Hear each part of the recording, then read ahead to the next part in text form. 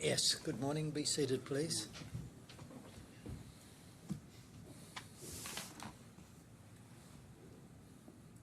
Yes, Mr. Doherty. Good morning. When we finished off yesterday, I was asking you about paragraph 30 of your second witness statement, where you had said that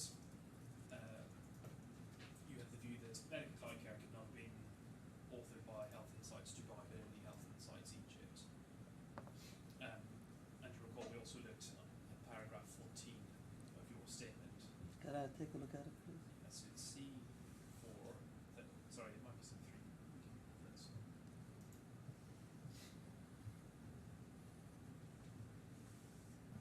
sorry.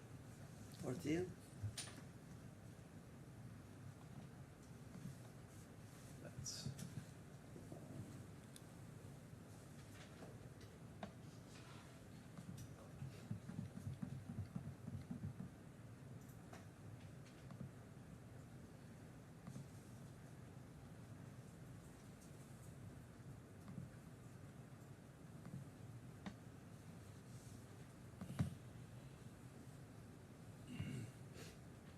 bear with me, Your Honour, I'm just getting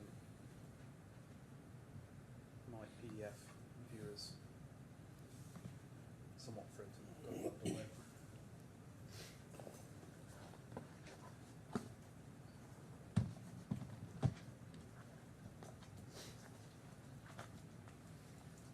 So first of all, go to C11, page 5. So I said your second statement. What I meant is your second trial statement. It's your third witness statement, which is C11.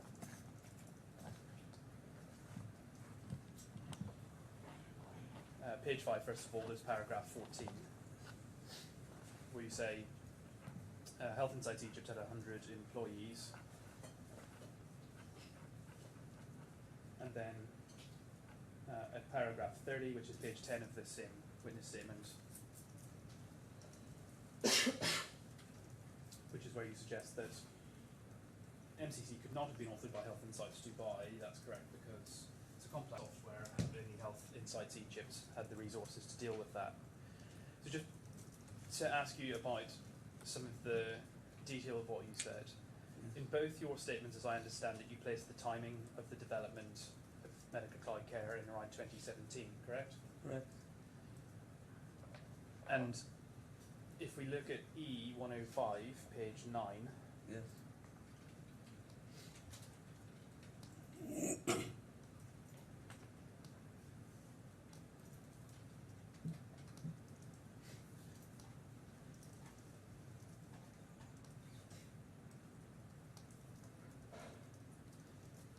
we can see in the middle of the page, this is the Egyptian Tax Authority's audit. Sorry, scroll up slightly, please. So you see there's a section that says wages and salaries, so we can see the salaries for the company in 2018. Now, I think you've suggested there are around 100 employees. For 2018, so this would be a year after, you say that medical cloud care is developed. It looks as though the total wages and salaries of employees is 1.7 million Egyptian pounds, yes? I had no shares at the time. I had 0 shares there. I cannot answer something that I'm not in. Okay, so you don't know. 1.7 million Egyptian pounds is about, that's on $100,000 US, yes? There's about 100,000 Yes. US dollars. That's a calculation. Okay.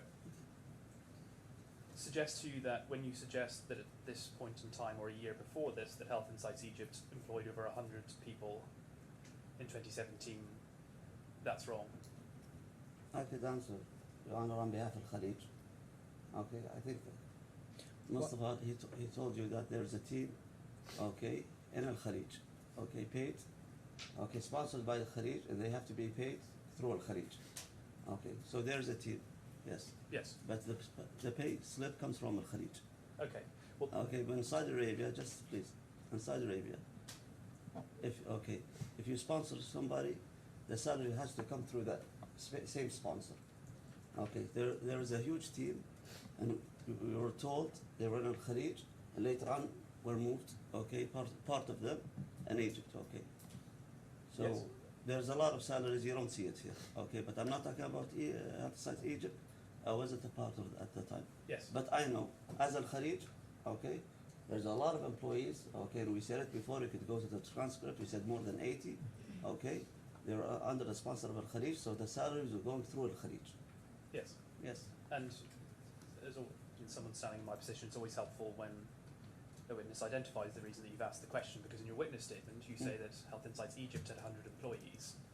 We heard evidence, and you were in the room at the time, from Mr. El-Shafei, who referred to a large team based in Riyadh. And when I asked him about that, he had suggested that the team in Riyadh were in fact employees of Al-Khalij. And if I've understood you said correctly, what you seem to be saying is these 100 employees you're referring to No, were employed by Al-Khalij. I'm saying, okay, you're saying very simply, okay, you're saying these salaries never will justify 100, okay, plus employees, okay, I didn't say 100, by the way, I said 100, more than 100, okay. I'm telling you, okay, there's a lot of employees, okay, under the sponsorship of Khalij. So, okay, due to regulations, they have to be paid by Khalij. They're basically run, okay, and managed by Health Insight Egypt, okay. Am I clear on that? Yes, and I'm trying to identify Yes. what it is you're saying in your evidence. So we've looked at what Health Insights Egypt was paying for its employees, and I'd suggested to you that the amount of money they're paying for employees suggests that they don't employ 100 people, because they'd be on about $80 a month. And I answered you. Yes. And you, in answering that, suggested, as I understood you, Yes. that there were whole other teams of people who fell under Al-Khalij and were employed and paid by Al-Khalij. Yes? And charged to Health Insights Egypt through the projects. The evidence you Let me break it down to you, okay. I have let's say I have 100 employees under a Khalij sponsorship, okay, but they're managed by Health Insights Egypt. Let's say we're paying them, okay, a salary of 1 million riyal, okay, or whatever, okay. There's, okay, projects that we subcontract Health Insight Egypt. Okay, so when Health Insight Egypt, okay, we build that cost. If I give Health Insight Egypt a contract of 2 million, and I pay his employees that are under my sponsorship, okay, 1 million, so he will be, okay, I'll subtract the 1 million out of his 2 million dues, and I'll give him 1 million. That's the way, okay, it's done. Each country has regulations, okay. If any person, okay, Health Insights Egypt needs to transfer him to Saudi Arabia, they cannot directly pay the salary.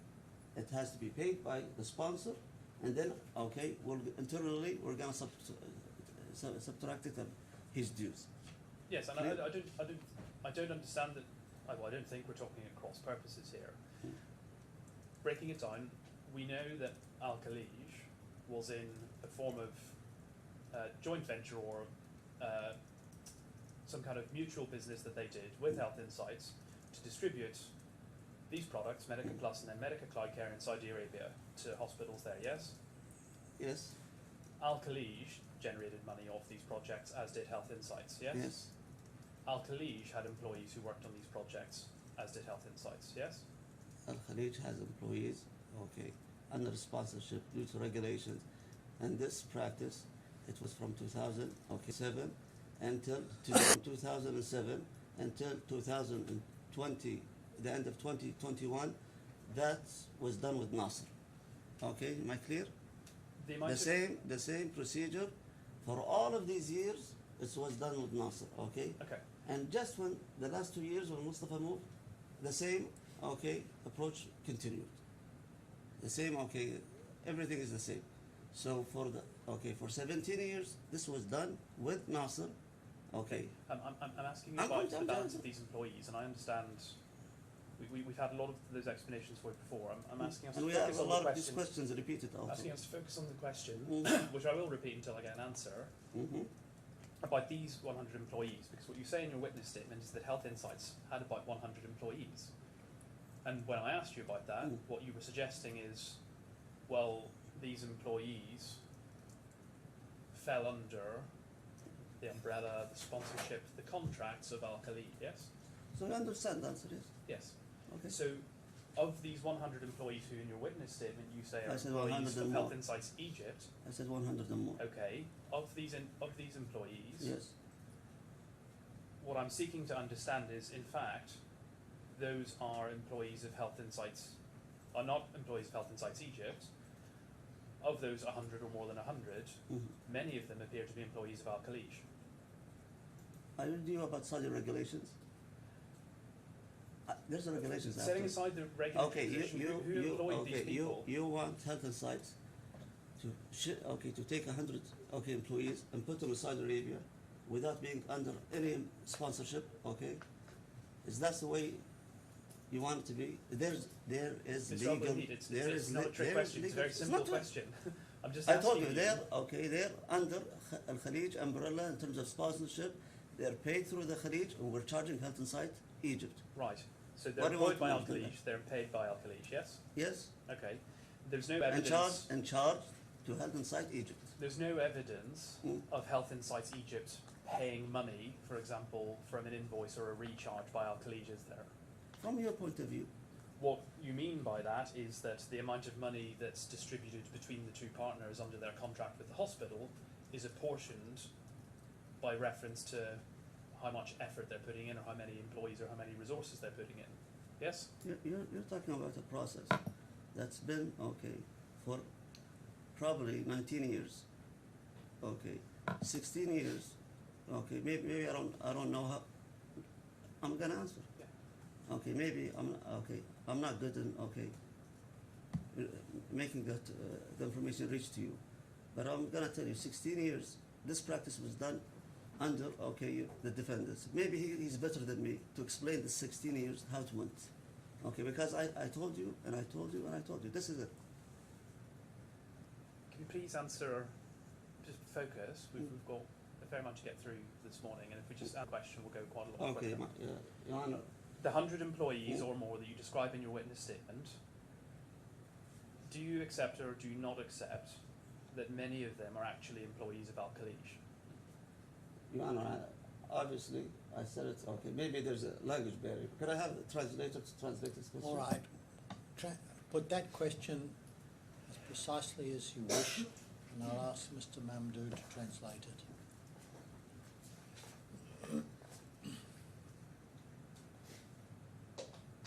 At paragraph 14 of your third witness statement, you say, we have a team of over 100 employees in Health Insights Egypt. Translate that part, please, Mr. Mamdou. في شهادة حضرتك في الفقرة رقم 14 حضرتك ذكرت أن لديك أكثر من 100 موظف في Health Insight مصر. صحيح. صحيح؟ صحيح. Yes, correct. The majority of those employees are actually employed by Al Khalid. ومعظم Correct. هؤلاء موظفين تم تعيينهم من قبل الخليج. تم تعيينهم من قبل هيلث انسايتس مصر، بعدين تم نقلهم للسعودية. تم تعيينهم من قبل هيلث انسايتس. They have been appointed by Health Insight Egypt and then they were transferred to Khalij.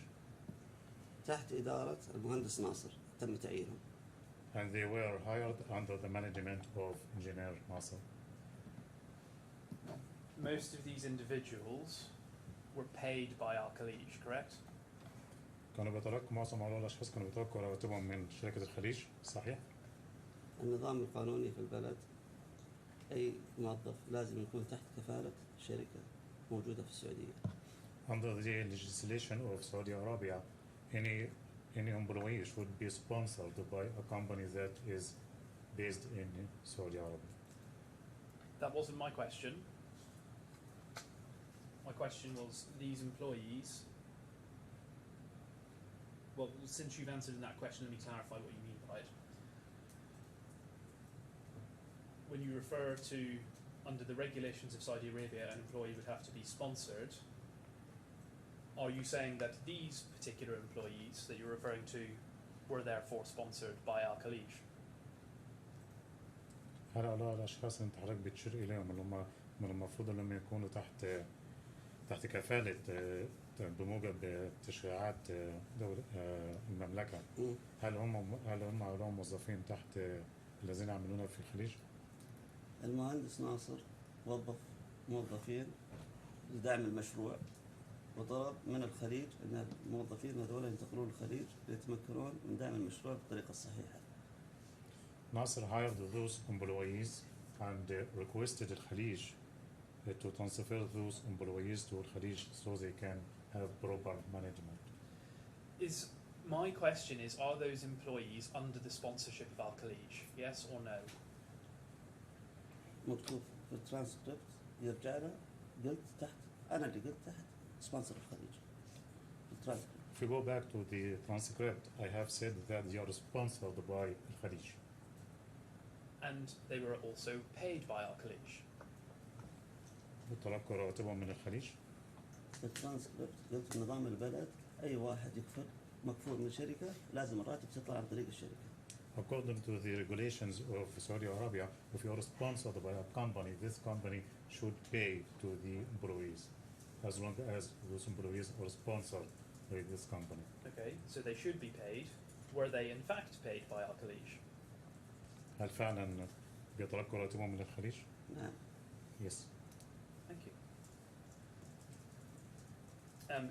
You make reference at various points of your witness evidence to the creation of Al-Khalij, but I don't think you're suggesting that you were actively participating in its development. Is that right? The development, okay. Part of Mr. Engineer Nasser, okay. Development, he was using people in Health Society Egypt, and he was using the employees that were sponsored by Khalid. Let me pause to be clear. I'm asking you about whether you were personally involved in the process. Me as Thamer? Developed of Al-Khalij. Of medical cloud care. Did I say Al-Khalij? Yes. Apologies. Yes, apologies. All right. My fault. Let's start again. Were you personally involved in the technical process of developing medical cloud care? I think yesterday I was very clear. I'm a financial guy. Yeah. And you have seen that Mr. Shehata gives evidence in his statement, and some of it has been explored with Mr. Al-Shafei, but he says that he was developing core components of medical cloud care already in 2012, that there was a demo available in 2014. Would I be right in understanding that you don't have any direct knowledge in the background to that technical development? Yes. Putting aside this of medical cloud care and how it was created, when it comes to the question of ownership, who do you say owns medical cloud care? Okay, that's a very good question. Okay, and Your Honor, medical cloud care was developed, okay, it should have been, okay, as I was told, Medica Plus was registered in Dubai and Egypt, which later on discovered it wasn't registered in any place. Later on, we discovered, and it's in our witness statement how we discovered it, so I don't want to waste the time of the court. And we said, Nasser, you have to register it. Okay. So by 5th of March 2021, Nasser registered MCC under Health and Science Dubai. Okay. In July, okay, or I'm not gonna take you to the evidence, okay. In December, Nasser sold MCC to his company, which he owns 100%, Health and Site Asia, which, okay, didn't take the board approval, didn't notify us, he didn't disclose it at all. We didn't know. By 2022, we discovered by coincidence, and it's in our witness statement how it was discovered, so we don't take the time, okay. Okay, we discovered that. And we asked for a board meeting to discuss what's okay. Of course, he didn't attend, okay. So now it's owned, presumably, by Health and Site Asia. Then suddenly, some papers start to pop up during this course, okay, signed by Nasser as Health and Site Dubai, okay, and signed by one of his employees. Okay, Mr. as Johnson, health. I'm slightly I'm hesitant to come coming. across, 'cause I know you're providing It's a story. explanation, It's but a a lot story. of this is in your witness statement. I am coming to it. I need to clear it. Okay, I know this is my witness statement. I need to clear it. Okay, and signed by an employee and health and site agent. Suddenly, a PO popped. Okay, health and site agent.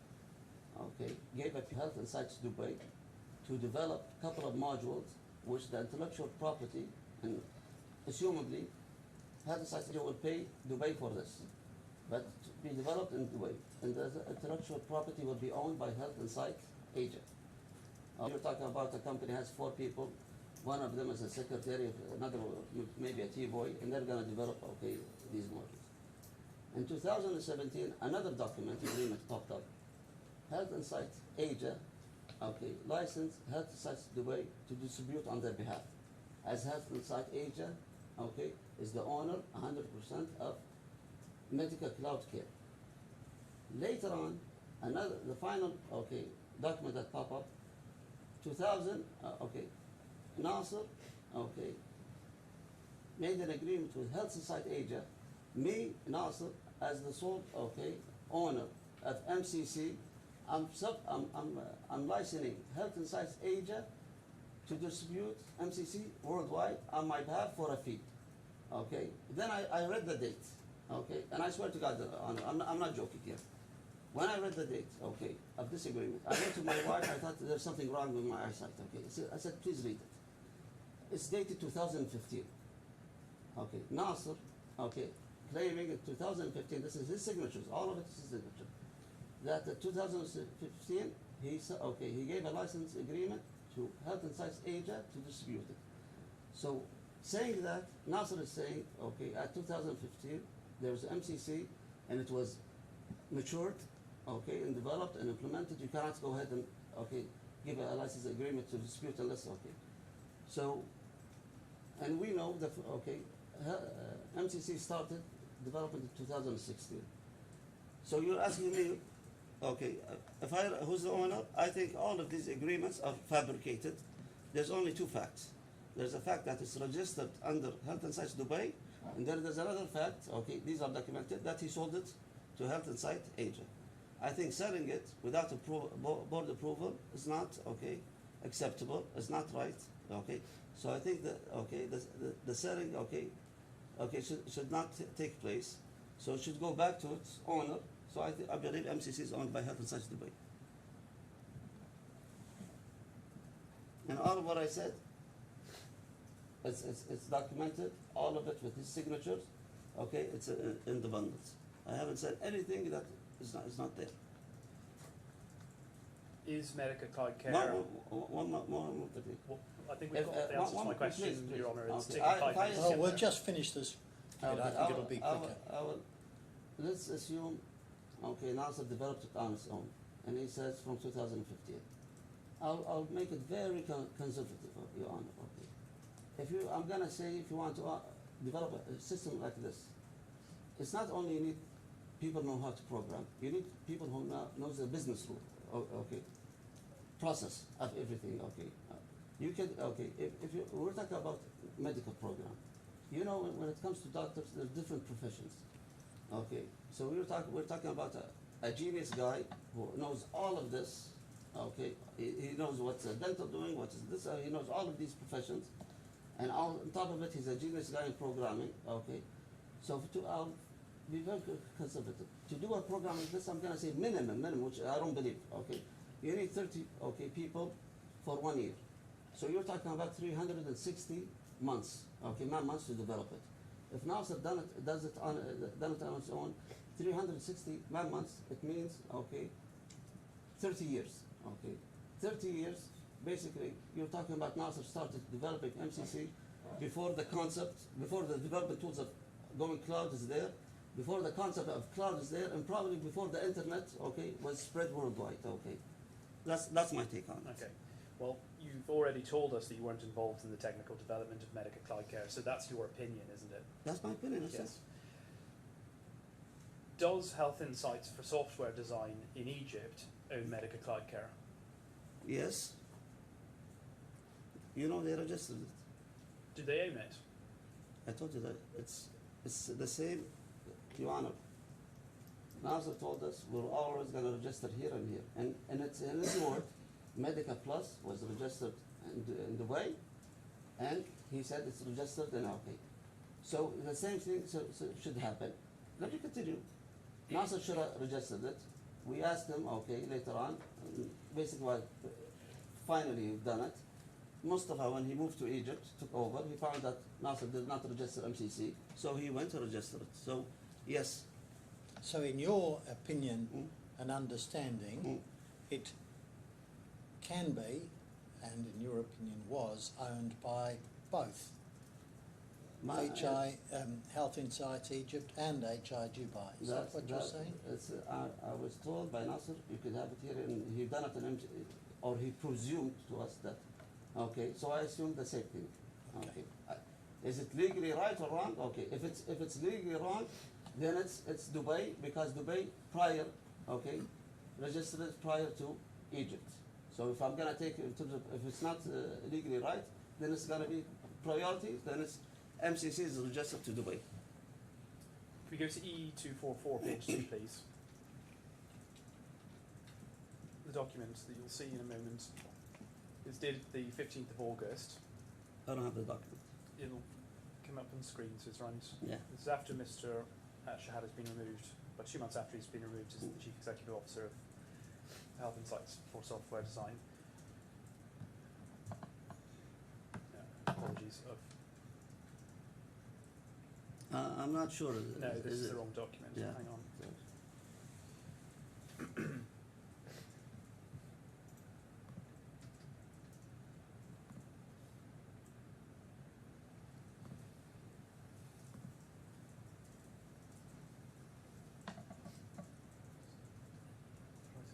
Yeah, no, sorry, I think I said E244. This, I think, is E224.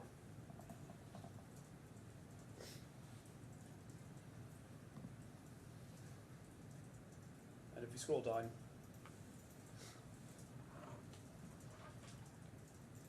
so this is a registration of medical cloud care with the Egyptian Information Technology and Industry Development Authority. We have Mr. El Shafei's evidence on this, but is this a registration process that you were part of agreeing to go through in August 2022? I just said, Your Honor, I just said Mustafa came to took position in Health Insights Egypt. He didn't find the registration. He registered. Yes, my question was really, Yes. were you involved in the decision to obtain this registration? No, I'm not involved. This is a decision by the CEO. Okay, but you were aware of it? Yes, I'm aware. You were aware of it at the time? Medical cloud care to be... No, actually, no, honestly, I thought it was registered, okay. I was aware of it after he'd done it. Yes, in August 2022, once this registration had been I prepared. was aware after he finished it, okay. Maybe like, okay, it's a process, okay, for this. I only got I was informed by Mustafa after he finished everything. Okay. If we look at paragraph 37, this is going to your second witness statement, which is at C tab 3.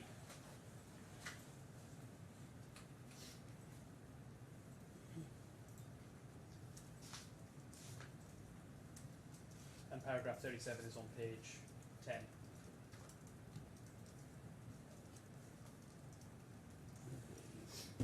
You make reference to this registration. You say, registering it in Egypt was a way for Mustafa and I to protect ourselves. While I initially understood that MCC was registered to Health Insights Dubai, when I found out that Nasser had attempted to sell the rights to MCC to HI Malaysia, the assignment agreement for his own benefit, Mustafa and I tried to register MCC in Egypt to protect ourselves against Nasser misappropriating the MCC rights. Okay. Just to check off the sequencing of this, so if you look at paragraph 22 of your statement,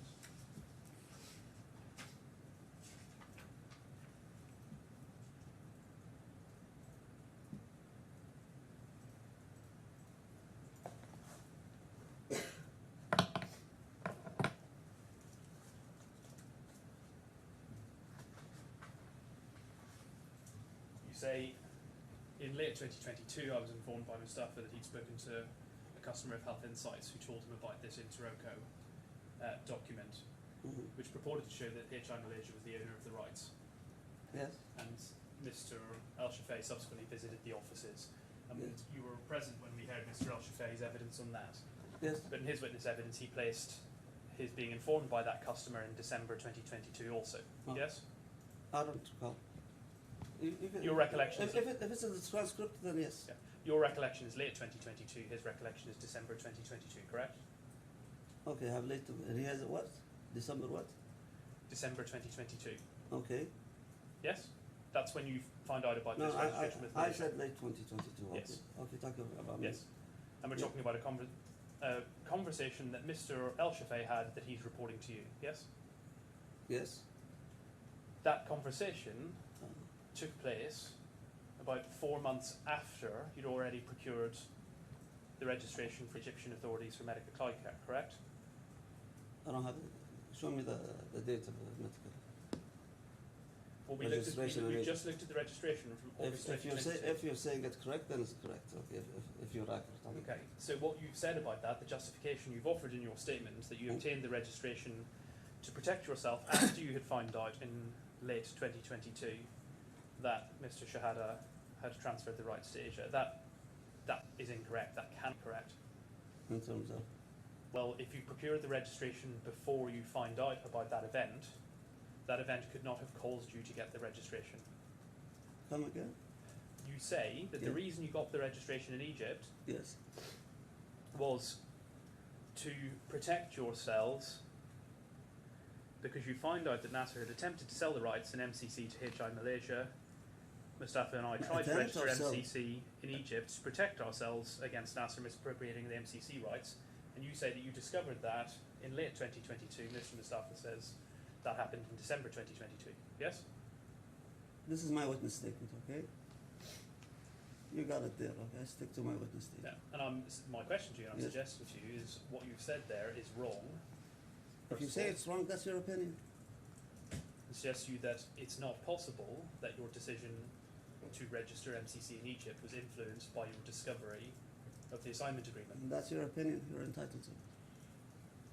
and you disagree. That's your opinion. I'm gonna stick to my witness statement.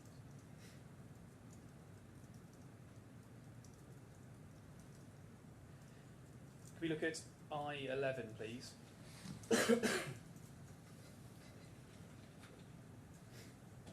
The document that will come on screen is a claim form filed in Saudi Arabia in the 19th Circuit Commercial Court.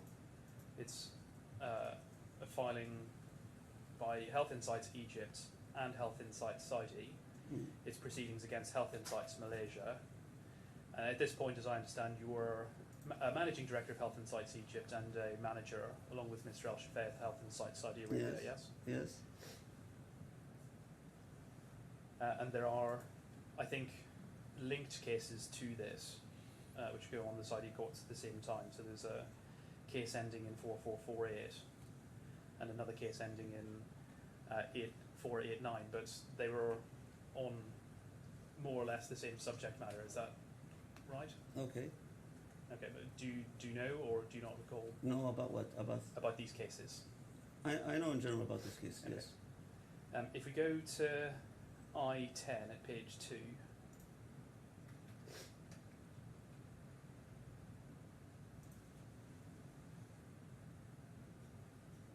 and if we could scroll down, yes, we might scroll down, that's helpful. If you see in the middle of the page now, so if you can see with the text in all capitals is, and you go 3 lines below that, Yes. there's a sentence that says this program has been renowned and popular as more than 68 hospitals and 40 specialist clinics Okay. contracted in the Middle East. So in mid-2025, this seems to suggest that there are 68 hospitals and 40 clinics using MCC. Is that right? Show me the Arabic version, please.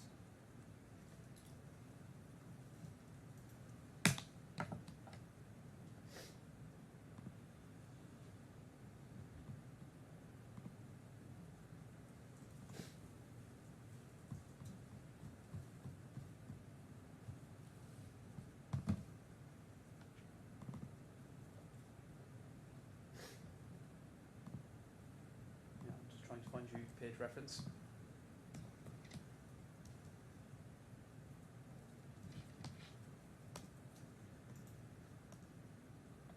So I think, obviously you'll correct me if I'm wrong, but I think this is on page 45.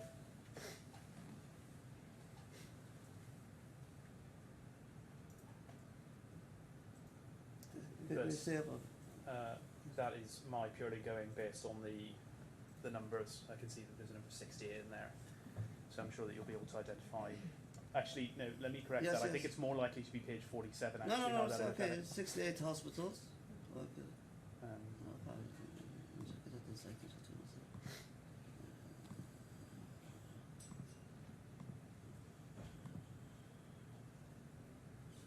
Yeah, okay, 68 hospitals and 40 clinics, yes. Yeah. So that's the number of facilities that are being dealt with in mid-2025, is it? And the Middle East, Asia, and Europe. That's what's called. Okay. Yes. It says in the Middle East, Asia, and Europe. Yes. So the business is bigger than, for example, the 24 hospitals that we saw yesterday that in 2024 Health Insights Saudi were dealing with. Okay. Is that correct? That's something good, correct? Okay. And if we go, it's over the page on my version. We'll see if it's over the page on yours, but let's try. Well, perhaps if you can read the bottom part of this page, and I'm sure you can read the next page. For the judges, perhaps we'll go to the English first, and if we need to look at the Arabic, we can do it that way. So if we go to page 3 first of all, Mhm. so I realise the judge will want a reference for his note as well. And what parts are you referring to? Yes. Sorry, bear with me, Your Honour. I'm moving away from the Arabic text in my version.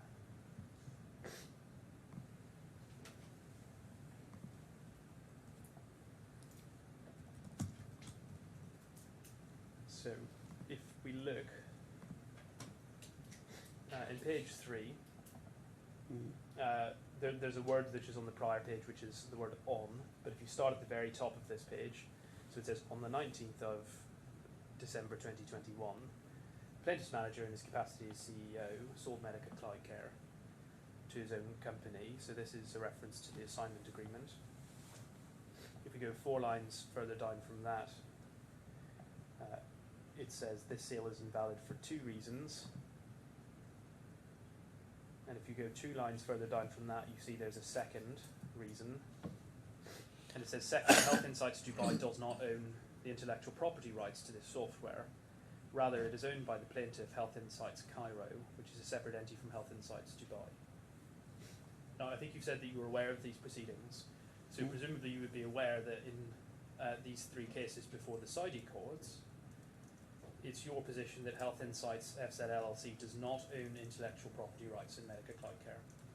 Your Honor, this is the same question which he has the right to, okay, but Mustafa answered it and I'll answer it, okay. I am, okay, in front of the court, okay. At the time, MCC, okay, it's owned by Health Insights agent. So I cannot come to, okay, to the judge and I said it's owned by Health Insights Dubai, okay. I said it's wrongfully sold, but at the time, in terms of paperwork, it's owned by agent. So that's why we said it's not owned by Health Insights Dubai. Okay, it's a technical thing. I suggest If I was gonna say, I could have said it was owned by. Okay. But what's that, being put to you, the sentence which Mr. Doherty read says, Health Insights Dubai does not own the intellectual property rights to the software, rather it is owned by the plaintiff Health Insights Cairo. So he's saying take me to the Arabic version. that's what was said. Take me to the Arabic version. Okay. let me see if I can find it.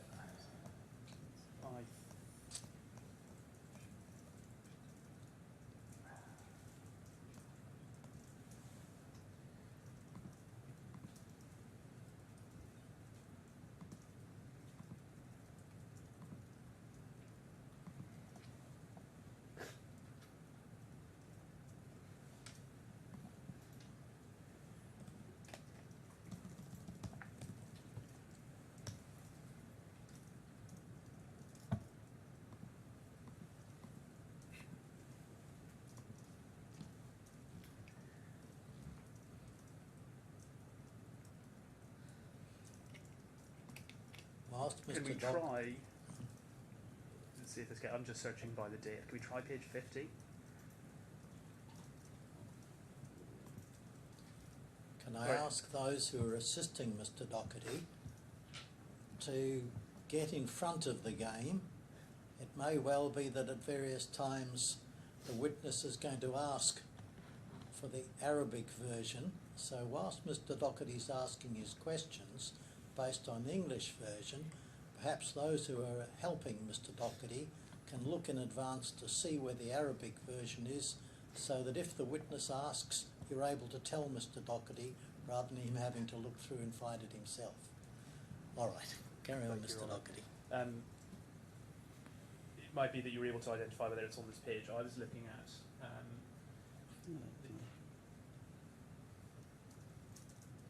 Sorry, which page is this? Or perhaps another cut through for this, Your Honour, is to go to the English version. We've got a translator on hand who might be able to. It's second best, I'm afraid. This one, could you go to the very top? Just want to see something. Very top, very top.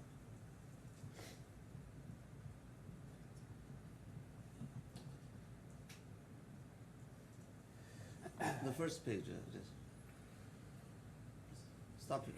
Yeah, stop here, stop here. Yes. I have a feeling that we might be looking for page 47, because that, well, it's just going on 3 pages in. I got it, John. I got it. Okay. Okay. This is a lawsuit filed by Health and Sites Egypt. Okay, and also against Health and Sites Asia. Okay. Health and Sites Egypt. Okay, registered MCC. Well, pause for a second, Your Honour, because I don't speak Arabic, but what I can identify from this page is that it's not the correct page, because that's the cover page. No, And but I'm 3 pages I in. asked for that. I wanted to see who's. but I think that page may have helped, notwithstanding it's a Right. different Yeah. page. Okay. Let's see where we go. Okay. This is Mr. a Albulaihid. This is a lawsuit, okay, filed from Health and Site Egypt against Health and Site Asia. Health and Site Egypt already registered MCC. So they're filing, okay, against agents, say we registered MCC, okay, filing against the registration Asia, filing MCC. So this is it, I mean.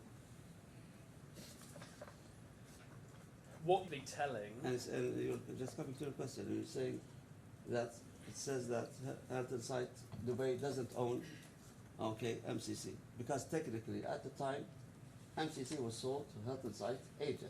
So now you have Egypt registering it in Egypt, and Asia is registering it, okay. So these claims are against that, like that. it's an interesting take on it. So it's really, It's not what everything you're is saying. interesting. What's the position that is being put forward positively by Health Insights Saudi and Health Insights Egypt in this case Yes. is that the intellectual property rights are not owned by Health Insights Dubai, and you're positively saying that they are owned by Health Insights Egypt. That's right, isn't it? It's not owned at the time, and hopefully, by the end of this quarter, by end of this hearing, things go back to who deserve it. Okay, but at the time, it's not owned by Health and Science Dubai. In reality, the position that you're adopting and Mr. El-Shafei are adopting on behalf of these companies is to take whatever position helps you in whichever court you happen to be in. Well, that's your opinion. Are you talking on my behalf, or that's your opinion? Coming back to your witness statement, paragraph 22, C3, page 6. This is where you made reference to finding out about the assignment agreement at the end of 2022. So paragraph 22, if the witness wishes to refer to it.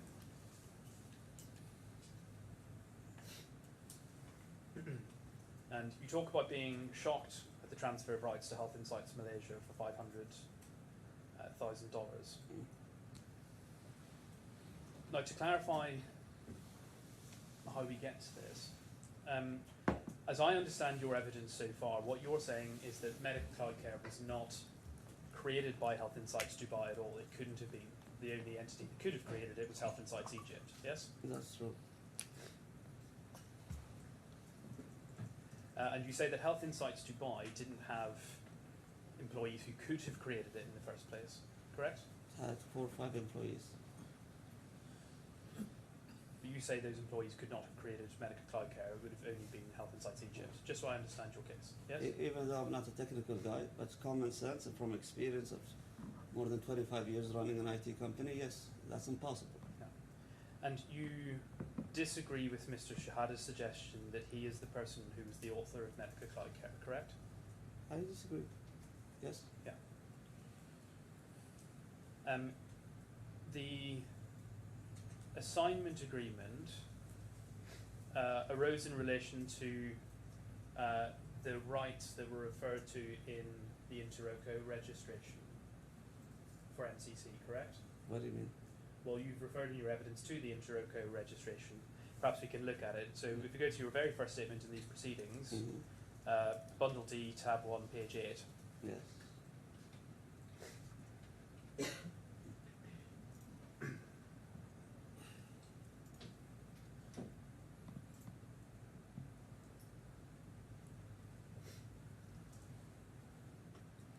Paragraph 27.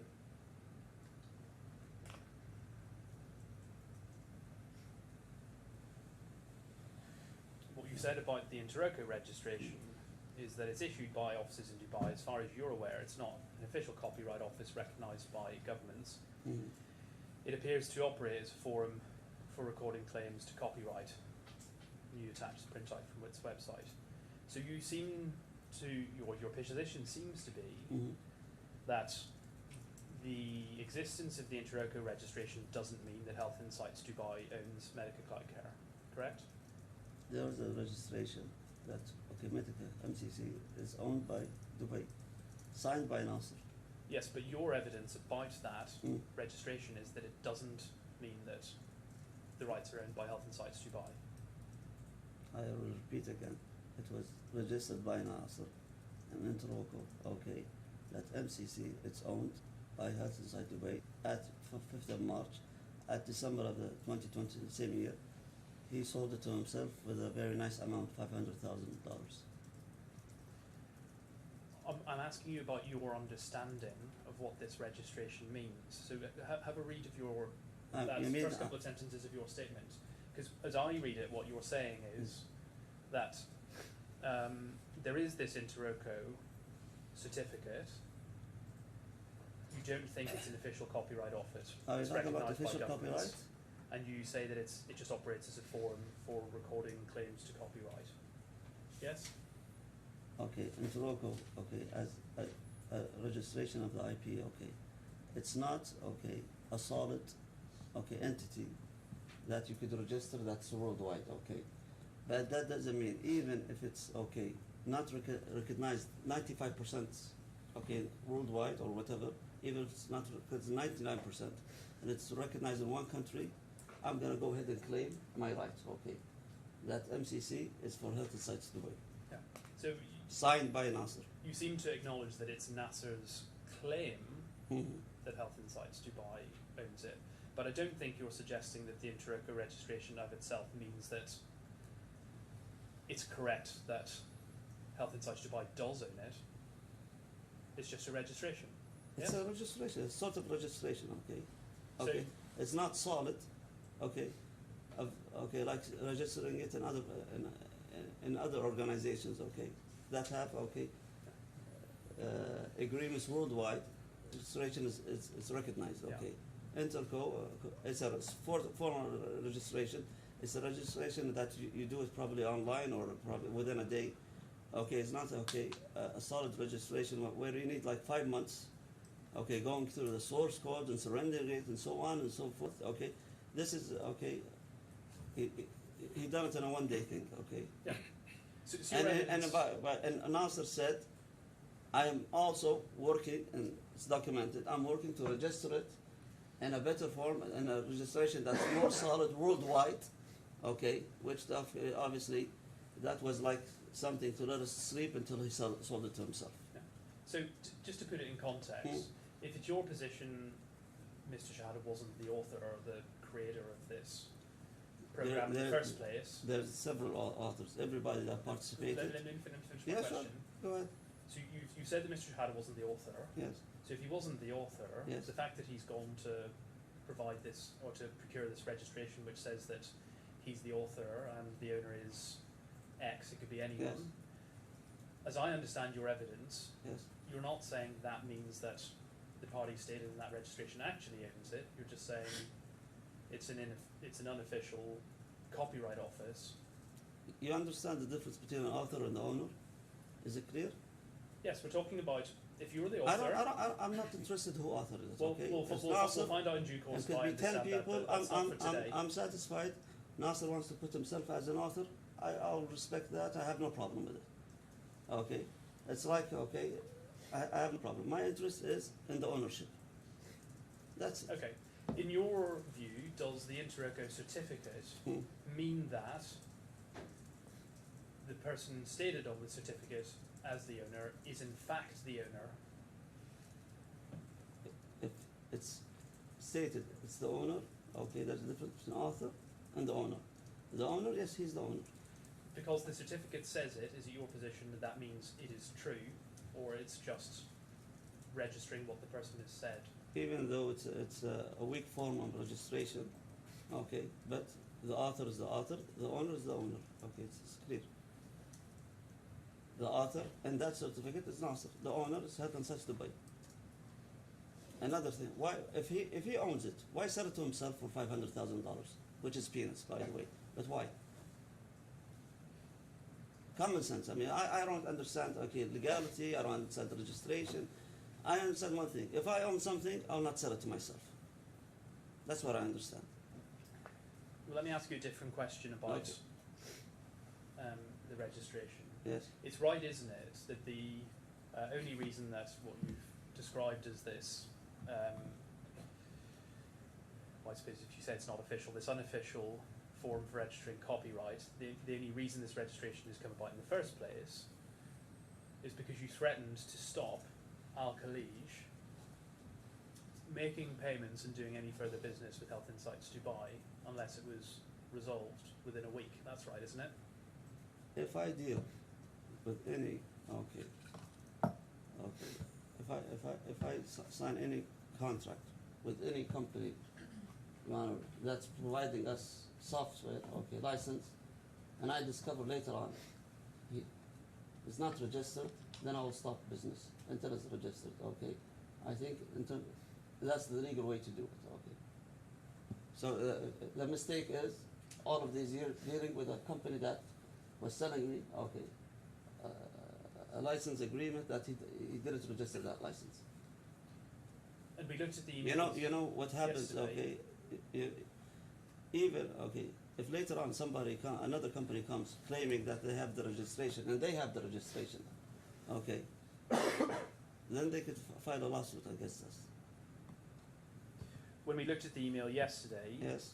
it was clear that what you were doing was leveraging the position that you held, the position of power as the person in control of Al-Khalij, to tell Mr. Shehata that you've got to do what I say with the intellectual property registration, or I'm going to cut Health Insights Dubai off from its major source of revenue. That's what happened, isn't it?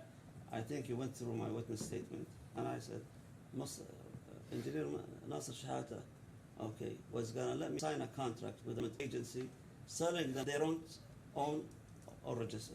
It wasn't registered for them. They don't own it, basically. That's what triggered everything. We never asked him about the, okay, showing us. We took his word. Unfortunately, we took his word, okay. But when it came to me to sign a contract with a government agency, which, okay, giving them license, I said, just give me the certificate, okay. It needs to be part of the bundle of the agreement. Then I discovered there's no registration at all. That's what triggered, and it's my witness statement. Did you read it? On your evidence, the MCC has been developed in 2017, and it's being implemented from 2017 onwards, correct? The MCC, it was implemented in ANESA 2017. Yeah. And at no point from 2017 through to this registration has Health Insights Dubai ever been required to pay any money in order to use medical cloud care. It's not having to pay a license fee, for example, is it? Yes. It's being given through a They partner don't- reseller they don't- certification. How do you pay a license agreement if something you own it? It is being, Assumably, Health Inside Dubai owned MCC as what we were told. So why pay for something you own? you referred earlier to the partner reseller certification that No. provided. That was fabricated Let by me ask- Nasser. let me ask you I a said question. the word no. Let me ask you a Fabricated, question. You can yes. answer it, and Yes. if you Yes. disagree or you say it's Yeah. fabricated, you can tell us what you mean Yeah. by that. But let me ask the question. Yeah, There is a partner reseller certification, fabricated. 2017. You referred to. He says it's fabrication. I'm not sure. We'll ask him about it and we'll see if he knows Well, what you're talking I about. tell you what, it probably. I think this might be Smith's right for your honour's own note. It's probably helpful for you to know where it is. It's at E95.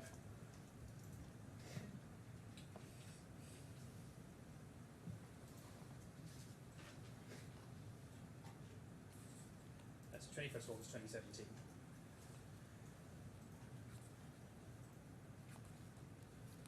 And the position that Health Insights Dubai has been in since the implementation of medical time care started is that it had been granted a license which permitted it in Saudi Arabia, where these Al Khalij contracts were, to act as a distributor, correct? Could you scroll down, please?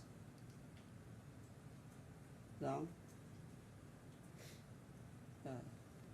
Go down. Okay.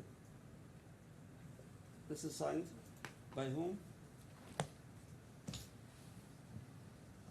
By Health Insights employee. Aja. No, Nasser's employee, right? Am I right? This Nader. The question Say that I've it. asked you, I need to examine the document itself. This is signed by Nader Sayed, Nasser's employee. Am I right? the question that I have for Could you scroll down? we're at the bottom of the page. signed The on, question, who signed on behalf of Health Insights Dubai? Is it there? I'm sure that your counsel will have opportunity to ask questions. the in due document- course. Doesn't purport to be signed by anybody on behalf of Health Insights Dubai, does it? The document has only one signature, doesn't it? Well, I think the document speaks for itself. Well, it's a that's right. certification. I don't think it's I professing think we to can be a get contract. through this fairly quickly. Yeah. There is only one signature on it, and it says it's a signatory of Health Insights Asia. All right? And the position since 2017 has been that a license has been granted to Health Insights Yes. Dubai at no cost that permitted it to. This is a Distributes this medical is card a care, fabricated. correct? This is a fabricated agreement. Okay, well, that's your Okay, evidence. please. Okay, this is a fabricated agreement. And what do you mean by it's a fabricated agreement? This never existed. This only existed when we start the course. There's three fabricated agreements.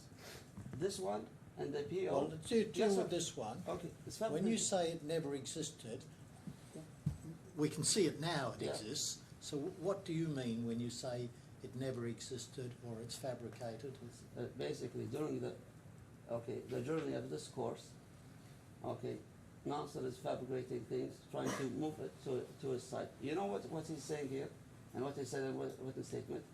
He's saying, I own MCC, and I gave it to Health Side Dubai for free. I'm not taking any licensing agreement. He's doing charity to us. Okay, the guy is doing charity for us to make money. Okay, here he said it. I'm helping Health Insight Dubai to make money. Okay, so nice charity work.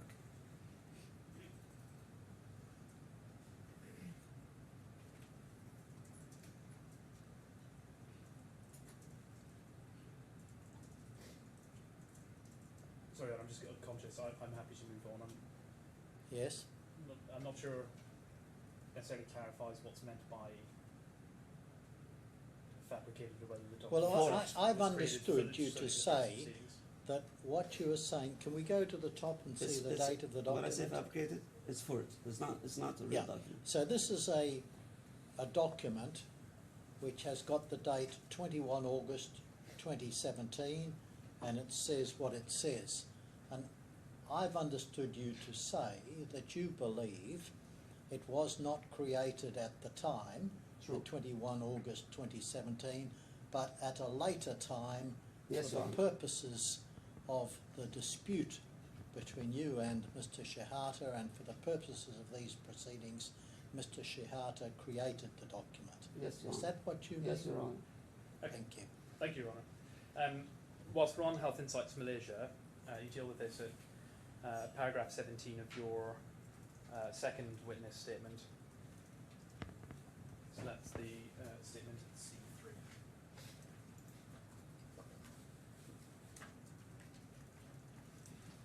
Now,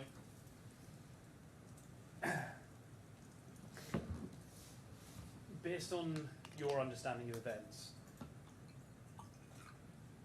would you acknowledge that the purpose of Health Insights Malaysia was that it was being set up in a new market to explore that market?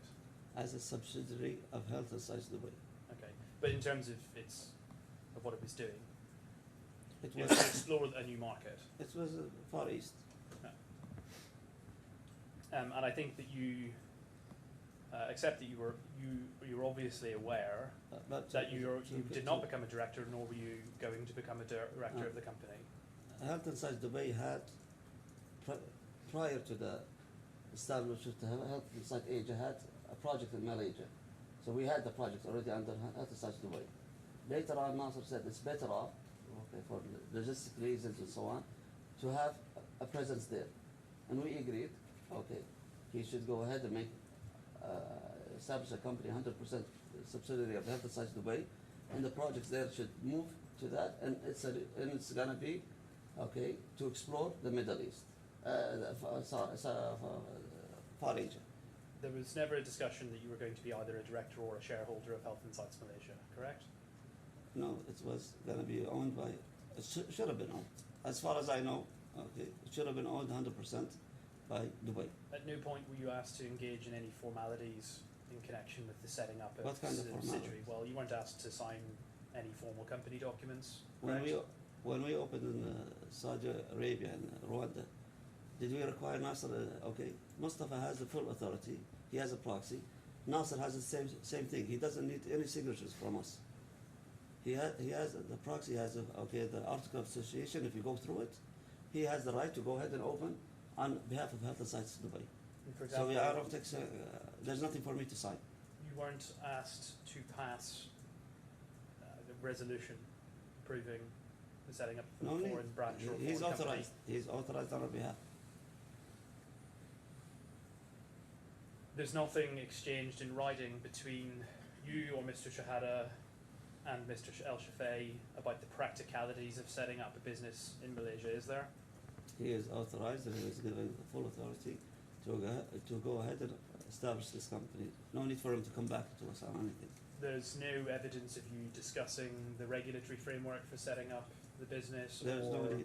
the tax arrangements. There's no, my friend. Okay, if I told you yesterday, I'm on 10 companies board member. We're gonna go through everything like that, okay.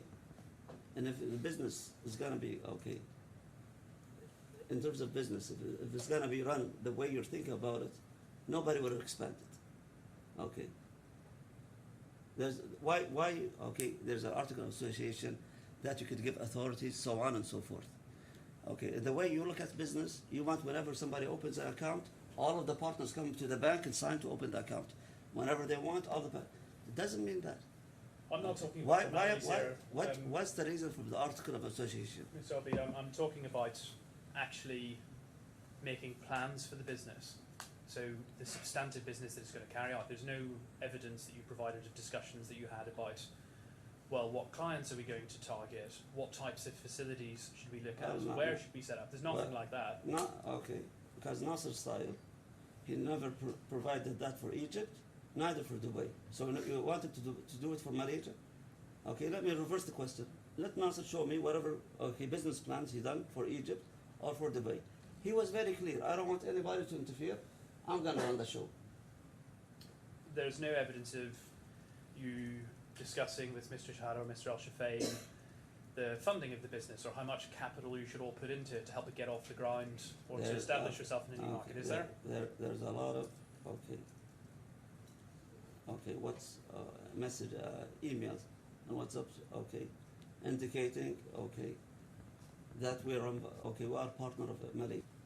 There's a lot of evidence. You have it there. There is And is it no the- evidence of you discussing how much, for example, you or Mr. Al-Shafei should contribute to the funding of the operating new business.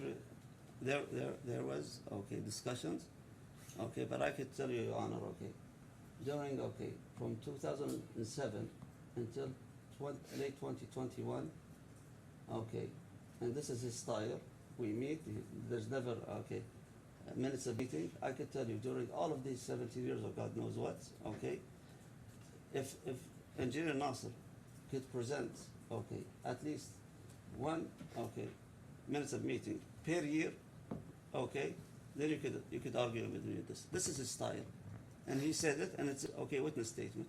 I asked, okay, to run everything. This is his style, okay. We accepted at the time, and this is his style. He never proposed a business plan. He never made a minutes of meeting. Okay, so when you say, yeah, there was discussions, but it's all verbally. Okay, you could reverse the question and say, okay, or we could say to come and answer, during the 17 years, show us how many board meetings you called for, which should be 4 per year. Show us, okay, how many minutes of meeting, okay, which at least, okay, should be 4 times that we're meeting. He never documented anything because from day one, which we discovered, he was planning, okay, all of this from day one. Okay, everything was structured, orchestrated, okay, to rip us off. The reason he teamed with us, they have the financial crisis, and he needs somebody to inject money. Okay, then he needed the projects when Khalij brought him project, which is the source of income. He needed the Khalij. He cannot, okay, survive without the Khalij. But he always had in the back of his mind, okay, the day, okay, I could cut them out, I'm going to cut them out. All right, I think you've answered the question. Okay, sorry. Would you accept that if you're going to go with any product, you're a businessman, and try and set up in a new market, there are going to be costs associated with going to a new market, so set up an office or hire employees, or actually just go market to business. Yes. No discussions that you took place about either the practicalities or the funding of any of that, correct? When he opened the office in Malaysia, I told you there is already a project in Malaysia. So the fund, okay, the revenues of this project was transferred to this new company. So the company was funded by the projects of Malaysia. You haven't There was provided nobody. I answered. any evidence in these proceedings of that, have you? That's your point of view. Okay. There's no evidence of you personally putting in any funding to Health Insights Malaysia, is there? No, we put funding through our project in Malaysia. This project is owned by Health Insights Dubai, was transferred to Malaysia. The reality is that Mr. Shehata came to you and to Mr. Al-Shafei in 2012. Yes. He suggested the idea of exploring a new market, Yes. and at that time, the response from you was that you weren't interested, you were focusing on what was a profitable core business in Saudi Arabia and the Middle East, so you didn't want a part of it, correct? He's lying. And you told Mr. Shehata that if he wanted to do it, then he could, yes? He's lying. And in fact, this is not in any way an unusual arrangement. You've got your own personal interests in companies that are not Health Insights, correct? I have several. Yes. And Mr. Al-Shafei also has several. And Shehata has also. And at times they're operating in similar spheres, aren't they? Al-Khalij, for example, is a customer of Health Insights, yes? Al-Khalij is a customer? Yes, of Health Insights. No, we're not the customer. But you pay Health Insights money to use its software, yes? We're subcontracting them. He's our customer. You understand how customers work? Well, I think I do, but apparently if somebody pays somebody, if somebody A pays B, B is the customer, okay? You understand how it goes, okay? Health Insights, okay. Let's move on beyond that. No, The understanding that you had you put something, with okay? relation to... You put something. Health Insights. Well, I think you've explained your Okay. position, Okay. Mr. Albulaihid. Okay, Anna. Yes. The position with Health Insights Malaysia is the same as the position that you have with Al-Khalij. It's the same that Mr. Al-Shafei has with electronic cloud computing and his other companies. You both knew about and were content for. Well, I think you're rolling up more than one question there. Well, I think I've put the premise of them owning separate businesses. I'll ask this Well, next question. if you premise a question with something which is controversial, I think you've got to put it as separate questions. I didn't know that it was controversial. I think it was accepted that they Well, have that outside they're the interests. same. That's the same relationship. Well, do you agree? The position with Health Insights is the same as the position you have with Al-Khalij and so on. I don't know that the witnesses agreed with that. Maybe Okay. he has. I didn't know that he had. The proposition I'm putting to you is that I'll call you the partners. The partners, you, Mr. Al-Shafei, and Mr. Shehata, have an understanding that you will permit each other to pursue Different other business. ventures on their own, yes? We have, okay, we are entitled to have other lines of business, me, Mr. Shehata, Mustafa. Okay, saying that, that doesn't mean I'm going to go open a company that competes, okay, with a company that already, okay, I'm a shareholder in. So even it doesn't make sense, okay. When we invested in Health Insights, we invested in Health Insights all, okay. It doesn't make sense that, oh, we're going to stay in Egypt, we're going to stay in Dubai. You know, when it comes to Asia, we're not going to partner there. Okay? It doesn't mean, okay, it's an expansion. It's not when you expand, oh no, I'm going to go to Europe. Who wants to take Europe, okay? Mustafa raises his hand, okay, you take Europe. It doesn't work like that. It's a company. It's an organization, they expand. When you expand, you don't start to cut it, okay? It's a one piece. To borrow a term from you yesterday, it's possible for these sorts of relationships to be win-win, isn't it? Everything should be win-win Yeah. if you're a clever businessman, yeah. So, for example, if we look at E331,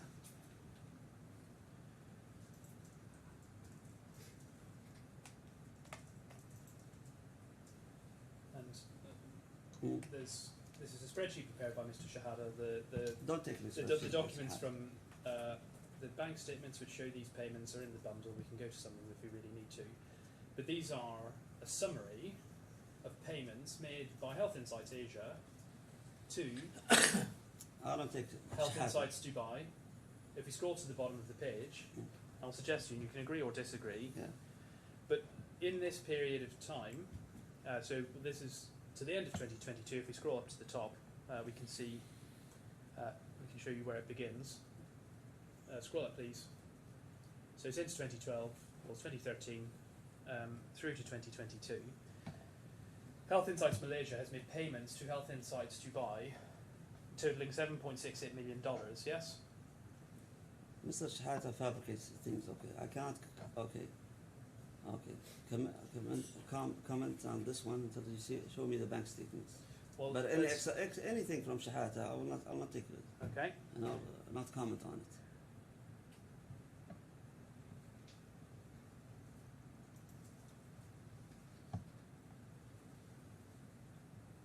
Can we scroll down, please?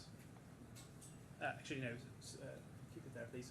So do you see reference on the 21st of November 2014, middle of the page, payment received from Health Insights Asia, £850,000. Do you have that? I have nothing in front of me. Do you see it? No. Do you see in the What, middle of this this Excel page? sheet? This Excel Yes, in the sheet? Excel sheet. Do you I see thought it? I'm not going to read this Excel sheet. Can you look at the Excel sheet, please? And do you see where it says payment received from Health Insights Asia, 21st of November 2014? Do you agree that it says $850,000? All you're being asked is that what that document says? Whatever he written, okay. Yeah, the spelling looks right. The numbers I could read it. So yes. you agree. Can we go to E59, please?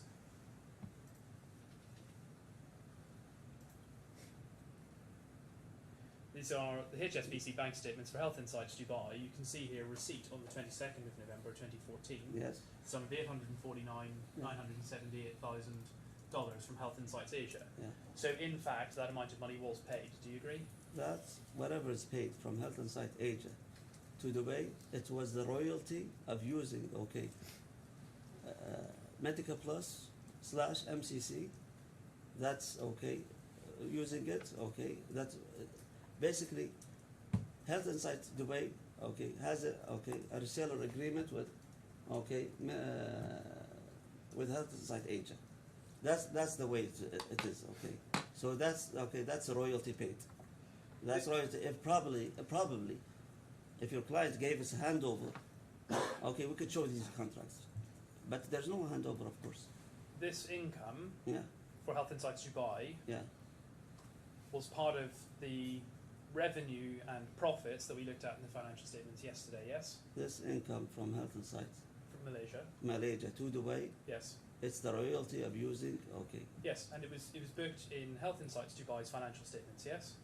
If it's transferred from Asia to Dubai, Yes? yeah, then it's in, Yeah. yeah. And you received distributions which were based, at least partly, Mm-hmm. on those amounts of money, yes? It's all right. So you have personally, as a shareholder in Health Insights Dubai, benefited from money received from Health Insights Asia, correct? You know, this is the way business works. If you invest in a company, you're entitled to dividends if they profit. That's a normal procedure.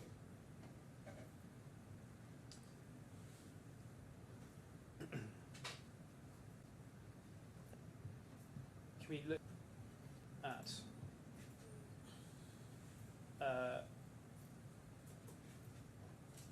so if you load up please E258, it's just some questions for you about section G of your witness statement.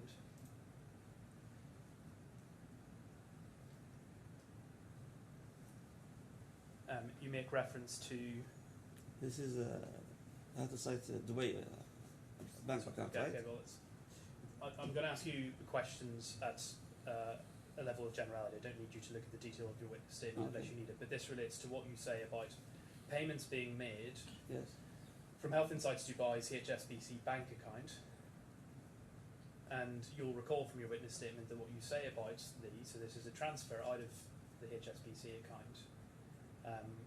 You say you don't know of any legitimate reason Which why one? Mr. Shehata Mm. would have made withdrawals from the account, and you believe that he's misappropriated funds from Health Insights Dubai. That's what you say. I'm saying, okay, for me to know how the funds were utilized, okay, I needed a handover. Okay, so if you put me in the dark, okay, I have to jump to conclusions and assumptions, okay? So don't blame me, okay, for somebody's not willing to sit with you, not willing to make a handover, okay, even not willing to give you back statements. We had to go and fix this, okay. So what do you want me to assume? You are not. You want me to assume what? You're not saying I don't know what happened to that money. You're positively asserting that Mr. Shehata has misappropriated the money. Yes. I am saying if you're not willing to do a handover, if you're not willing to open by yourself the bank accounts to your shareholders, if you're not even allowing us now until today to have access to Mashraq Bank, which by the way, I understand. Okay, the rent is coming very very shortly. Me and Mustafa are going to pay from our own pockets, where we have money parked in Mashraq Bank. He's not giving us access, so I have no idea. Okay.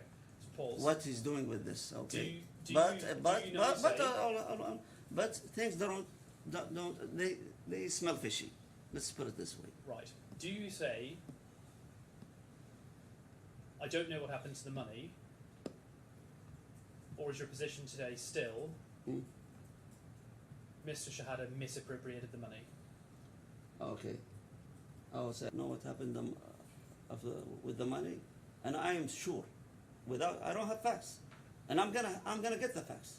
Don't worry, it's a matter of time. I am sure he misappropriated. Yes. Okay. Let's look at these bank statements. You see there are various references to payments in this page, so 23,000, 30,000, 20,000 and so on. Mm. Those are salary payments that were going out of the HSBC bank account before it closed, correct? What's the date? This is January 2023. We know it's before the bank account closed because the statements show that it is open. Could you scroll down, please? Go down now. I want to see. Okay, down, please.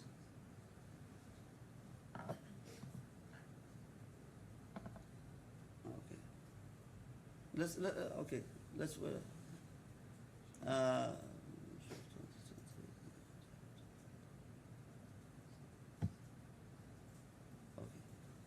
Okay. I want to see the last bank statement. We're not going. I'm asking you a question about the document that's in front of Okay, you. Do you agree that salaries were being Do paid? you mean the bottom of the statement? No, I want to show that. So what you, Your Honor, I want to prove through the bank statements. Okay. Okay, there was a board resolution.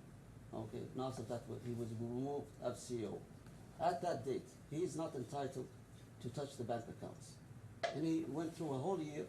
Okay, so you Make want it- to know make- the dates of this statement?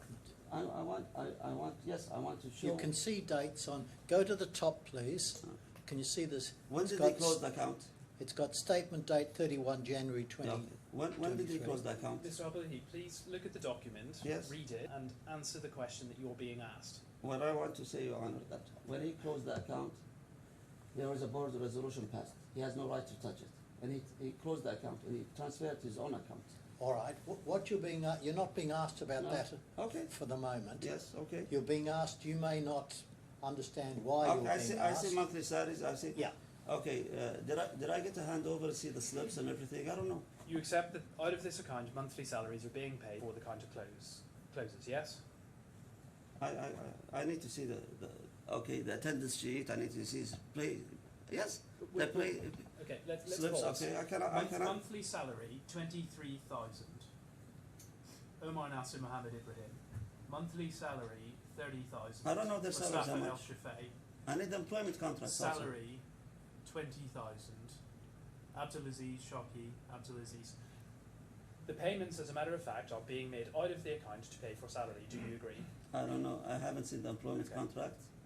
Okay, I haven't seen anything. I'm not asking you whether you think that these people have an employment contract or not. I'm asking you, do you agree that the bank account statements show that money is being paid to these individuals I for their don't know. salary? I don't know. Well, I think you start with this. I could say, That's and I what could it confirm says. there's the wording monthly salary. Yeah. That's the only thing I could Okay. confirm to you. Well, you don't allege in these proceedings that these payments are improper or that they should be. Your Honor, what he's trying to take from me, a confirmation that this is alleged, okay, for later on, because later on we're gonna pursue him. So I'm saying, until I have the documents, okay, so I'm not gonna give you, okay, I'm not gonna give Nasser a free pass saying this is alleged, okay? I'm not saying yes or no, because there's another round is gonna go on. This is not the end of it, okay? Right, well, given the nature of the answer, I think we can probably cut this somewhat shorter. Let's go to E274, please.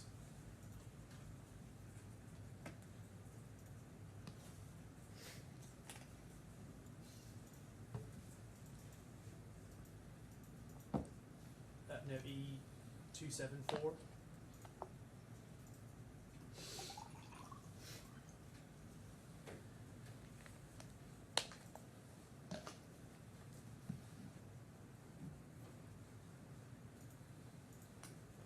This is a letter from HSBC. It's dated the 26th of June 2023. Yeah. It's addressed to Health Insights FZ LLC. Yes. It says, we're writing to formally advise of the result of our review of our banking relationship.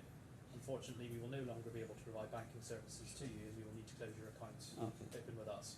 Do you accept that the closure of the HSBC account is because HSBC, after reviewing their banking relationship, decided that it would no longer provide banking services to Health Insights Okay. FZ LLC? Okay, could I ask what's the reason that they want, what Health is such, okay, Dubai was a 20-year customer of HSBC. Health, first of all, could you scroll down, is it stamped or no? It's not stamped, okay, very good.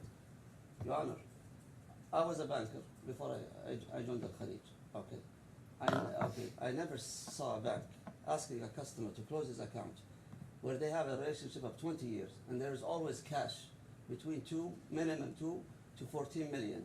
And this cash, they never put it in a deposit. So it's free money for the bank, okay? And Health Insights Dubai has no, facilities, no loans, zero risk on the bank. I never saw in my lifetime, okay, a bank asking such a customer to go ahead and close your account, okay, where there's always cash and they didn't utilize the cash, it's for the bank to use it, okay? Okay, and there's zero risk. So honestly, okay, and there's no purpose why they ask. Okay, after 20 years of relationship, out of the blue, go ahead and close the account. And I could believe in some coincidence, but a coincidence that comes when we had all of this going on. Okay, that the bank asked him to close, and he goes ahead and transfer the money to his personal account. And by the way, when he opened the Mashriq account, okay, it was in fifth, I think in May 24, which is the same month that you ruled out that the board of resolution stands right, and he had the feeling that you're going this way, so he went and opened that account. His excuse that he transferred it to his personal. There's a ban, he couldn't travel. While a Mashriq Bank was opened, online. And he had a grace period from HSBC 1 month. He could have opened online. And now, the irony, when he asked for a Mashriq Bank, he said, I lost, the password and everything, This is a guy who claims he developed MCC on his own. He doesn't know how to reset his password, A 10-year-old boy knows how to reset the password. His claim is not giving us access to Mashriq. He lost his password. This is an online bank. It's open online. You could online reset it. A 10 years old, no. And this guy, he claims he developed MCC. No comments. Do you agree that the closure of the HSBC bank account for Health Insights Dubai is because HSBC, after reviewing their banking relationship, decided no longer to provide banking services? What was the reason? Okay, you're not going to answer. No. Well, I think his answer is he doesn't agree. What's the reason? If a bank asks you to close the account, okay, the normal thing, you're going to go to the bank and say, please tell me why. So I want to know why. You don't ask why? If your bank comes and say, close your account, you just go ahead and close it? So why? Can I be clear in exactly what it is that you're saying then? Do you disbelieve the bank when it is telling I need an explanation why. I as a shareholder, and Mustafa as a shareholder, we are entitled to know why the bank asked for that. This is June 2023, yes? And we're not going to get an answer, obviously. This is in June 2023, yes? I don't know about this, how legit this paper is. This document says that it is dated June 2023, yes? I will make your life easier, I don't trust anything that comes from Nasser. This document says that it is dated June 2023, does it? In terms of numbers, it's there. Yeah. In June 2023, when is the last time that Al Khalij made a payment to Health Insights Dubai? The last payment for Khalij to Dubai, I think it's end of December 2021, I believe. Nothing for 18 months. 2.7 million, I believe, something like that. Yeah. Okay. By the way, at that time, he wasn't the CEO of. He wasn't the general manager. Okay. You will have seen, I'm sure, a series of ledgers that Mr. Shehata prepared, which showed what he says are expenses of Health Insights Dubai for the period after the bank account was closed.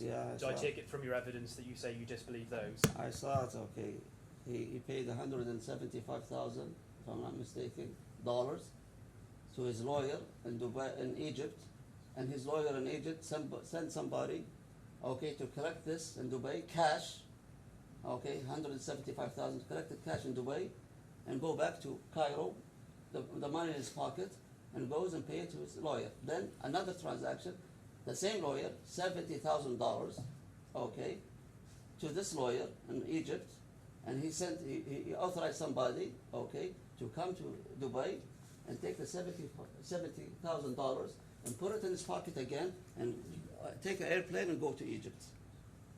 Show us the ledger. Show us.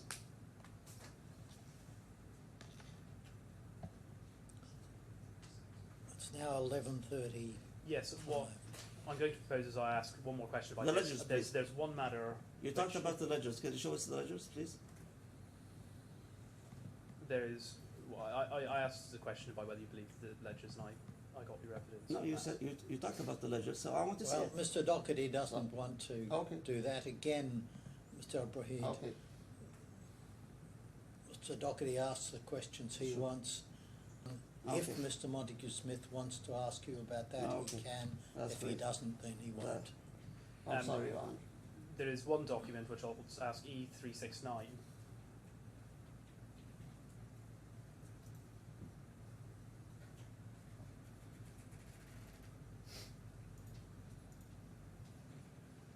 Do you accept that a deposit? What's the date of This this? is a Mashreq bank statement. This is a deposit made on the 20th of May 2024. What's the date of the statement? I mean, when it was printed? We can see the date of the transaction. No, before the date. I wanted. Okay. The date of the bank statement. Where is it?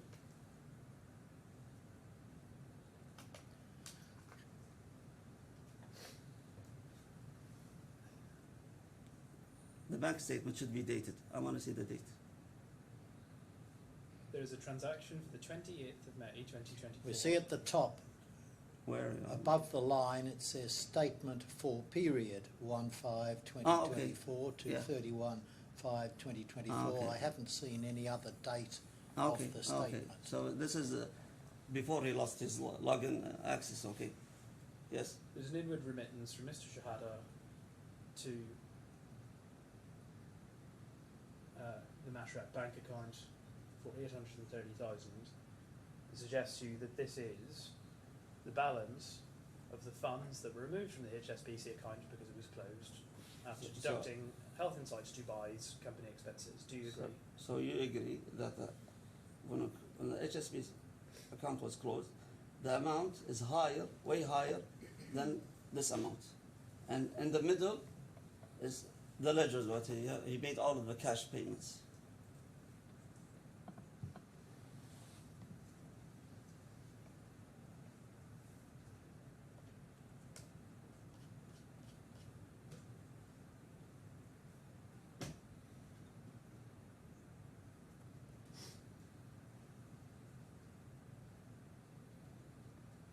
So I read your answer as you disagree because the amount here is lower than the amount that was withdrawn from the HSBC account. Is that right?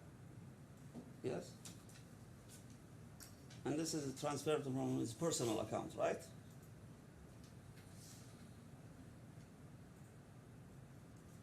This is transferred from his personal account, right? Right? Your Honour, Is it transferred from his personal account? I'm just reading what you said. It's from Nasser Shehata, personal account.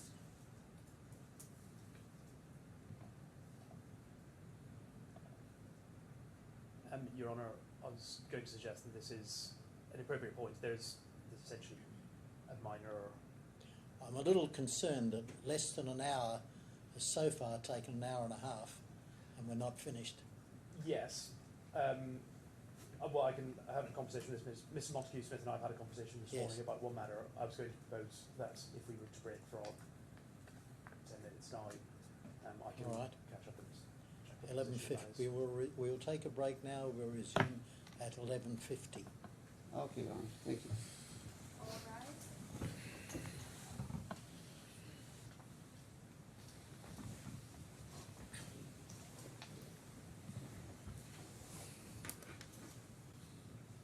Yes, thank you, Your Honour. There are, from both parties, going to be just a couple of bundle additions.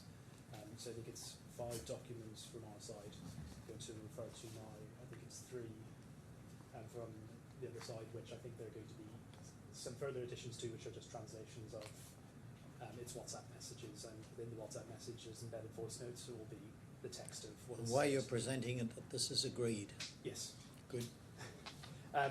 The documents will be added to the FlowSmart bundles. We don't yet have the bundle reference for it. I do have hard copies of the document I'm going to refer to now, Yes. so if Your Honour is happy, I'll bring it up to Yes. you and I'll pass it to the witness as well. Let me just think how we'll do this. So we'll identify the document and then once they've been added to the bundle, oh, I see. All right, well, you'll need to read it out in full so that we can identify it once it's in the bundle. Yes. Sure. Yes, I'll do that anyway. It's a fairly short point. Yes. You will see there's a document in front of you, Yes. and you will be able to read what they are. They're the Al-Khalij financial statements. This is for the year ending the 31st of December 2009. You will recall that I asked you some questions about a memorandum of understanding from 2007, and some of the questions, and accepting this was events from almost 20 years ago, but I was suggesting to you that at the time that Mr. Shehata and Ms. Holsney sold their shares to you, at that point in time, it was on an understanding that you would hold them for Al-Khalij. And I took you to some terms of the memorandum of understanding to that effect. We also saw that the memorandum of understanding referred to a purchase price for the shares in Health Insights FZ LLC of 3.6 million, and it also made reference to part of that payment being offset by amounts paid under a pre-existing Conchalij. And the real amount was 13,331,959. And you will also recall that that document referred to an Al-Khalij board resolution in relation to the basis upon which you would hold the shares, which you say you didn't recall. You asked if you could see the board resolution, and we don't have that. But what I was going to ask you to look at, so I passed you up the document, is page 9.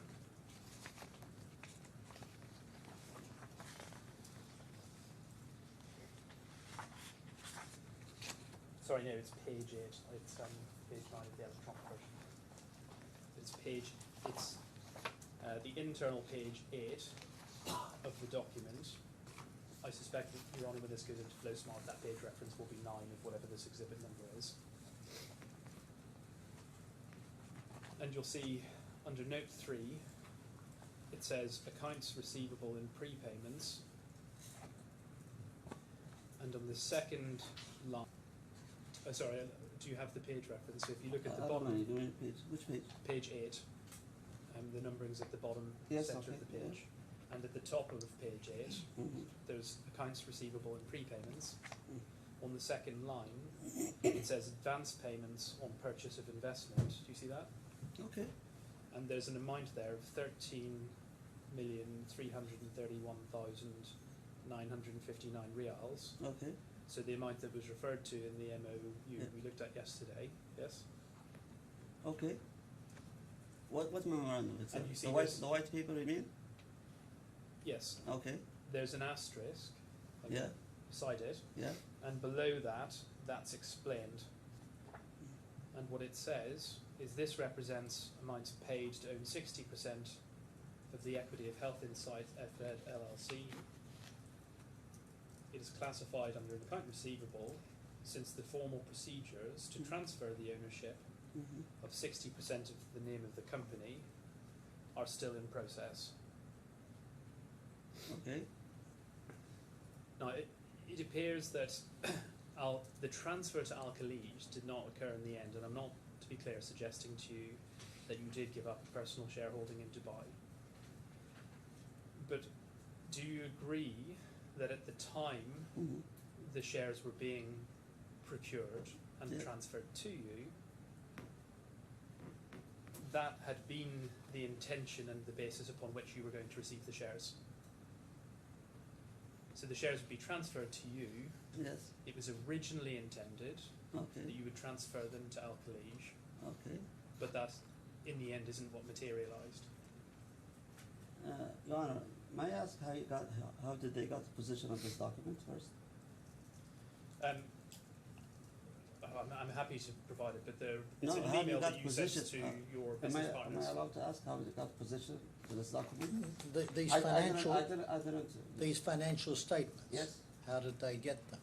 How Were did they it- produced to you by the lawyers for the claimants, or how? No, these were produced in. I don't remember the precise date, but I believe in 2011 it was in an email exchange between Mr. Albulaihid, Mr. Shehata, and Mr. Al-Shafei. So this is from long before proceedings. And So provided to And Mr. I haven't sought to put that in the bundle, but if it And they were seems like it's provided to relevant. Mr. Shehata, were they, or who were they provided to? Sorry, Your Honour, I couldn't hear you. You said they were in an email. Email to who? To Mr. Shehata and Mr. Al-Shafei, so the Alright. partners in the Can I business. see the email? Because I never. Well, I don't think it matters at this stage. Okay, no problem. No problem. You're given these statements. Either you accept that they're right, or if you don't, assume they're right. What? No, I will, Your Honor, why I was asking, okay? Because whatever documents I was providing to our lawyers, they always, the first question is, how do you get position? Okay. So I will, okay. I'm just asking, first of all, to make you happy. These are, okay, our financials, okay? I'm not saying no. But I want to know how you got position. All right. Well, That's you- something else, okay? Yeah, you've Okay, been told they were I'll an come to you. email, but Yeah. now the question that's put Yes. to you, I mean, we can all read Yeah. what it says, Okay, but the question is, to you, having read that, Yes. do you now have a recollection? Do you now remember what Mr. Doherty is putting to you, or you I- don't recall it? I had a recollection, okay, when he asked me before, okay, who owns, okay, health and safety debate. You know the saying, Your Honor, damn me if I do, damn me if I don't. Okay. Yes. 3 days ago, Mustafa was on the seat, and he was asked by him, who owns Health and Site Egypt? And he said, 40% to Thamer. And he said, no, Thamer has zero, according to the Article of Association. And he was like, Mustafa is misleading. So when he asked me, I have two answers.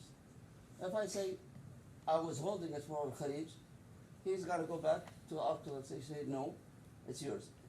I went with whatever, okay, conclusion he got with Nasser, okay, with Mustafa. So for him, okay, he's looking at the Article of Association, so I said I own 60%. By the way, by 2010, Al-Khalij exited, okay, from, okay. All right, but what you're being asked now, Mr. Albulaihid, That's true. is At about the the time, I was shares holding. in Health Insights, Yes. FZ LLC, that is As Health I- Insights Dubai. Yes, as I said, I mean, this question, okay, as I said, damn it, I do it, damn it, I don't, okay, I have to answer on Well, two just dollars. now, do you remember? No, I remember since I asked, I know, I was holding it on their behalf at the time. Well, tell Mr. Doherty, tell me what it is you remember. Okay. In terms of the Article of Association, I'm the owner of 60%. In terms of whatever agreement between me and Khalid, okay, and by the way, okay, Nasser knows about both of them. Nasser knows that I own 40%, and the evidence. No, I think you're talking about Health Insights Egypt, aren't you? No, I'm talking because both cases. All right. Okay, okay. Nasser knows about both cases. The evidence, whenever he distributes dividends to me from Dubai, he doesn't distribute 60% to me, 40%. So he knows. And even this one, he knows, okay. And this is, I mean, one of Nasser's tactics, okay, trying to, okay, hurt our credibility, okay. So if in terms of Article of Association, which I answer is 60%. In terms of, I was holding it for Al-Khalij at the time, yes. Yeah. Okay. Apologies. No, I do understand, particularly when events are a long time ago, it can be helpful to have a memory refresh. The amount of money that was paid, the 13.331 million, was that paid by Al-Khalij? Paid by Al-Khalij. When Al-Khalij paid that money, Mm-hmm. what the statements tell us is that it was buying 60% of the equity of Health Insights FZ LLC, correct? Okay. Do you agree? I was buying 60. Okay. Al Khalij. Khalij. There is an arrangement between me and it. Okay. There's a reason for arrangement. Okay. Do you want to hear the reason? Well, let me. I don't know that we need to know the arrangements. Okay. The question is slightly different to that, which is Yes. the money that's being paid for these shares By Al Khalij. by Al Khalij that will be transferred to you, and which, as I understand it, staying with you. That what that money is being paid for to acquire is a 60% shareholding in Insights Yes. FLC. Yes. Yes. It's not to acquire a shareholding in Health Insights for software design, is it? Ah, okay. Yeah. Dubai. Yes. Yes. So it's for Health Insights to buy. Yes.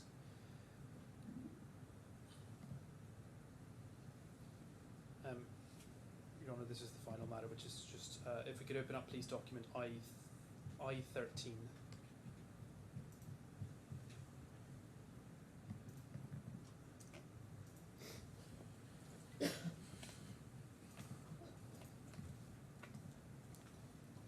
If we can zoom out slightly so we can see what this is. These are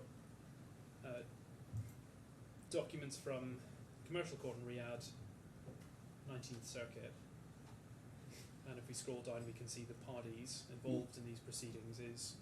This is a claim by Health Insights Asia against Al Khalij. Yes. You'll be aware of these proceedings, I assume, in your Did I see the Arabic version?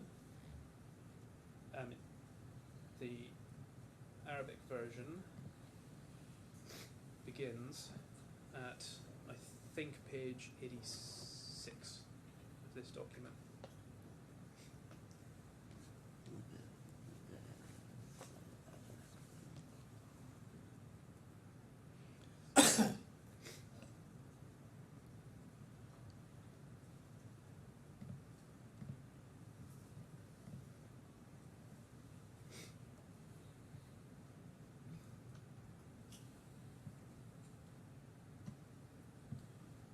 This is he's referring, he's filing a lawsuit, okay, referring to his legitimate registration of MCC to Asia, which that's why we're here in court, so go ahead. If we go to page 85 of this document, we see an operative part of a judgment in which the court rules to obligate Al Khalij to cease the infringement on the work in question, which is owned by the plaintiff, Health Insights Asia, and obligate the defendant to remove the same based on the grounds above. Now, this relates to a claim in respect of trademark infringement by Health Insights Asia against Al Khalij, yes? Yes. And it relates to trademark infringement for Medica Cloud Care, Yes. yes? And the court in Saudi Arabia has adjudged that Al Khalij has infringed the trademark in Medica Cloud Care, correct? Yes. Thank you. Your Honour, those are my questions. All right, thank you. And now, Mr. No, you Oh, sorry. stay there for a minute. Yeah, sure. Well, it might be longer than that. No, okay, no So problem. the next step in the process is that Mr. Montague Smith, who Oh, is sorry, your okay, sorry. counsel, may now ask you some further questions. Okay. Thank you, Your Honour. Yes, Mr. Thamer, I've got a few short questions, hopefully. Take your time. Hopefully won't take too much time. The first question it relates to something you said. I'm going to try to take them in the order that you were asked the questions. Okay. So the first questions are going to be from quite a long time Okay. ago. So if you don't recall the context, Okay. do ask. But Sure. the first question arises out of something you said yesterday, and for your honour's note from the transcripts, page 44, line 22 of day 3, sorry. And you said Al Khalij bought the source code. Al Khalij in 2010, bought the source code to use it. Yes. Now, can I ask you to look at in the bundle? If we could bring up, please, document G, tab 1.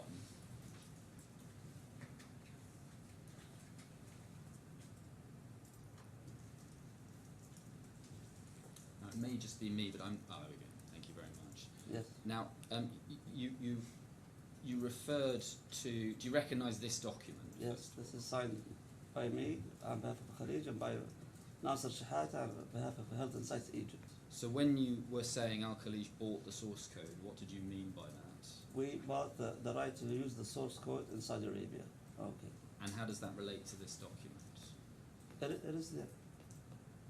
It's basically we bought the right to use the source code and also to develop on it. Okay. But how? How does it relate to this document? So stop. we're looking at a document called End User Software License Maintenance Agreement. Okay. Yes. Okay. You fine. said we bought the source code. It's in the body. It's in this document. Yeah, it's in the body. Thank you very No. much. Not at all. Not at all. If the second issue was this, you were shown a document. If we can bring it up, please, at E210, page 6. So it's E tab 210. You were asked some questions about this again. For the note, this is from day 3, page 58, and it starts at line 1, I think. And you were asked a question. If one goes down, this is a WhatsApp message. Do you recall this? If you go down to the bottom, if you recall, there's a reference in there to Al-Khalij being a special customer. I may have got the wrong page, and I do apologise for that. If you just bear with me one moment.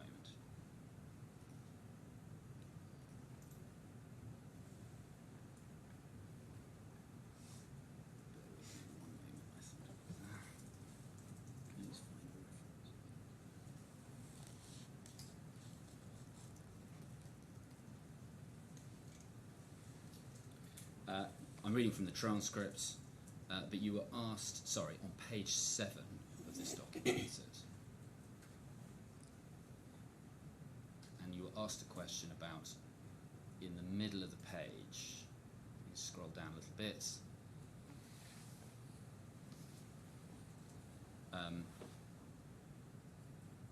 where Mustafa is talking here about Al-Khalij being, in effect, a special contractor, and that he doesn't need to elaborate on that. Is this the right page?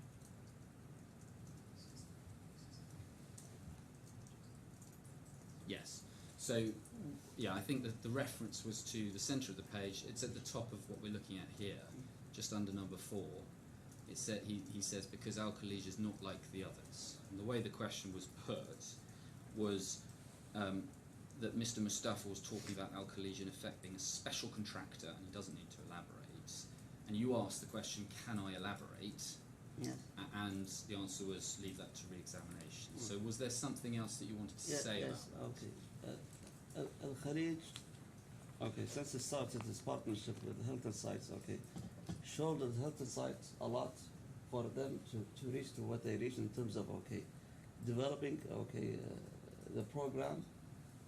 The first project we took, actually, with the King Fahd Special Hospital, they refused us to implement, okay, Medica Plus.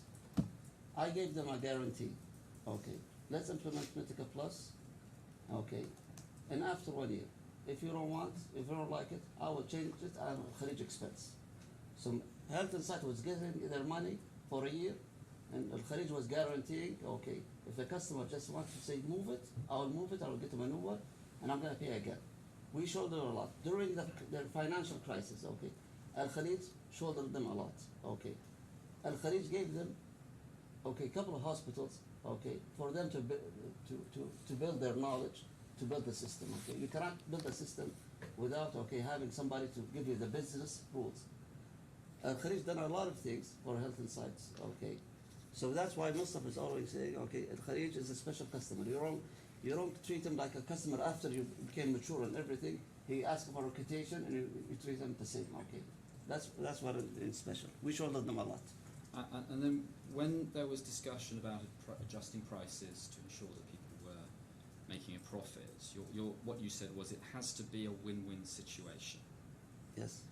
Can you just explain to me why it had to be a win-win situation? Well, the way, okay, my philosophy in business, everything.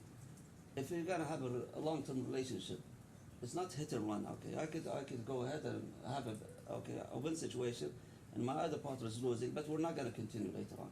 So I always try to manage. Okay, both of us profit from it. Okay, it's a win-win situation.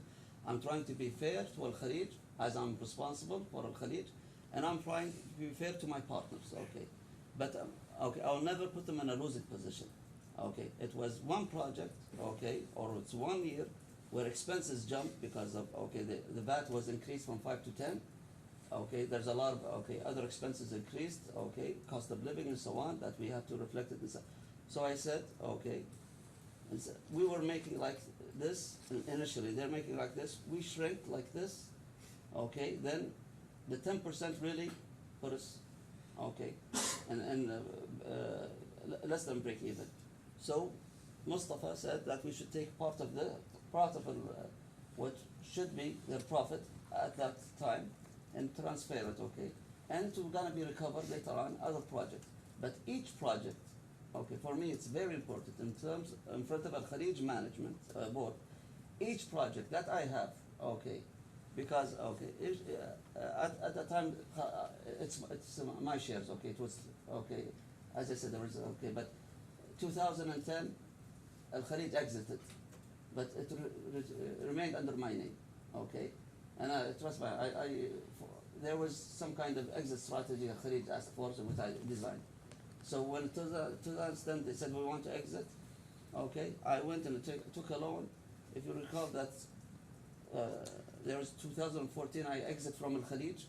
I bought my share, I sold my share to my father to pay that debt. So anyway, each project I had to, in front of the board of Al Khalij, Al Khalij has to be making profit. It's not acceptable for Al Khalij losing, and I'm a partner on this side, on the other hand, and they're making money. So I have to make it, and I said I could later reimburse you, but project by project, I cannot take a loss. Thank you. Moving on to a different topic. This one is yesterday, day 3, page 100. You were asked about various contracts for the provision of MCC in hospitals. And some of the contracts that were referred to, I'll just list them to remind you. Yeah. So the KJO contract, which I think you said was a effective venture, the King Fahd, the King Salman, and the 23 or the 24 hospitals. Now, I think it was suggested that you had agreed that those particular contracts continued in 2022. I just want to be very clear about what you mean by that. And in particular, from 2022 onwards, has Al Khalij placed any orders with Health Insights Dubai? No. All right. Just a little earlier today, when you were discussing with Mr. Doherty the creation and the ownership of MCC, you drew a distinction between being the author and being the owner. And in the course of that, you said, I'm happy if Mr. Nasser wants to call himself the author. To be clear, do you accept that in fact Nasser developed MCC software by himself? No. And then the last one really relates to the ledgers. Now you were asked but not shown, you were asked about the ledgers. Could we please bring up bundle E361? Now you will recall that these are ledgers produced by Mr. Nasser in order to explain where it went that ultimately came out of Health Insights Dubai bank accounts. And you were asked 361, please. Yes, that's right. So have you seen these Yes. before? And if you, I think in the course of your evidence, you mentioned something about the legal expenses. I just wanted you, if you could help us clarify what you were talking about. If you were to go down, please, to bundle E364.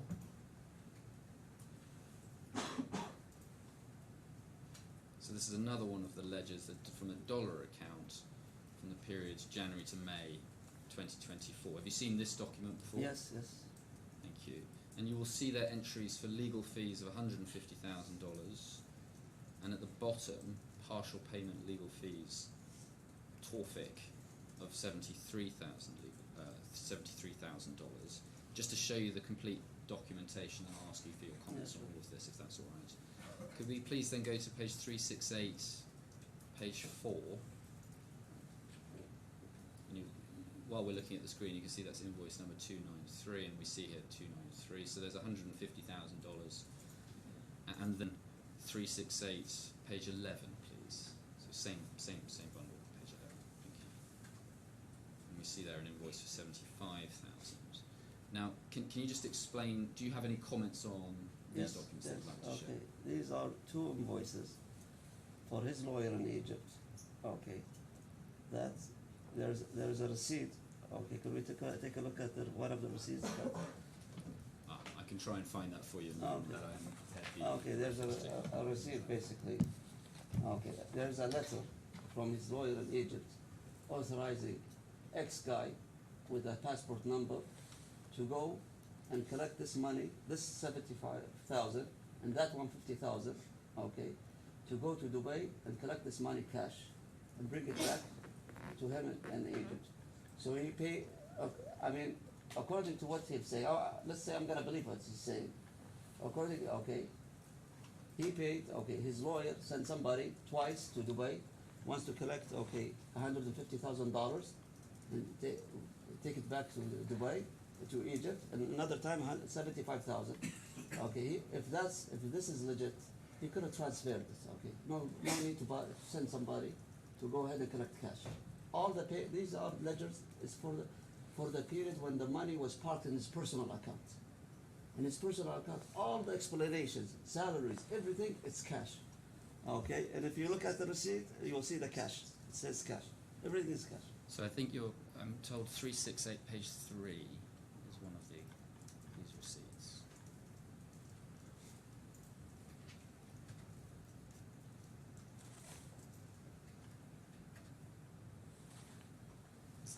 Is that the document you're talking about? Okay. So if you see, so if you see about halfway down on the left-hand side, you can see the reference to legal fee, $150,000.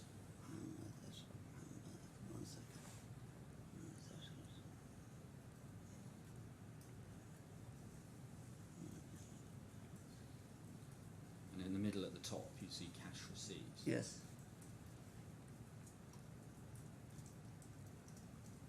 So is that one of the documents that you're talking about? Yeah, but this is cash receipt. This is.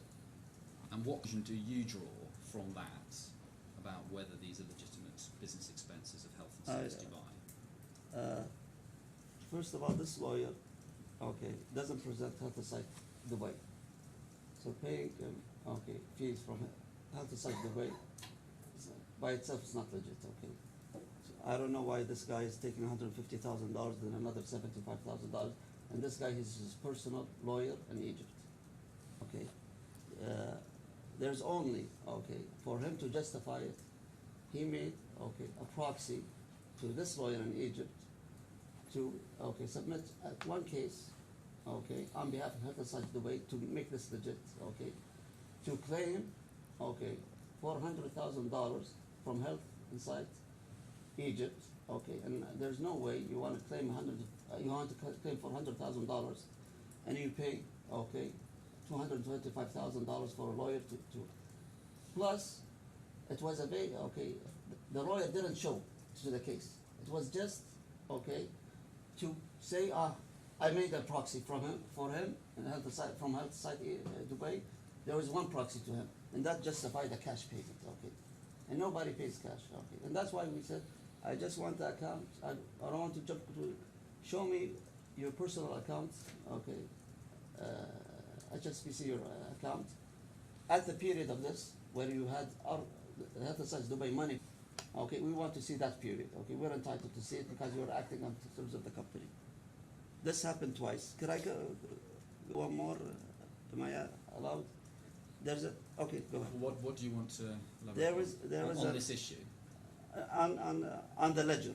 Oh, thank you. All right. So there's a number of ledgers, but the first one was page 361, please. E361, tab 361.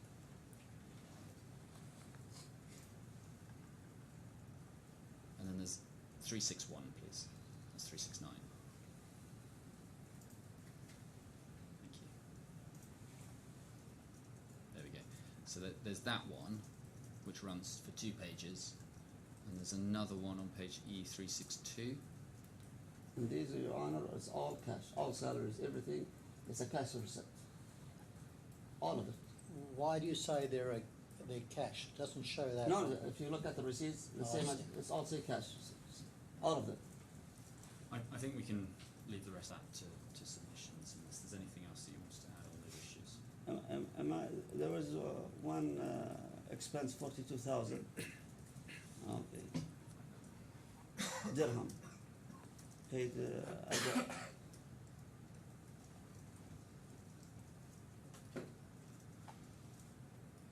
Do you remember what for it was? a lawyer. Yes, I think if in you Dubai. look- I, Could we go to it's E36? 42,000. Could we go to E363, please? So there's, on that page, if one scrolls down about 2/3 of the way, there's a legal invoice for Al Maref at 44,000. But then over the page, No, it's not that. there's a legal invoice for Al Bastaki at the top, so about 1, 2, 3, 4, 4 lines down. So we're looking on page E3632, please. 4 lines down from the top, there's one for 42,000. Yeah, this one. I see. The 42,000. Could we go to Oh, the invoice of you're testing my ability. No, to, sorry, Tom. I mean, to but get, no. Just why don't you tell me what it is? What your observations I are? want to take a look at the invoice itself. So E366, page 27, please.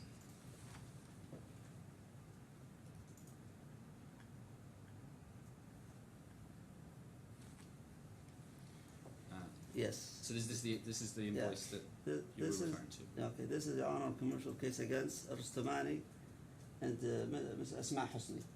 Okay, which Asma Husni, she's a witness, gonna come after me. Okay, this we 2007. Okay, we bought shares in 2007. Health and Science Dubai. During all of these years, there was no outstanding receivables for Asma. Asma was okay. She basically sold those shares. There was no money obligation showing in the financials. Okay, I'm gonna talk about financials. Usually, okay, if there's any dues, okay, it will be in the financials registered account receivable from Asma. From 2007 until the date of this, what is it? It's I assume 24 maybe, or Yes, 2024. yeah, 24. From 2007 to 2024, okay, nothing showed the financials that Health Dubai owes Asma owes Health Inside Dubai one dirham. Nothing was mentioned to us, okay, as when we partnered with them, that this is okay. And when we bought, if there was any dues between him and Asma, it should have been settled at the time. Okay, so nothing showed. Once Asma, he became aware that Asma is a witness. Okay, he went and filed a lawsuit. This is 24. He said in 2000, and 7 or 6, God knows, he crossed a couple. Asma falsely transferred money instead of into account of Health and Science Dubai to Health, to her personal account, and he filed a claim, and he let the company pay 42,000, which was dropped on the spot, because regardless, Asma is gonna come, she can talk about herself, but regardless, you cannot bring a claim after all of this period. Okay, the complaint was dropped on the spot. He just cost us 42,000 just to get to say later on, I'm sure the defense lawyer will come and try to touch her credibility for not her to be a witness. This all scenario, is for that, and it cost us 42,000. That's it. Your Honour, those were my questions for the witness. Do you have any questions for I don't. All right, well, thank you, Mr. Ibrahim. That is now the finish of your Okay. evidence. So thank you for Thank you your very much. assistance. You're now free to leave or stay in the court as you Thank wish. you very much. No, Your Honor, being under oath remind me of a crowd. I was watching everybody's moving away from me. Yes, you now may discuss anything you wish with your lawyers and Thank you very anybody much. else.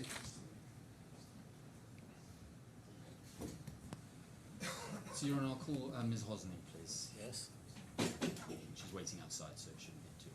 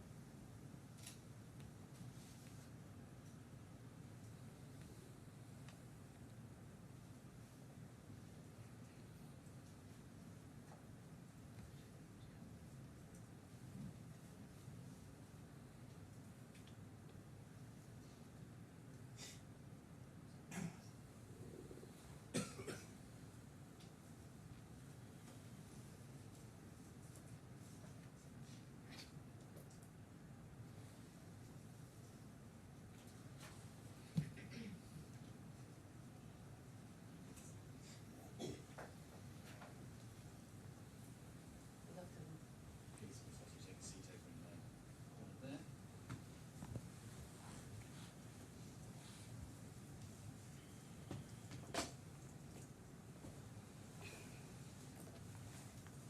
Good afternoon.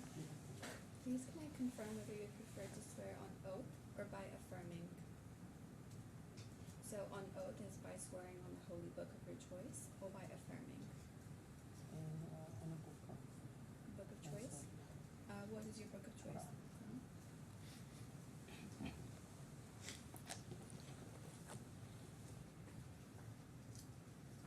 Please can you put your hand? Can you please confirm your name and occupation? My name is Asma Mahmoud Hosni Saleh Salama. My occupation, former ITIDA authority and having so many companies working in the city. Just a minute, please. I know it's difficult, but can I ask you to try and speak a little louder so that we can all, everybody in the courtroom can hear you? Thank you. Please repeat after me. Can you repeat the mic? Can I just explain, that microphone is recording what you say, but it doesn't make it, it doesn't amplify it, it doesn't make it any louder. So you need to talk up. Sure, I'll try. My name is Asma Mahmoud Hosni Saleh Salama. My occupation is former ITIDA Authority for Software and Copyright in Egypt, and now business lady consultant in the ICT telecommunication, working all around Egypt and Africa, owning shares in so many companies and factories. Thank you. Please repeat after me. I swear I swear by the Almighty God by the all Almighty God that I will say nothing that I will say nothing but the truth. but the truth. Thank you.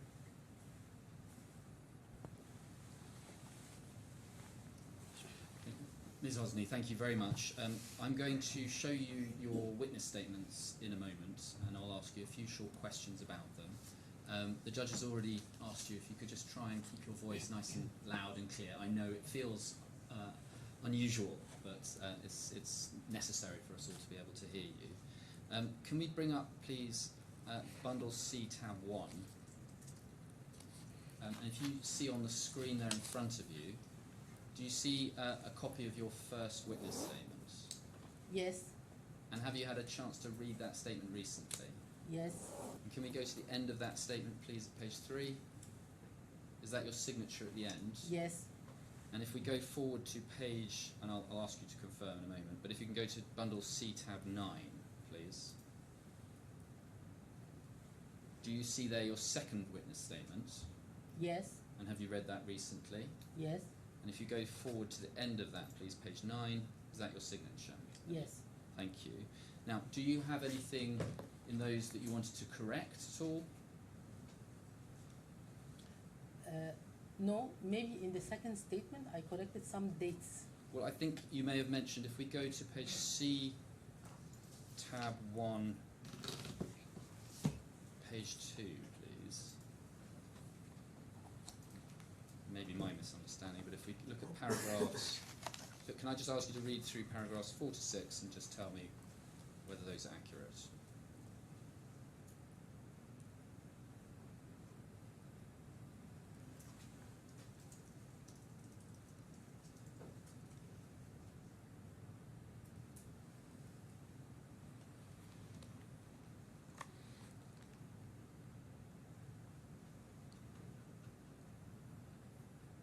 I think in particular, in the middle of paragraph 6, you say the health and sites businesses included 2 companies, one in Egypt and the other one in Dubai, both consecutively established in 2003.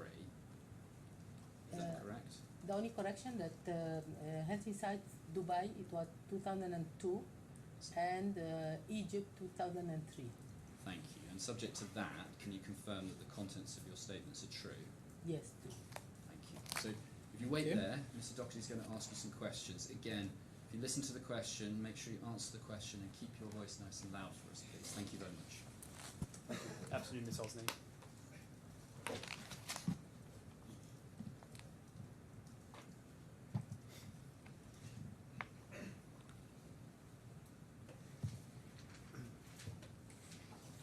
Bear with me a moment while I fix my laptop.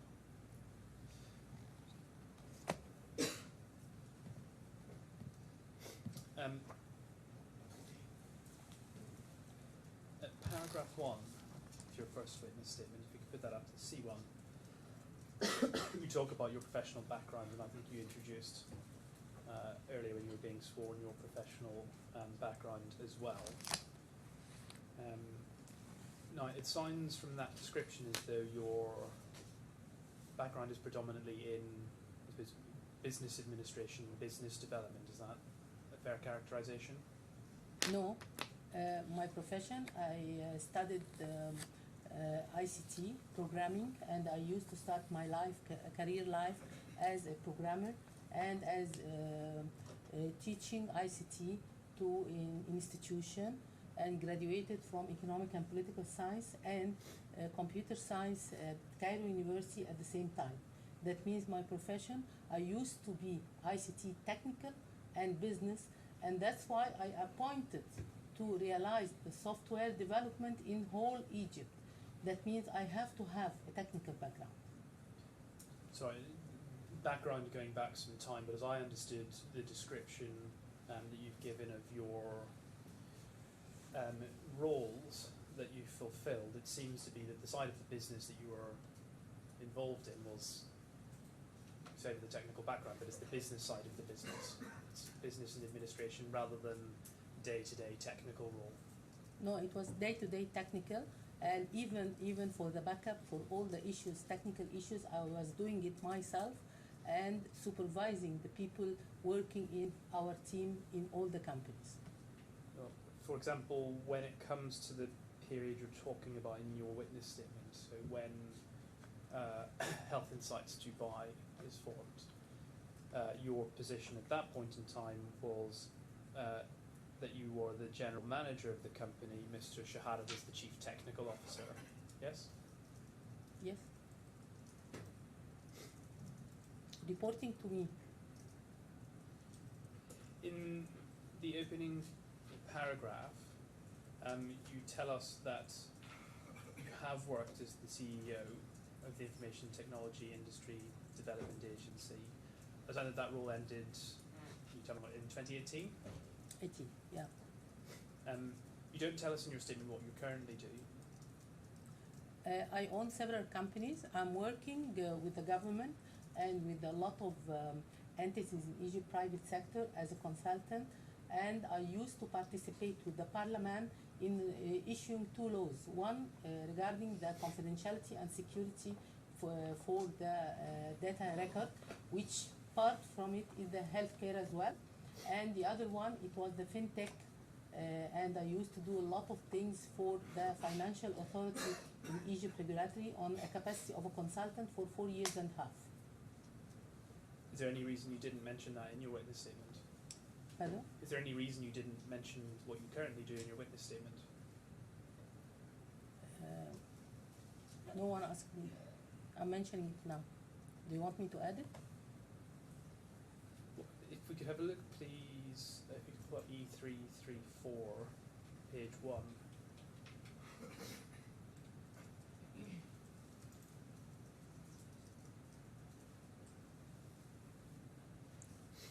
And this is a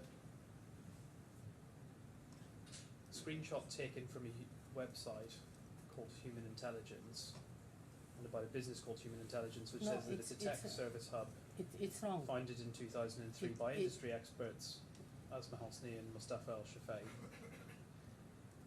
which suggests that your current role is working for a company called Human Intelligence, yes?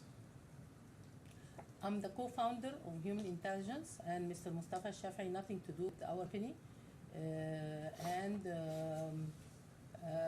Even we have all the official document for the company.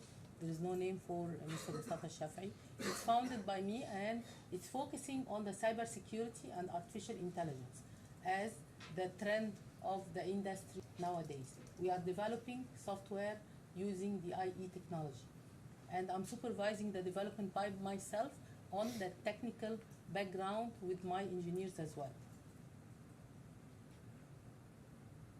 When you say that it has nothing to do with Mr. Al-Shafei, it's slightly curious that on the website for this business it says it was founded in 2023 by Mr. Al-Shafei. It's wrong. No. You presumably, as the co-founder, will have had a hand in the formation of your website. Why does I Mr. doubt Al-Shafei's name appear on it? I doubt that this is a correct information. I doubt these documents. You we can- doubt this document? Yeah. You doubt that the website ever said this? No, our website is not. There is no mention for engineer Mustafa Shafai on it. We have the official document for the company, and in the official document there is no Mr. Mustafa Shafai.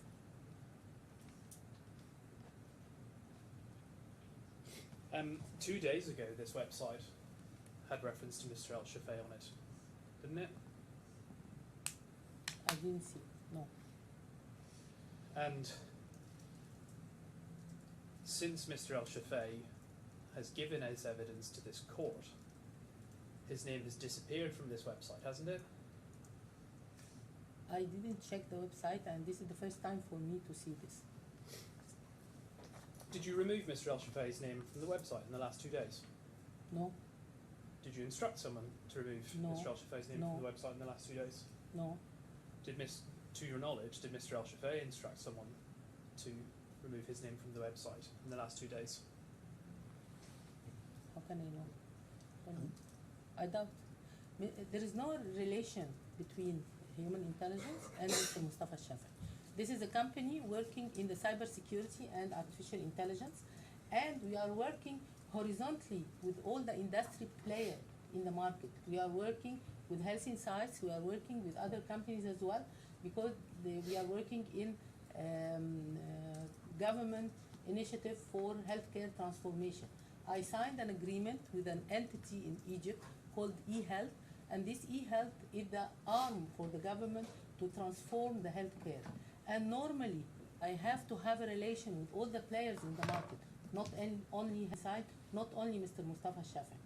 And regularly, I'm meeting the people. They are coming to our government office. They are meeting our representative, not only Health Insights, but there is DMS. There's other companies as well, players in the market, and they are coming to us.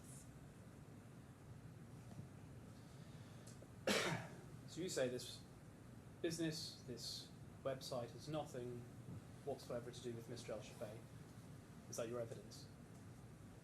Can you repeat again, please? I just want to know the extent to which you're saying that this business has nothing to do with Mr. El-Shafei? Because the impression I've got from the answers this morning is you say that this has no relation to him. Human intelligence is a business that he's not involved with at all. No, we are involving not only with Health Insights, we are involving with Health Insights and other companies as well, because we are targeting cybersecurity. You know that cybersecurity industry is horizontally working with everybody. We are going to all hospitals, we are working with them in some specific hospitals, not only Health Insights, other companies as well, we are doing the same job. And we are working with banks, we are working with entities. It's cybersecurity penetration, doing SOC, doing alerts, discover the hackers, and all these kind of issues. Yes, your website no longer refers to Mr. El-Shafei, but it has on the website, does it not, an image of the Health Insights logo? Yeah, I didn't check the website. I don't. It's the first time for me to see this. This is the first time you've seen the website of your business. No, not the website. It's the first time to see this document with the name of Mr. Mustafa Shaf. Our website normally mentioned only my name. And I don't know, maybe hacker, maybe Who has some. I don't know. access? I have when I go back, I have to ask my people to check what is happening. Okay, From where this document? curious. The website does suggest that Health Insights is a business partner. Yeah, it's again. Can you get, if you have the website, get all our business partners. You will find that we have 20 business partners working with us. We have Health Insights, we have GMS in the healthcare, we have company, other company in Italy, we have some Russian companies as well working in the healthcare, we have Indian company working in the mental health, we have another company working in the early discovery for breast cancer. We have a lot of partners, okay?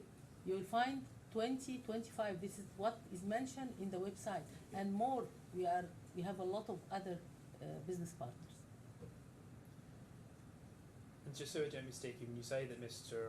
El-Shafei has nothing to do with this business, when he was providing his evidence, he explained that there was a big contract with the Egyptian Ministry of Defence, and that Human Intelligence worked with Health Insights as a party delivering some form of work in respect of cybersecurity.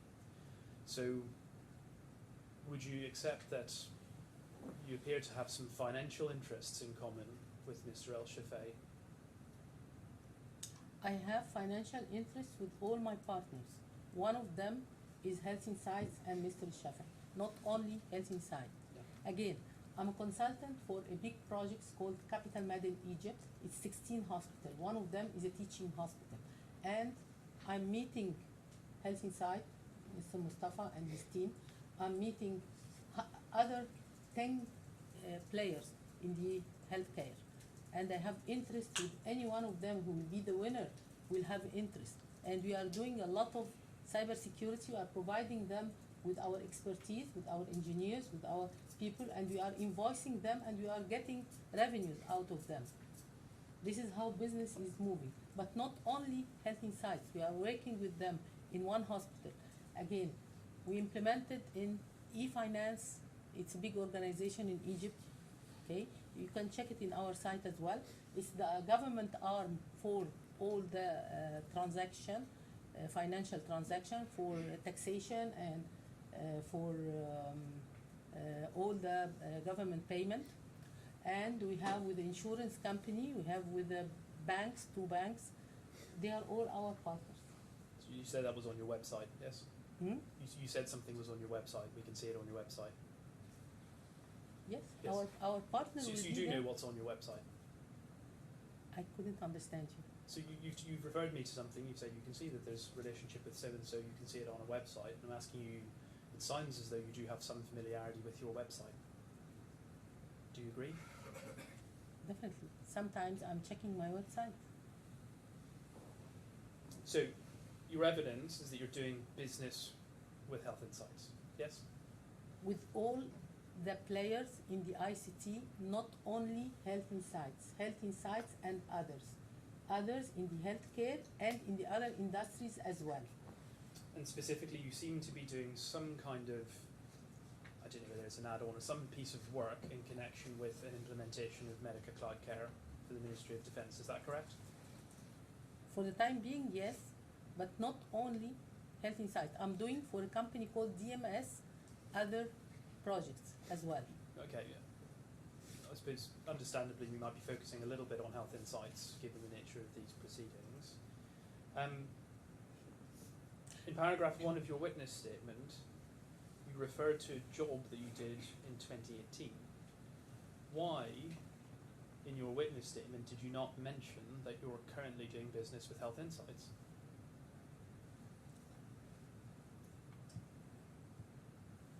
Look, when I mentioned my job in 2018, a title, a government, and I was appointed with a Prime Minister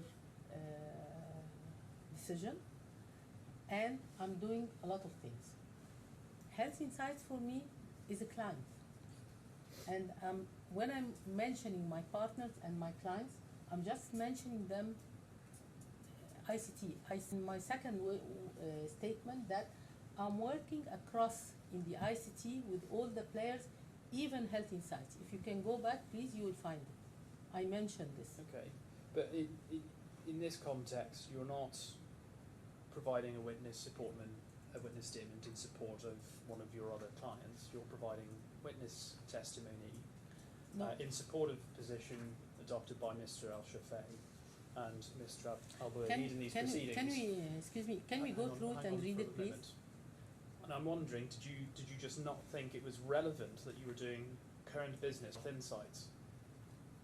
Can we get out my statement to read this paragraph, if you don't mind? mind? Part of your witness statement you wish to read to refresh your memory. The last one I submitted.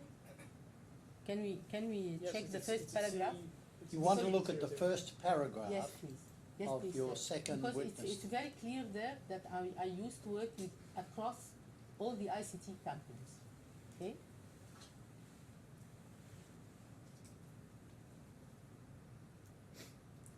Not this one. The last one. This is your second witness statement, and you refer back to your first witness statement. No, there is one I submitted since 2-3 days. Last week, I think.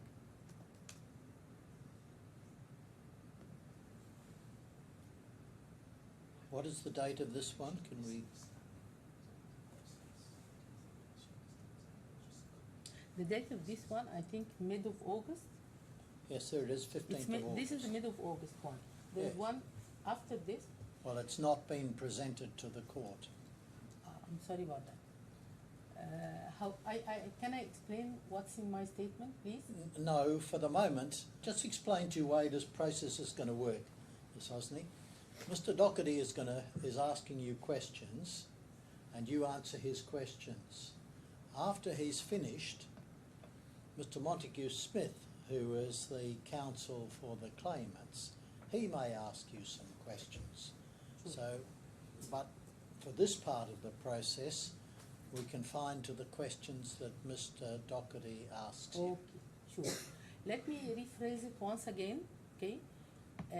As I'm working today, representing government, representing private sector on a capacity of a consultant and decision maker, okay? I'm working horizontally with all the players in the ICT, not only the companies in Egypt. I'm working with the companies outside Egypt to transfer know-how and technologies as well. That means I think you've said that already, Ms. Yes. Hosni. We'll ask one. Mr. Doherty to ask you his next question. Okay, sure. Do you accept that when you prepared both of your witness statements, you did not mention that you are currently working with Health Insights as a business partner? I cannot understand. In the witness statements that you've prepared for the court, in which you find neither of them mention the fact that you are currently working with Health Insights As a partner. as a partner. Yes. Do you agree? Yes. but not only Health Insight. Okay. So do you agree that in the business that you have founded, you have financial interests that are aligned to the financial interests of Health Insights and the claimants? Any business, normally there is financial interest. And as I'm working with a company, there should be a financial interest at the end of the day. Yes, I'm asking you, do you agree that your financial interests are aligned with the claimants in these proceedings, that is Mr. Al-Shafei and Mr. Albulaihid? No, not personally. The interest is between my company and their company. Okay. So we've got the financial interest between companies, but otherwise you say, aside from the fact that it's a client, there's no other connection to Mr. Al-Shafei. Can you explain more? What do you mean Well, by no other connection? What you seem to be suggesting, as I understand it, is that your business, Human Intelligence, you've told us that Mr. Al-Shafei actually isn't involved. I've asked you questions about the website. You referred to Health Insights in several of your answers in the context of it being one of a number of clients. Right. So is that how one should view your relationship now with Health Insights? It's just one of a number of your clients? Yes. There's no special connection between your business and the Health Insights business, as far as you're concerned? I'm focusing on sectors, okay, and they are focusing on another sectors. Sometimes there is shaded areas between us for cooperation. And again, I'm insisting. So when you say sometimes there are shared areas between us for cooperation, Can I give you an example? please. Okay, if they are implementing their software, they have to check the security and confidentiality for the medical records, okay, and to protect it from hackers. And this is our job. Here we are coming with our engineers and experts to protect and to check that they are safe. This is the only role we are playing with them and with the others as well. Is Human Intelligence a registered company? Yes. Are you the only shareholder in that company? No. How many other shareholders are there? Around, they are part from the engineers working with me. Okay, this is the same way we did it in the past, that we are giving incentives to engineers like shares to motivate them in the work. And I have two people from the army, ex-army in Egypt. Is Mr. Al-Shafei a shareholder? No. Is Mr. Albulaihid a shareholder? Mr.? Abulaihid, Mr. Thamer? No. No. Is Health Insights a shareholder? No. On your website,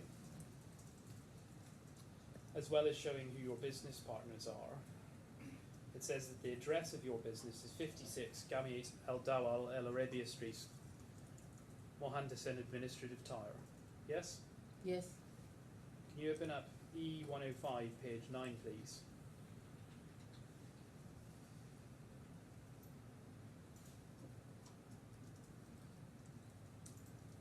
Scroll down, please, to the bottom half of the page. No, scroll up, sorry.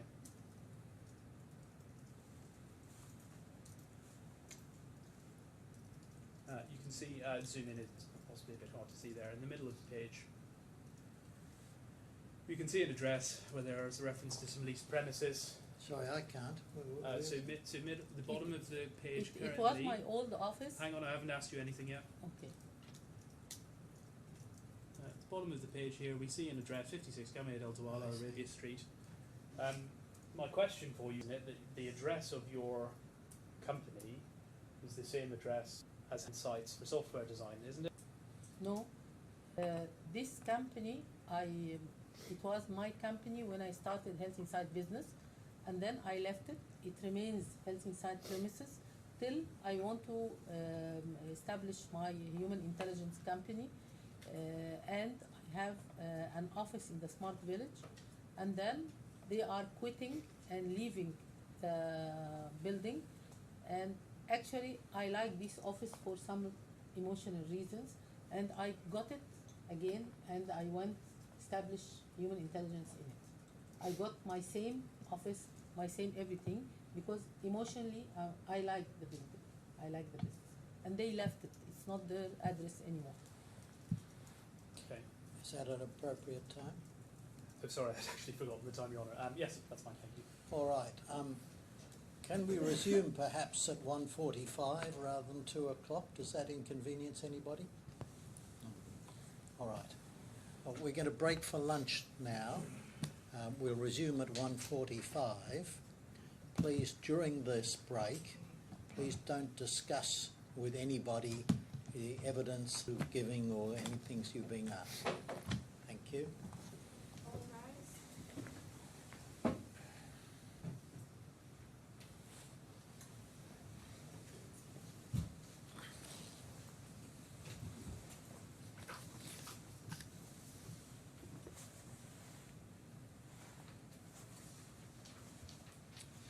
Thank you, Your Honour.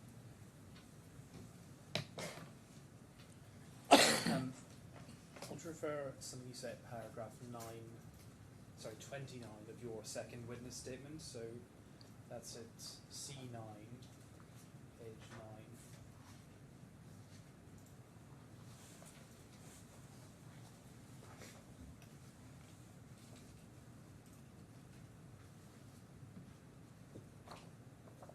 And here what you say is that you're aware that Nasser claims he never knew that Thamer had an interest in Al-Khalij, and then you say, as far as you remember, when we were introduced to Thamer, he said he was two things: one, the general manager of Al-Khalij, and two, also an indirect shareholder. Yes. So that's presumably talking about your first meeting with him, which would be when? Is it around 2004, 2005, something like that? Yes. And at that time, you say he told you he was one general manager, yes? He told you in 2004 that he was the general manager of Al-Khalij, did he? You mean Thamer? Yes. General manager and shareholder. Okay, let's look at your statement. You say, as far as I remember, when we were introduced to Thamer, so pause there. When were you introduced to Thamer? The year Yes. around 2004, 2005. And when you Late say 4, early 5, something like that. when you say in your witness statement, he said he was the general manager of Al-Khalij and also an indirect shareholder. Is that what he said to you in 2004, 2005 when you first met? As I remember, yeah.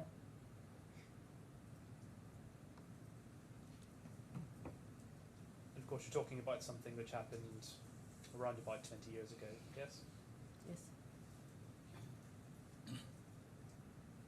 Could we look at C3, page 2, paragraph 7?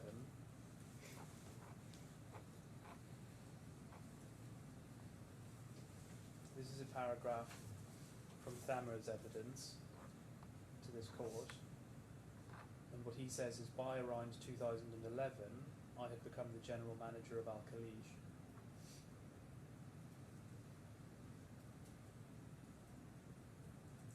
If that's correct, you agree that would suggest he was not the janitor when you say you was to him? I cannot understand.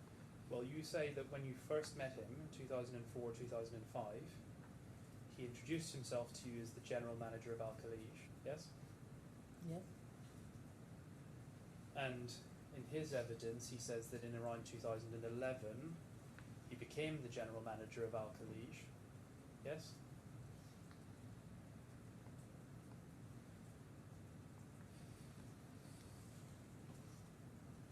It was Al-Khalij. It was, as I understood during my meeting with Thamer, that it was a business family, and he has indirect ownership, and he's acting as a general manager or a general manager, I cannot recall it exactly, but he's the decision maker at the end of the day.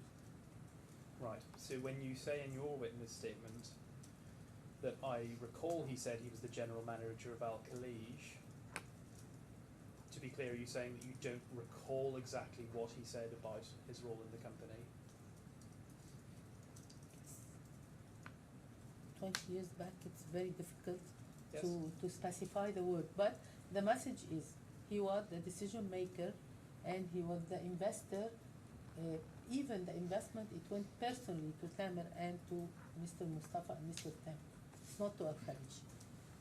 To be clear, do you remember that that's what he said to you in the conversation, or are you in a position where you simply don't remember and you're speculating about what happened 20 years ago? Yeah, the only thing I'm confident about that he was a decision maker acting as a general manager or representing the general manager or owning shareholders or indirectly owning shareholders, the decision maker at the end of the day.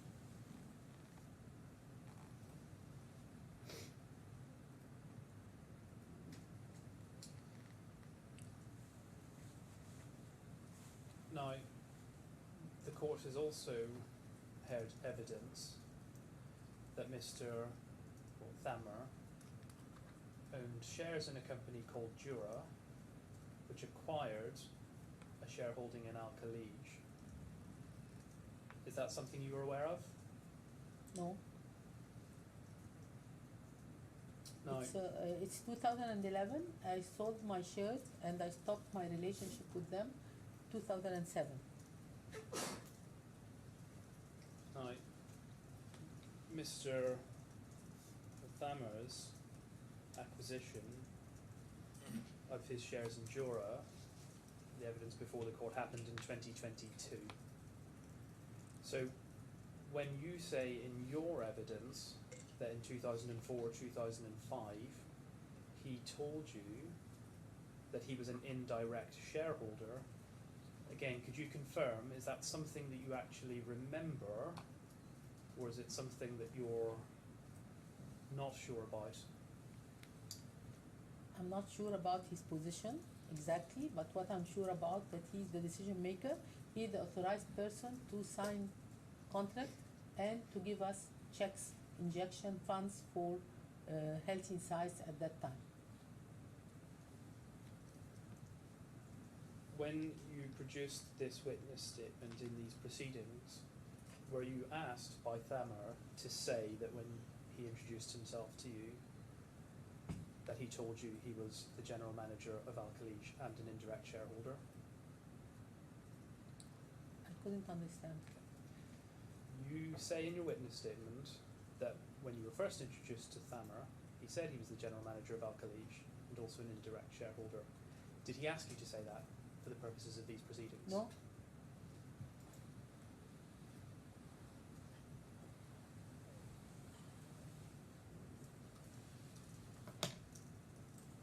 Going back to your first witness statement, which is at C1, and looking at paragraph 4,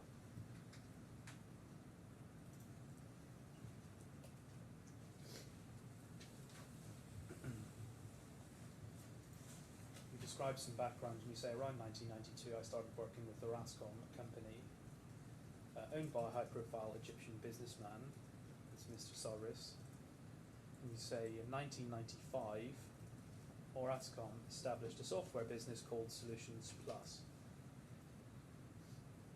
The dates you've provided are incorrect, aren't they? Because Solutions Plus was established in 1998. You're right.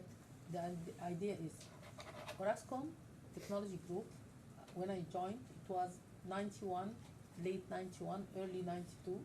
And then we started the methodology of Mr. Sawiris at that time, that he, whenever we want to go into business, he will do it as a business unit, acting as a company under the umbrella of Orascom Technology Group, and then once showing a success record, he will establish and incorporate it legally, and that's right, it's established as a business unit under Orascom Technology Group 95, and the legality later it was 98, 99, and depending on the, I couldn't quote, but you have, I think, the document for Solutions Plus.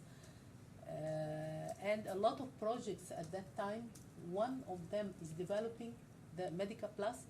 It went from Orascom Technology Group and then handed to Solutions Plus, and then later transferred the ownership to Health Insights.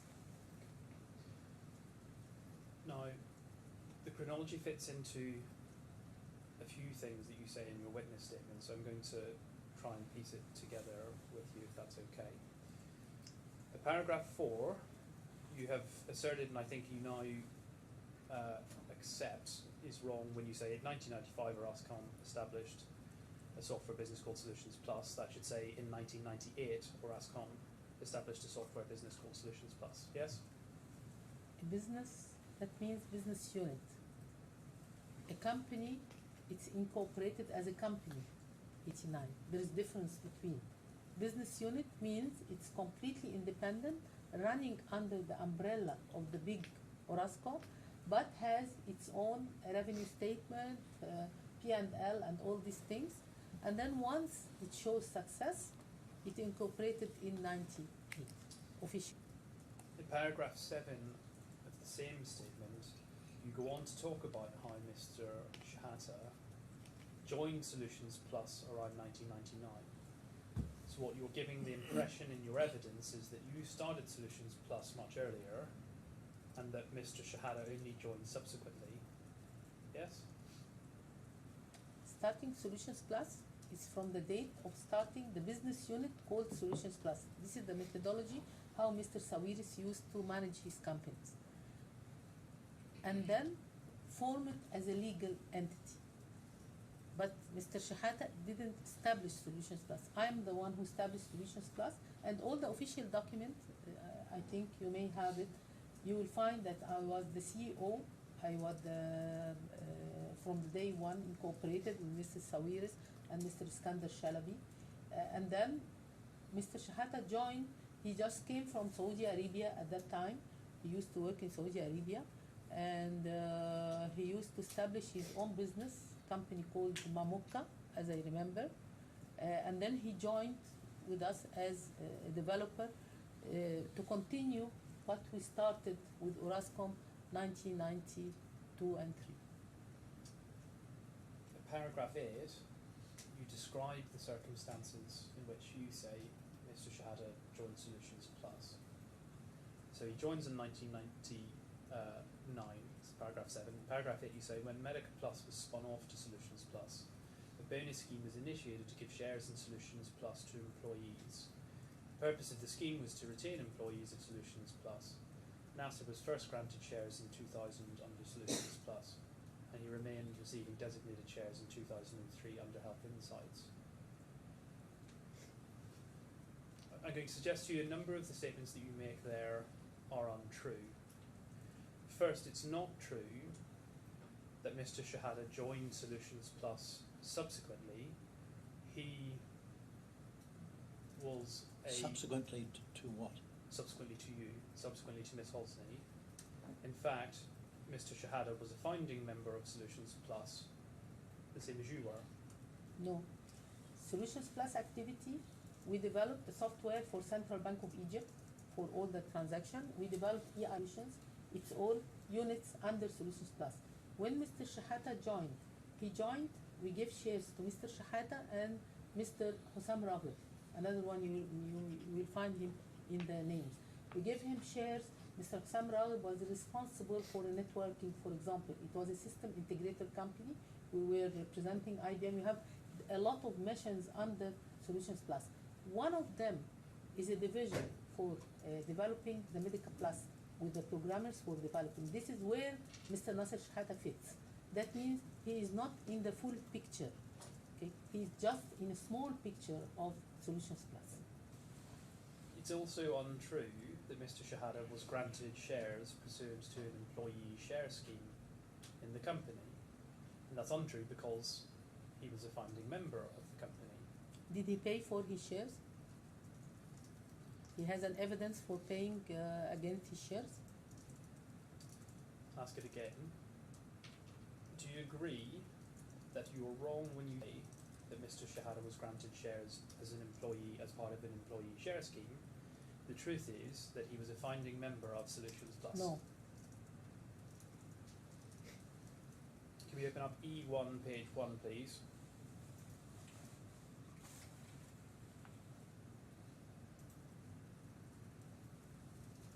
If you can scroll time, but you can see document.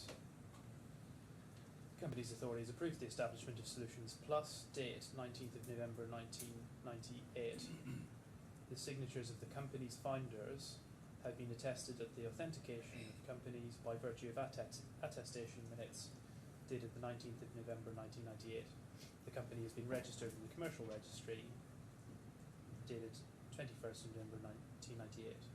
So, a couple of questions. One, this is the formal company documentation which shows that Solutions Plus was established in 1998, correct? As a legal company, yes, but activity-wise, 1995, and we got a big project awarded 1995 and 6. It was Biblioteca Alexandria, and it was one from the big achievement of Solutions Plus at that time, while it was a business unit under Orascom Technology Group. Your evidence that it's a business unit and not a company, in 1995, presumably you would accept that you could not have had shares in Solutions Plus because Solutions Plus did not exist as a company by that point in time. We have internal contracts legally inside the company. This is what the process of the company and the legal attitude of Mr. Sawis. You haven't provided any of that material as exhibits to your witness statement, have you? After my resignation from any business, normally I'm leaving all my documents inside the business. I'm not keeping anything for myself. These documents which relate, you say, to some form of entitlement to a shareholding in a company. I don't think she said that. No? She referred to contracts, wasn't it? It sounded as though, well, my understanding of the answer is that there was some form of arrangement with Mr. Saris that had suggested that she would become a shareholder of the company. It may be that I'm wrong about We that. have internal complex legally inside the company. I don't think she claimed that she had shares, but you might want to. Well, perhaps we can just clarify that. You don't, prior to 1998, suggest that you had any kind of share entitlement to Solutions Plus, do you? No. Okay. Internally, I had a document, legal document inside the company, signed by Mr. Sawis and Mr. Iskander Shalabi as well, as a board member. Look, business units, it's acting as independent company with all the setup, all the arrangement, all the contract, all the revenues, all the auditors, everything. And then, again, once we are proving track record and we have clients, formally they are forming the company. I'm just trying to explain it in a simple way. Okay? And you've seen reference to the signatures of the company's founders. If we can go over the page, page 2, we see among the below-mentioned signatories, we see there's Orascom in reference to Mr. Saris, there's reference to you at number 2, there's reference to Mr. Shehata at number 3. And Mr. Hussam Talat Raghib, number 4. Both So- of them, they got the shares against their keeping their loyalty. This is the policy we are introducing to the company. The truth is that Mr. Shehata was in fact a founding member of Solutions Plus, wasn't he? No? I think what Mr. Doherty is putting to you, a founding member of the company Solutions Plus.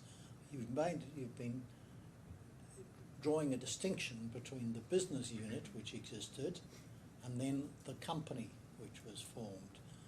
The question Mr. Doherty is putting to you, I think, is that Mr. Shehata was a founding member of the company when it was formed, not the business unit that came before it.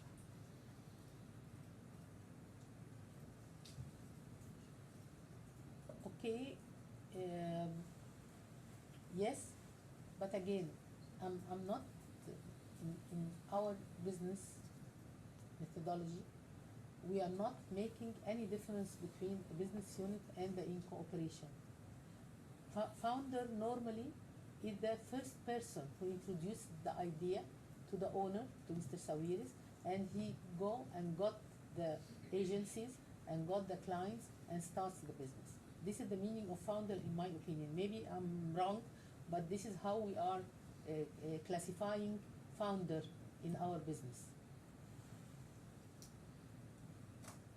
Okay, when you say it's your witness statement, so this is paragraph 7, subparagraph 4. So this is at C3, sorry, C9, page 3.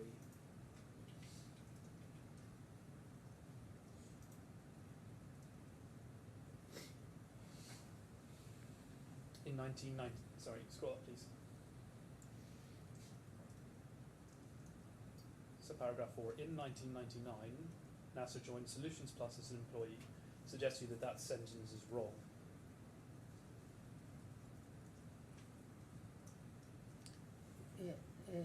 Excuse me, is it number 3 or number 4 you are discussing? Number 4. Number 4, joined Solutions Plus as an employee. Yes?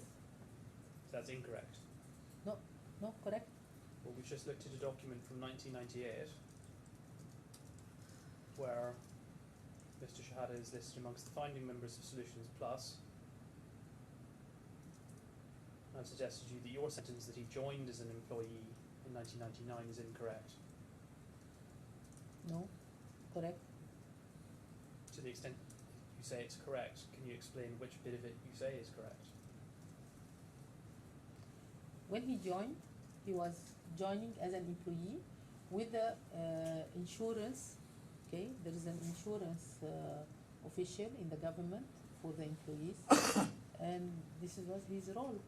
He started to developing and then leading developer and working in groups, and then career starts.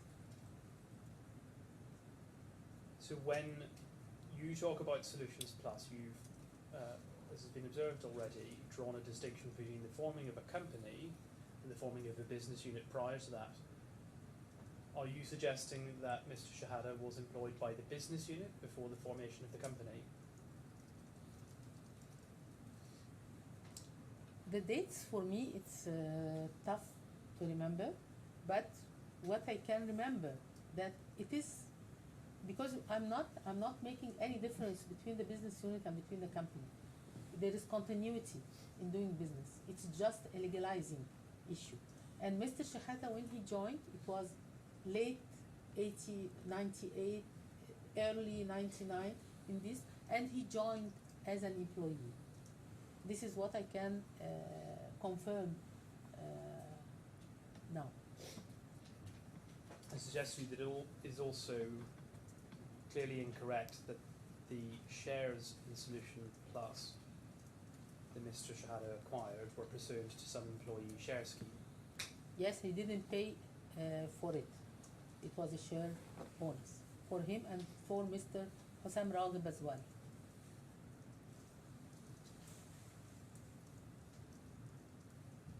And when we look at paragraph 13 of your second statement,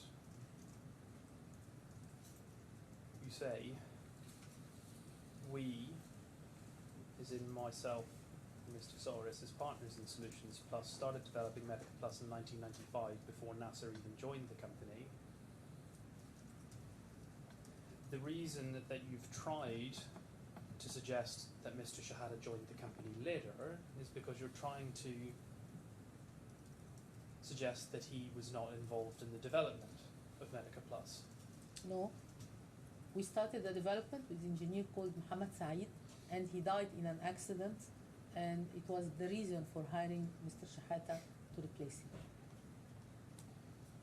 The truth is that when Solutions Plus was formed, the person who had involvement...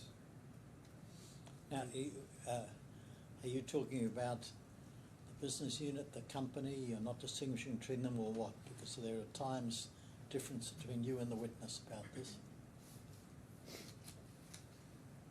When you first started working with Mr. Shehata, the truth is that he was the individual who had been responsible for the technical development of Medica Plus. No. Mr. Shehata used to work in Saudi Arabia in company for interior design, nothing to do with the healthcare, and he left Saudi Arabia for some reasons, and when he came, he established his own business. It's called Mamokka, a company called Mamokka, and then after this, he left it because he didn't do any business, and at that time we were looking for someone to join the team for development. When we started if you allow me, Mr. President, can I explain small thing about copyright and software journey? Maybe it will make our life easier. I think not. I think that Okay. might take us off on a tangent. Okay. Just stick to. Do you remember the question you were asked? Yes, that no, Mr. Shehata joined later after we started developing Medica Plus.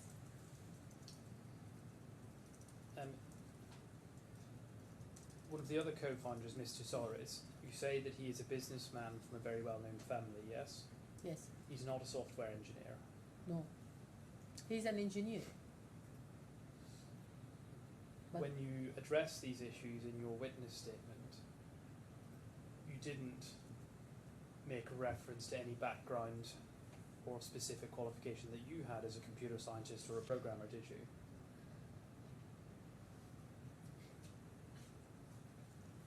I included my bio, and in my bio you may find everything about me.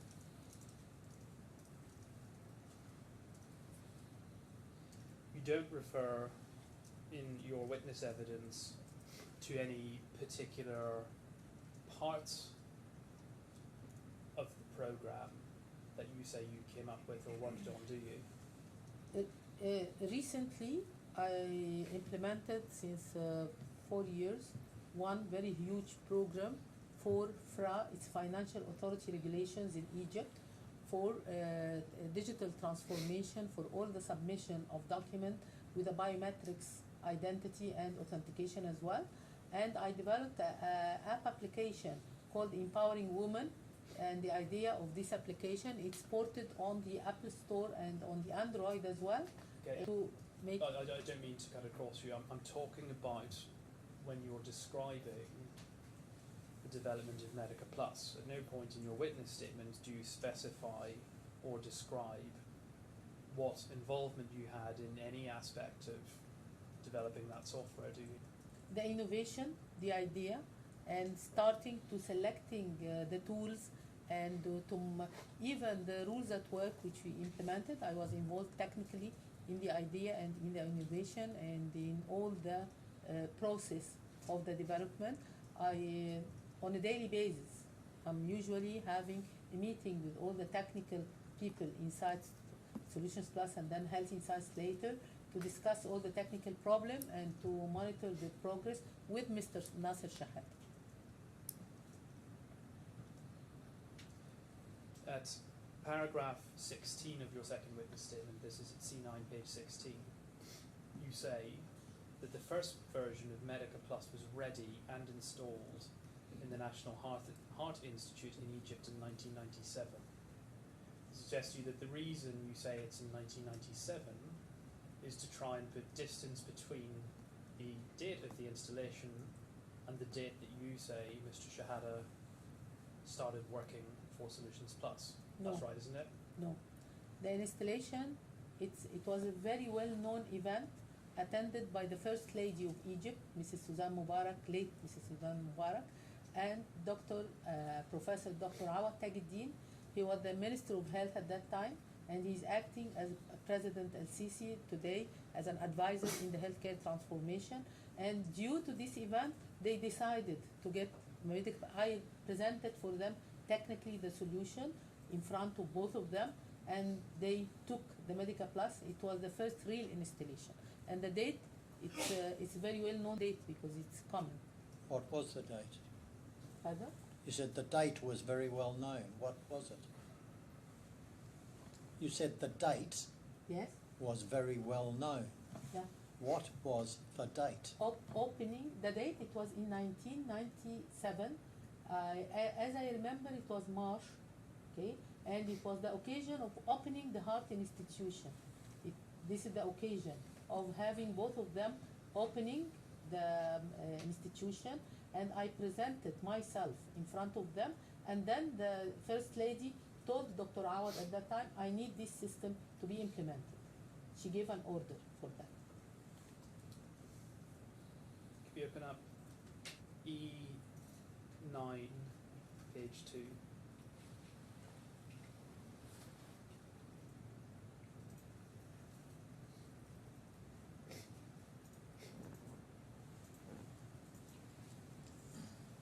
If you could zoom in, please. This is it's a client certification document. It's from 2002.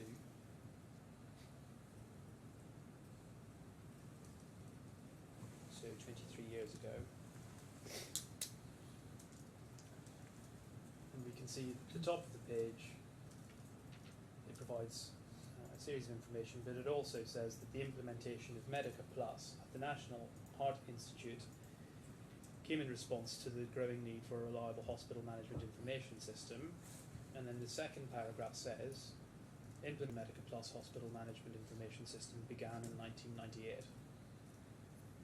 Since that time, there's been an ongoing effort to update the system and in parallel upgrade the technical capacities of personnel who interact with the system there. In August 2002, the Institute began the implementation of a comprehensive automation plan, which will place a greater emphasis on the use of Medica Plus. So, what this document, which is a couple of years after the event, suggests is that the implementation process for the National Heart Institute actually began in 1998.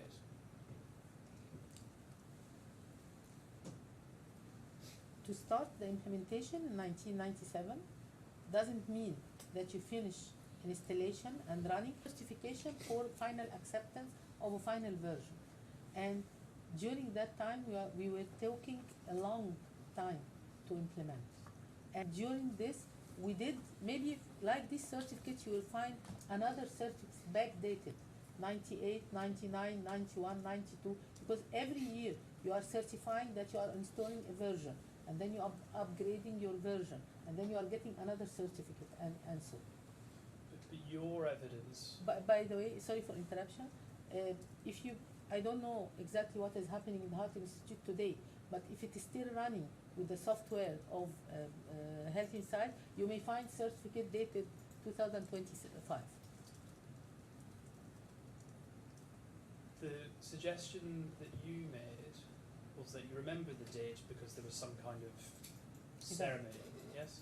It would be slightly unusual to have a ceremony for an event at the beginning of the installation process. You would expect it to come at the end, wouldn't you? No. The First Lady was opening the Heart Institute, and then I vision and present the solution to her. It wasn't installed at that time. It was just introduction and demonstration and presentation. And when she likes the concept, she instructed the Minister of Health to give permission to install this.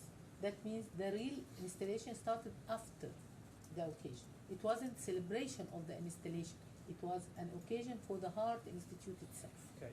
So when you say in your evidence the first version was ready and installed in 1997, do you now agree that that date is incorrect?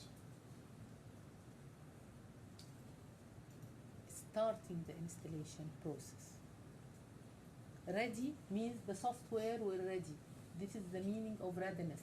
So Readiness means you have a software. You have something to install.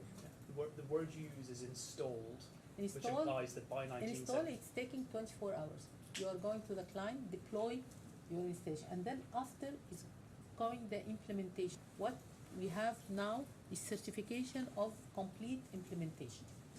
So is what you mean that the installation of Medica Plus for the first time at the National Heart Institute started sometime after 1997. Yes? If Sorry. I could just ask you, Ms. Hosni, the microphone is recording what you say, and obviously it can't pick up you nodding. So if you mean yes, please say yes.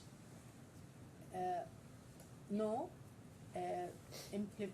implementation takes time, installation doesn't take any time.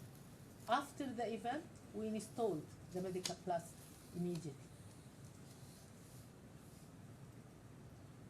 Well, I'll suggest it to you this way, which is that what's said on this document is correct, and that the installation of the hospital management system Medical Plus began, as it says, in 1998.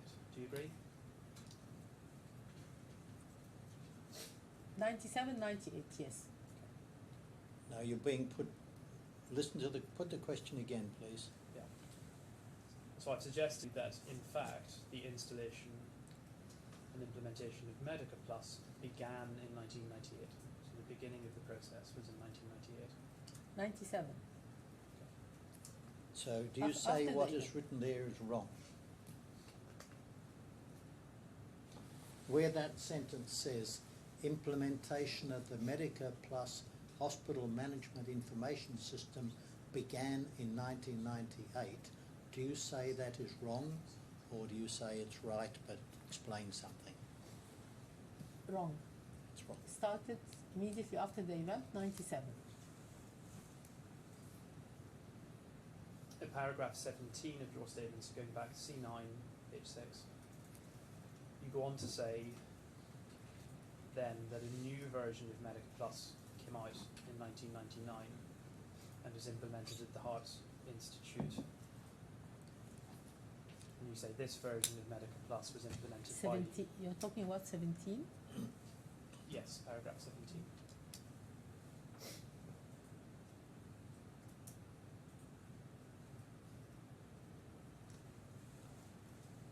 So you suggest new version comes out in 1999, that's been implemented. The new version was implemented by Solutions Plus, not Nasser alone, as you suggest. And the question I have for you is that the document that we've just looked at, which is a certification form for the update, suggests that that in fact happened in 2002. Do you agree? No. I'm talking about a version, and again, every year, and sometimes every 6 months, depending on the bugs we are facing, we are issuing a new version.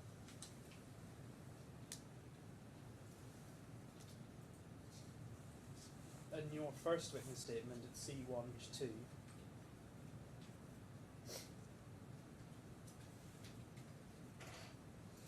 at paragraph 6,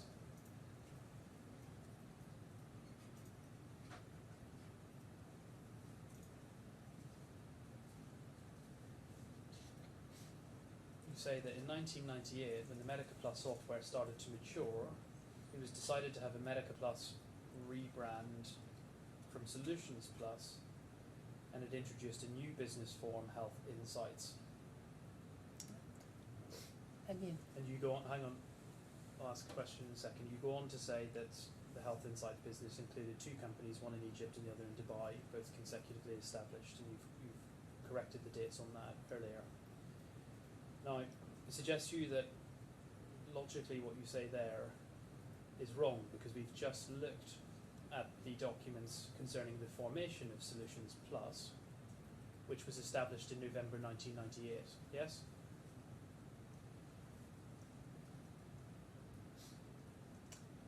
can you repeat the question, please? The company, Solutions Plus, was established in November 1998, yes? Do you No. agree? No. When we looked at the company documents earlier, are you suggesting that those documents are wrong? From a business perspective, it started 1995 as a business unit and then as a company. I'm asking, All this journey, it's the same copyright, the same assets, the same everything. I'm asking you about the formation of the company, Solutions Plus. The legal The formation. legal formation of the company, Solutions Plus.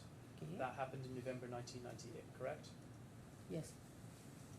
It would be surprising if immediately upon establishing that company, it was also decided to rebrand it something else, wouldn't it?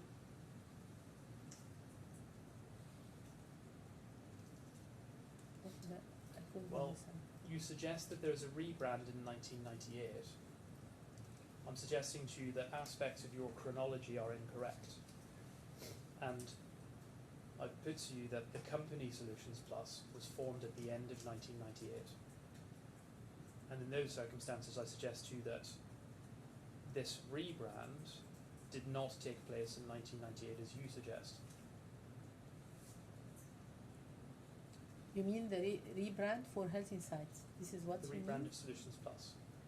That did not happen in 1998. Do you agree?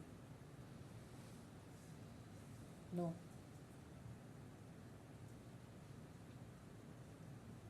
The first time that Health Insights is established as a business, so the company becomes Health Insights Dubai, that is in 2002, correct?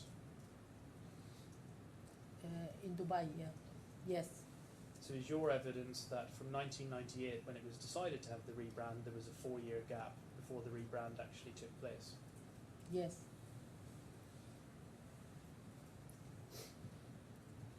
And I think you've now accepted, so Health Insights Dubai is established in 2002, and it's in 2003 that Health Insights for software design, Health Insights Egypt is established, yes? 2003. Yes, Health Insights Egypt is established in 2003. Yes. Yes.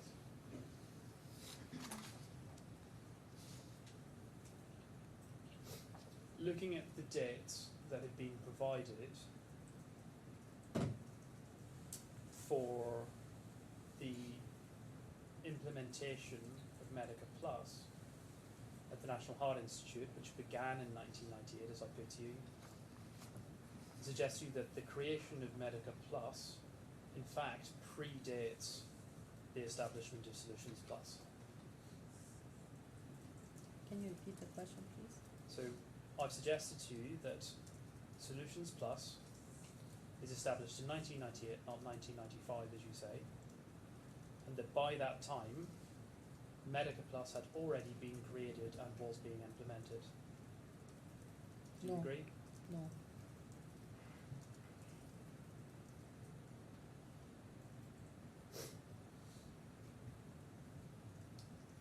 If we look at paragraphs 18 to 19 of your second witness statement, which is at C9,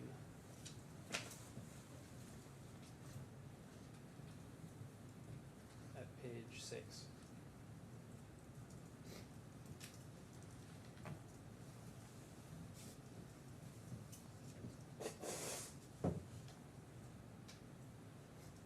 There you make reference to the deployment of Medica Plus in several other hospitals, including Sheikh Zayed Hospital. And in paragraph 19, what you say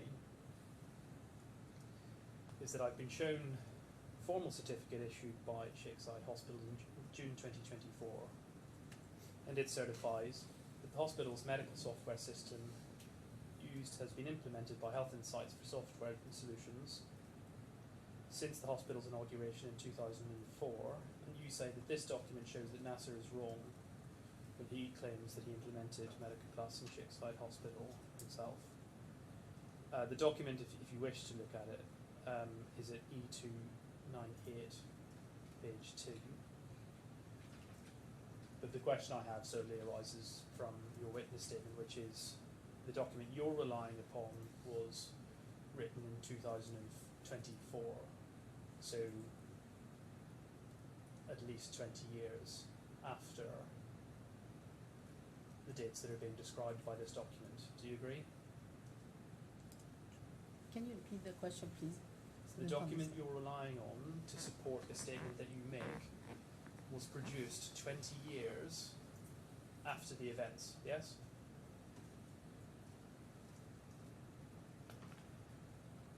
This document? Yes. This is the document that you've referred to in your witness evidence to support a claim that you make about the circumstances surrounding the implementation of the system. Can you repeat your question, Do please? you agree that this document was produced 20 years after the events that you describe?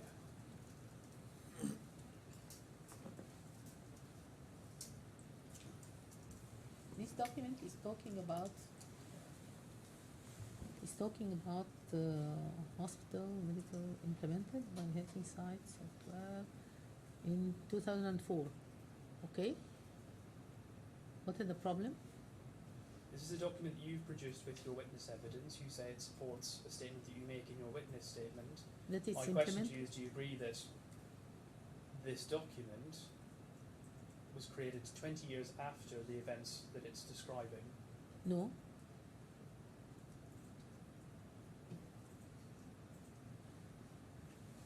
Well, you say you're referring to events in 2004, yes? And to support what you say happened in 2004, you produced a document dated 2024, correct? No. No. All right.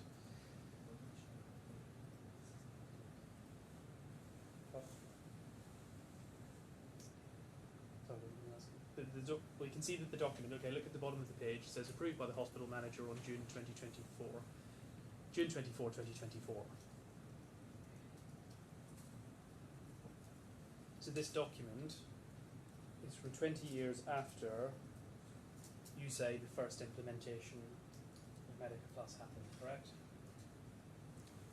Again, implementation and version, it varies on a yearly basis. And you may have such certificate dated 2004, 2005, depending on the version you are implementing. I couldn't understand your question clearly.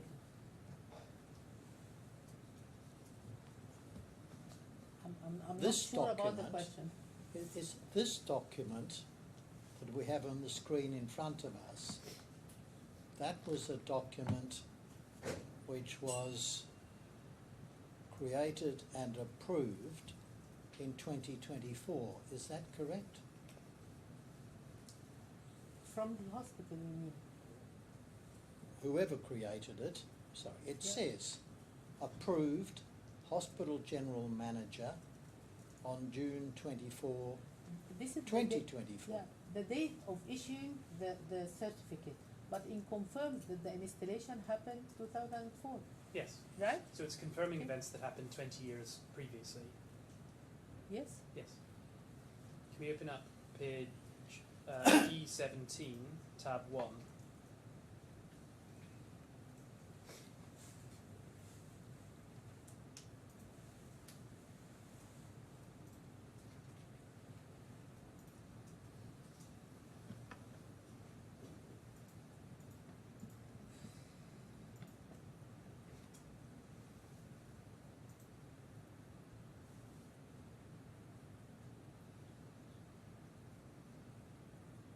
It's slightly faded, I don't know if that's a loading error, but you can see reasonably clearly in any event. But this is from, scroll up to the top, from the Ministry of Health and Population, Sheikh Zayed Specialised Hospital. This is from 30th of April 2003. And we can see that it says, this is to certify that Health Insights has successfully delivered and implemented its hospital management information system, Medica Plus, since the 28th of October 2002. The hospital's currently in the trail soft opening phase.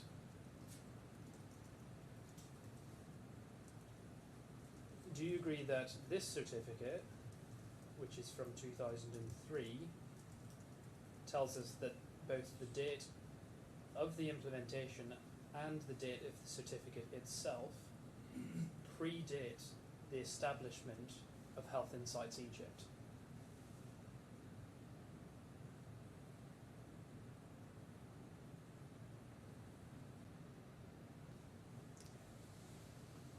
I'm not sure about this document. I'm not sure about the dates. The only thing I'm sure about that when we awarded Sheikh Zayed Hospital, again, we took a decision to span off, because as I said, Solutions Plus has different business units working under the name of Solutions Plus. We got the healthcare and we want to span it in a company called Health Insights. And it worked the same concept like Solutions Plus. When we started under Orascom Technology Group, it was Health Insight acting under Solutions Plus. Maybe something, I don't know anything about these documents, and I'm not sure about the date. But the only thing I'm sure that the award contract, it was for Health Insights as a business unit. By the way, business unit, we are signing contract and we are getting revenue and we are issuing invoices, everything. Okay.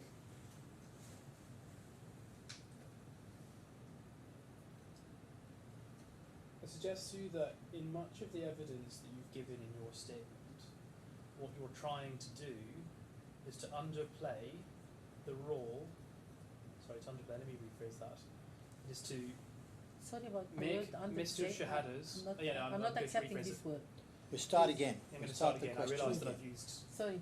a word that's maybe not quite so Okay. obvious to I'm- a non-native I'm, English speaker. You're trying to give the impression in your witness statement that Mr. Shehata's role in the business in this period of time and his role in the creation of Medica Plus was much less significant than it actually was.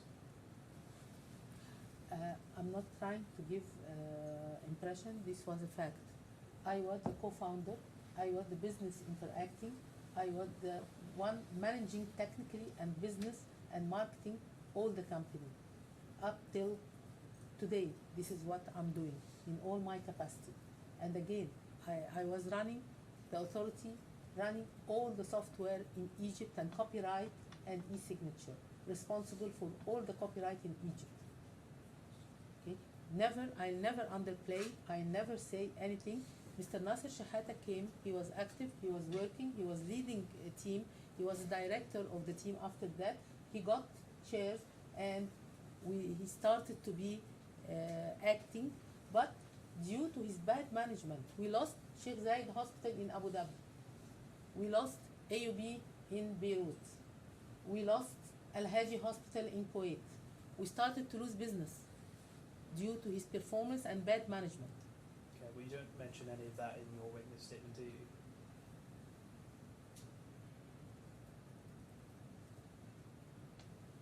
I'm adding it now.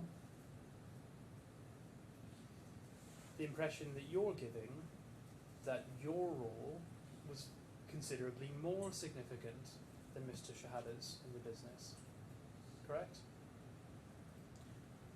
I'm not giving the impression, I'm telling the truth. My role was 100% fingerprint out of this. And when we met Al Khalij for the first time, we started to face cash flow problem in the company due to two facts. Because I sold Solutions Plus, which was bringing funds to sustain the business in Health Insights, and we started to lose business opportunities. And that's why the company started maybe will be collapse. And then I met Al Khalij and they gave us opportunity and they did a good job, as I can see over the years in Saudi Arabia markets and other markets as well. We've looked at it already, but in paragraph 8 of your first statement, which is C1, page 2,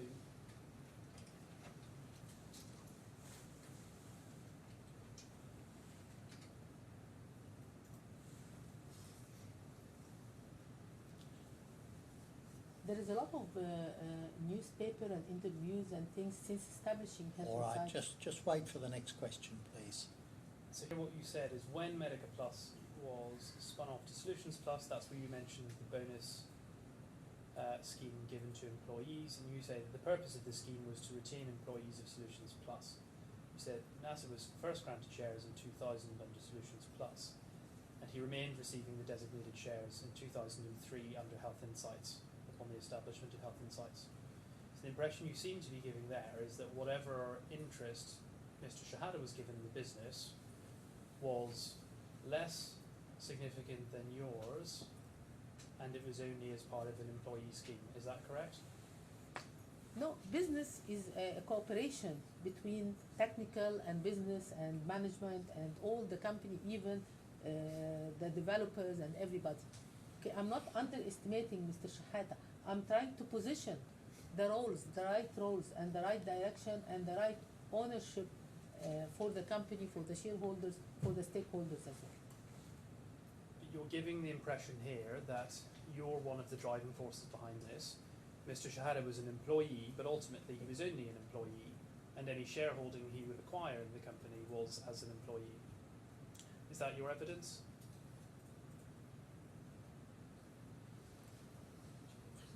Can you rephrase the question again, please? Okay. You say, let's break it down. There's a bonus share scheme in Solutions Plus given to employees, yes? Yes. You say that's how Mr. Shehata acquired his shareholding, yes? Yes. You suggest that those shares were first granted in 2000 under Solutions Plus, correct? Yes. And upon the establishment of Health Insights, what you say is that he remained receiving the designated shares, which I assume you mean by that the shares he was allocated as an employee. Yes. So do you say that when these companies were established, Mr. Shehata's shareholding would have been less significant than yours? Yes.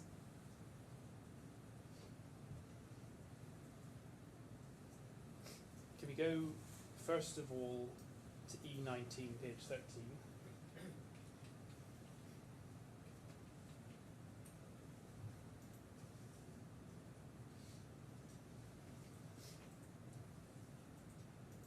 And we can zoom out slightly, but if we can scroll up, we can scroll up to the top of this document.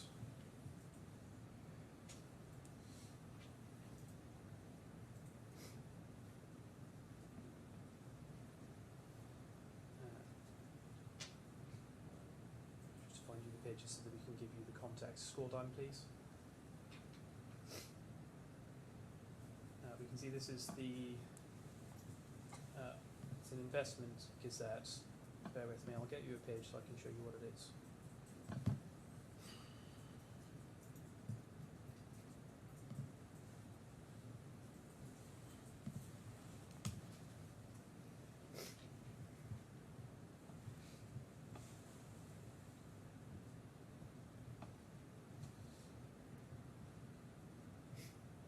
If we go to page 10, we can see what this relates to, which is company documents for Health Insights Egypt.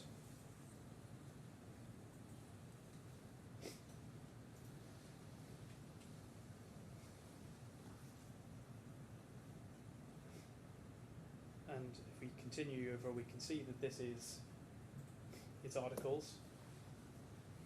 And the page that I'd taken you to, at page 13, set out your respective shareholdings in the company.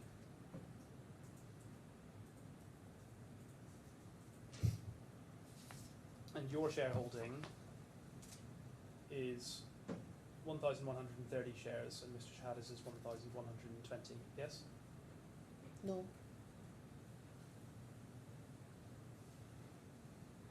What do you mean? Something wrong in this. I don't know.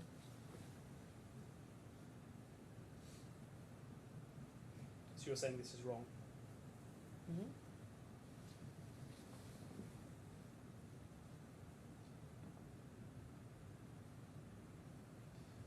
I'll suggest to you that you were,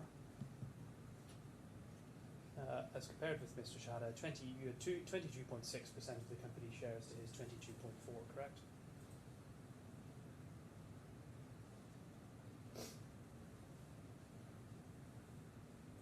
Number of shares and all the figures I couldn't remember, but it was more or less very close to each other, and that's it. This is what I remember. The So number of shares I couldn't remember that. Well, so you now remember that the number of shares that you had was similar to the number of shares that Mr. Shehata had. A little bit higher.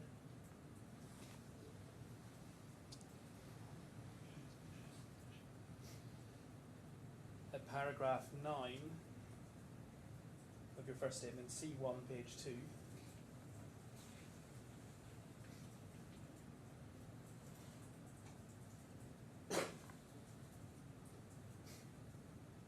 you say in 2004, this is Mr. Cyrus, your other business partner, the other shareholder, he decided to exit the information technology business. He transferred his shares in Health Insights to me.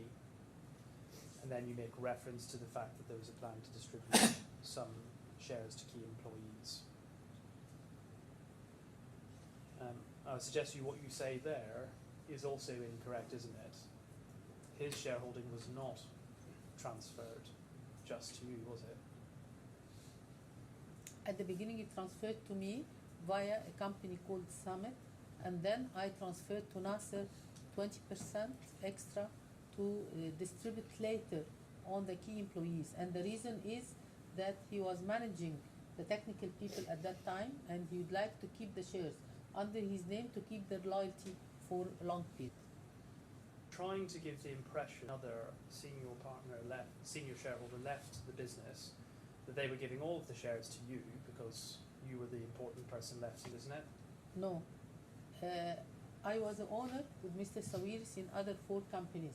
One of them is Solutions Plus, one is called IIS, the internet provider in Egypt, and no Nasser in this company, and the 2 Health Insights, Egypt and Dubai. And what we made in this transaction, we made a share swap between what I owned versus Mr. Naguib's shares, and then I gave him some checks, posted checks from my personal account to make the share swap. The reason is, at that time, because we started to conflicted with Nasser, and we had a lot of clients, and I want to keep the clients, and I tried to give him the extra 20%, which we supposed to distribute to the employees under his name, to retain him and to retain the employees as well. If we look, I'm not giving any impression, please, I don't like this word, if you allow me. I'm telling the truth. if we look at E25, page 1, we can see what changes occurred in the shareholding of the business during, this is in the 21st of November 2004. You can see the date at the top, and if you scroll down to the bottom of the page, please. So initially,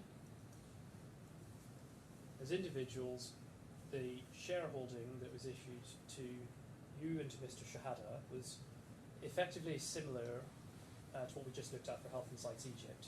You had a little bit more. You had 113 and you had 112, correct? Yes. And after these changes in 2004, Mr. Shehata actually, for this period, becomes the majority shareholder. He ends up with 301 and you end up with 199. No, this is not correct.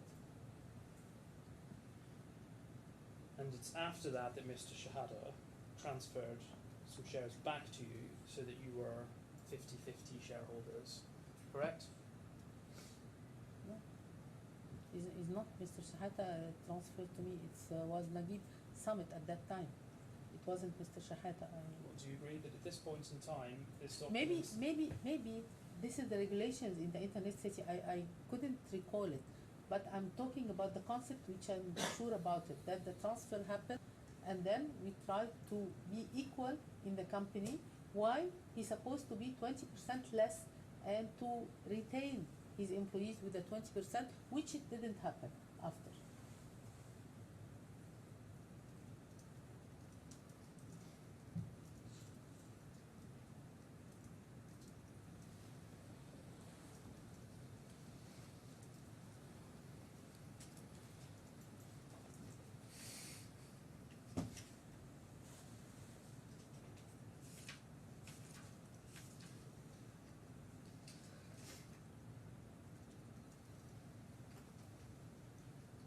in your second witness statement, C9, page 4, paragraph 10,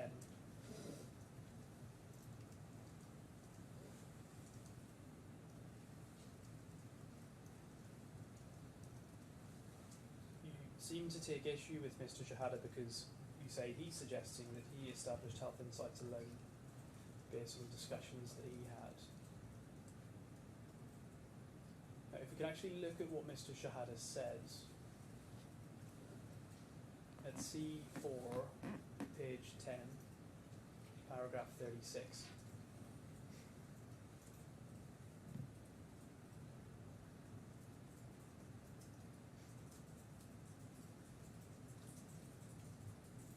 refers to discussions that he had been having, and what he says is, I co-founded the second defendant in late 2022. He refers to the certificate of incorporation. And you can see at the bottom of... I co-founded the second defendant in late 2002. Did I say 2022? I think you did. Yes, apologies, 2002. And you can see over the next page, it makes reference specifically to you being the manager of the second defendant. So you take issue with it, but Mr. Shehata isn't saying that he founded it alone, is he? He's acknowledging that he co-founded the business, correct? No, And there were 3 of you who co-founded the business, correct? me and Naguib, we founded the business, and we appointed Mr. Nasser, and then we gave him shares, and we started to increase his shares. That's it.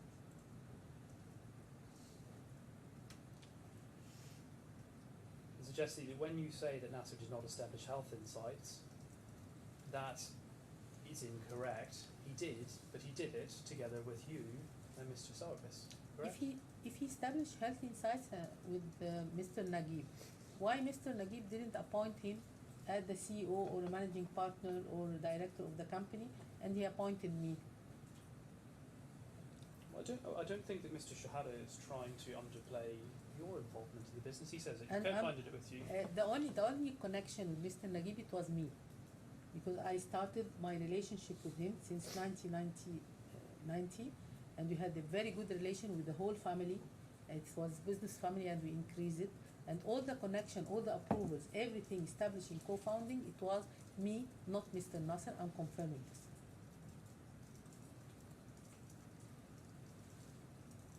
So I understand in your witness statement you also seem to suggest that you were the person who came up with the name Health Insights.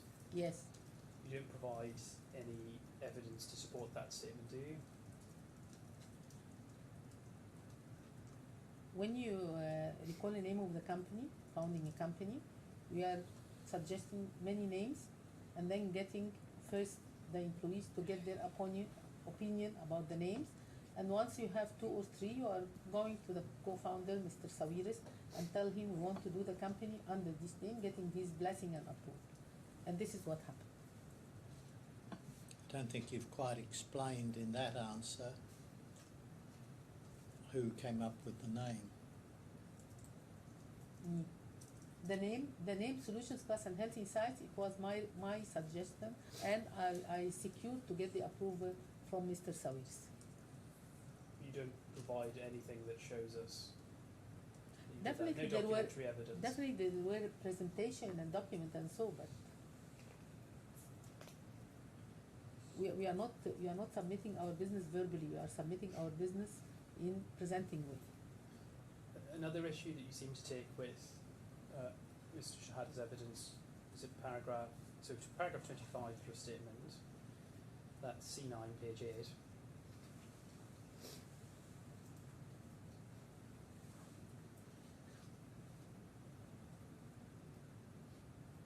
And you say that he makes reference to registering Medical Plus and Health Insights Dubai's name with the US Copyright Office. I note that I was not aware of this registration. Could we look at E14, please?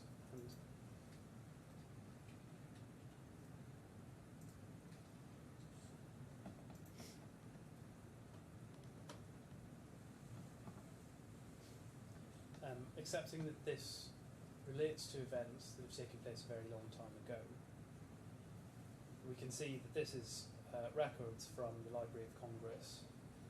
It refers, and the email goes on, but it's a reference to copyright claimant Health Insights FZ LLC. There are titles of, it says Hospital Information System Billing and Description Computer Program, print only deposited. And it goes on like this. We see that there's reference to a registration number on the 17th of March 2003.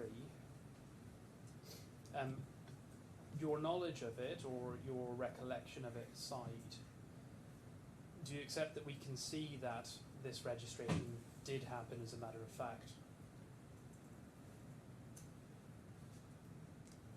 What do you mean you mean the date, or you mean the registration of the? Well, I just want to understand how far you go in your evidence. So when you say that you note that you weren't aware of the registration, do you go so far as to say registration didn't happen, or just that you weren't aware of it?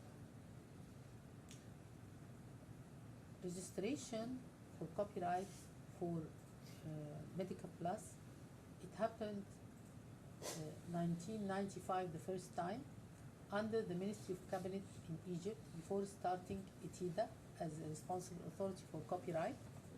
And then we did it in ETIDA, and then when we established Health Insight, we did it in Health Insight. And Mr. Nasser, as the Chief Technical Officer at that time, he was responsible to maintain the copyright and to submit all the documents regarding the copyright. And I think that the shareholders, Mr. Salman and Mr. Mustafa, when they got their shares in the company, part from the auditing process, it was auditing the copyright document at that time. This is what I'm sure about.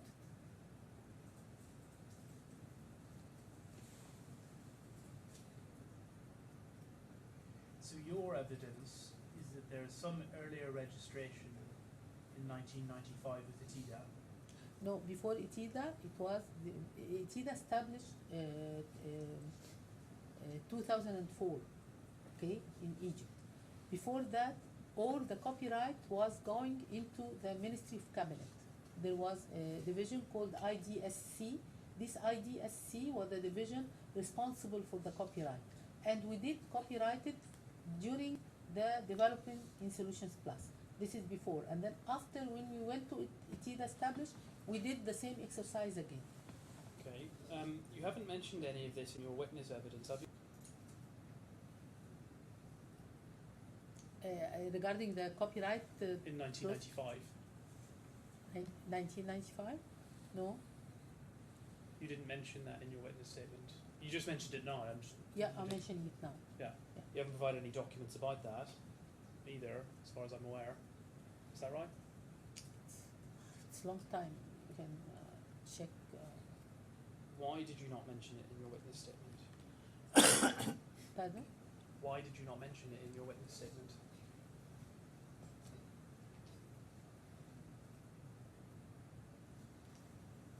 No one asked me about the history. I'm responding. My statement was responding to Mr. Nasser's statement.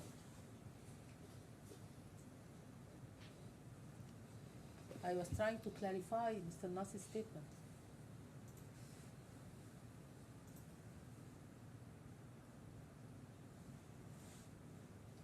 When you say there was a registration in 1995, who do you say the copyright was registered to the benefit of? Solutions Plus at that time. We've looked at some documentation around the establishment of Solutions Plus as a company. Yes? Okay. That was in 1998. So, insofar as the copyright was registered to a company, what was the name of the company it was registered to in 1995? To an under-establishing company called Solutions Plus. And the copyright law allows that you can copyright it, even your thoughts or your idea or your innovation, under name or under establishing company or under a company. This is by law. But what company existed at that point in time? Solutions Plus as a business unit under Orascom Technology Group. When you say business unit, can you please be more specific about what you mean? We will define it as an under-establishing company called Solutions Plus. And the register, it was Orascom Technology Group. So it would be a RASCOM. No, the copyright was under Solutions Plus as an under-establishing company.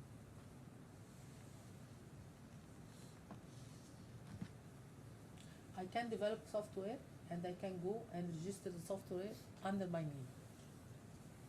But you're not suggesting that it was registered under your name personally, are you? No, No. under the company, never under my name. Why? Because copyrighted usually to the company who spent the funds and getting the computers and getting the employees and paying for the programmers to develop the software. If we look at E10, please.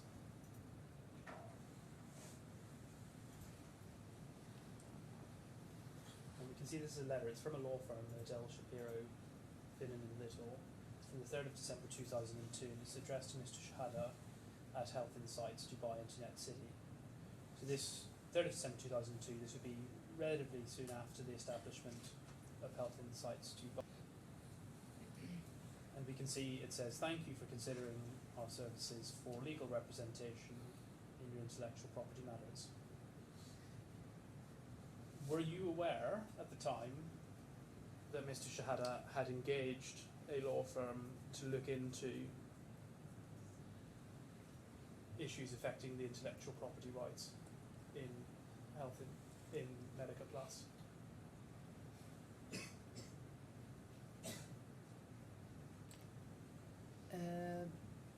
I'm not sure that this is the firm we hired for doing the I'm not sure about the name, but I know that we are getting a firm to make the copyright under Health Insights.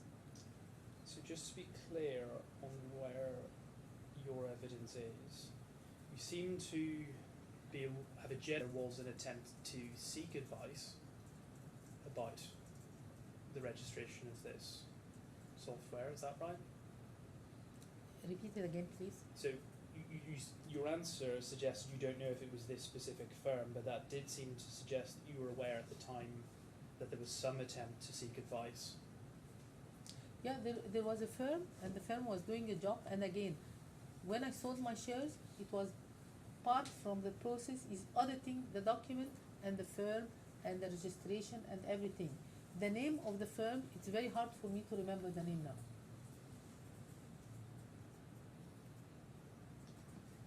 And to come back again, just to clarify, in your witness statement, when you say that you weren't aware of the US Copyright Office registration,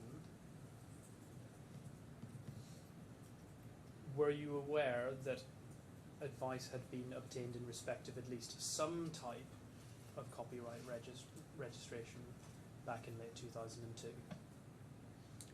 Process of doing copyright, yes. Where and the firm, I'm not sure that this is right. It wasn't in the States, by the way. I can't remember. It's very hard for me to remember. In your witness statement at paragraph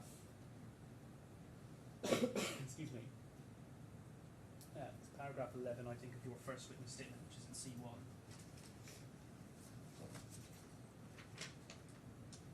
Yeah, so C1, page 3.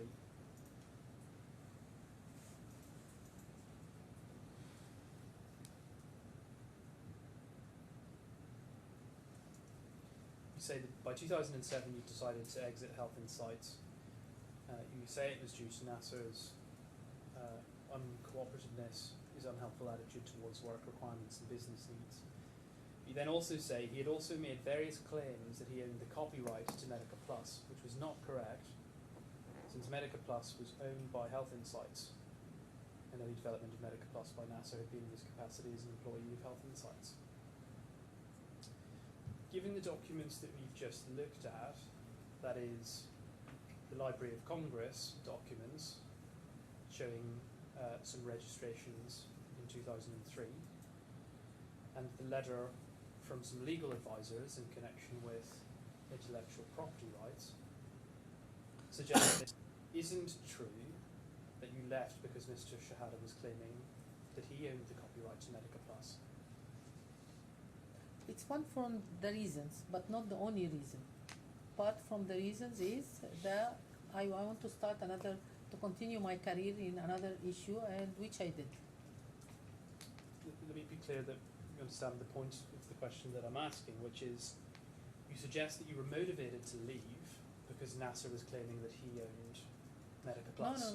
no.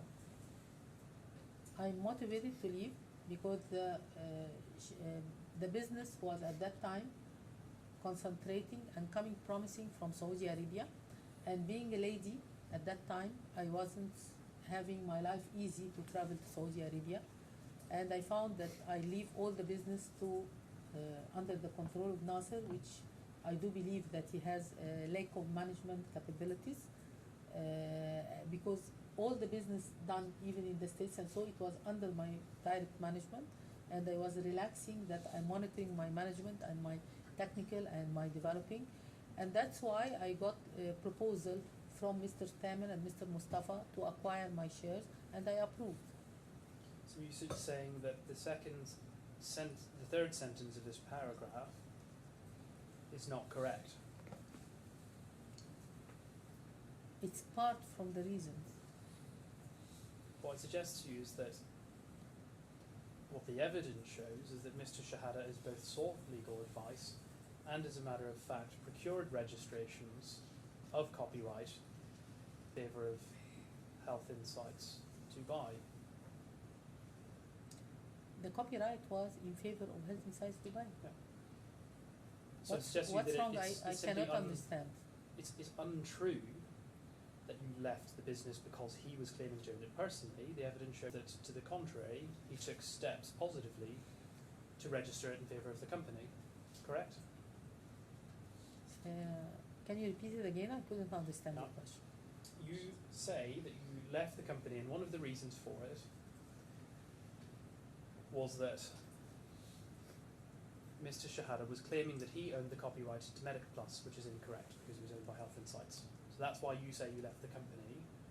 I've taken you to documents which suggest that that's incorrect because not only has Mr. Shehata sought out legal advice about the copyright, but he's also in fact registered with the Library of Congress that copyright. Under the name of Health Insights. Yes. Okay. I left the company due to 100 reasons. One of them, it was conflicting in the way of doing business, conflicting of the way he's complaining. And the first thing, I had a plan with Mr. Sawiris himself. When I left, when I sold my shares, I came back to Mr. Sawiris, Orascom Telecom, and I started to divert my career in another way. You're telling us some reasons why you left. Listen please to the question and focus on the question. Put your question again, Mr. Doherty.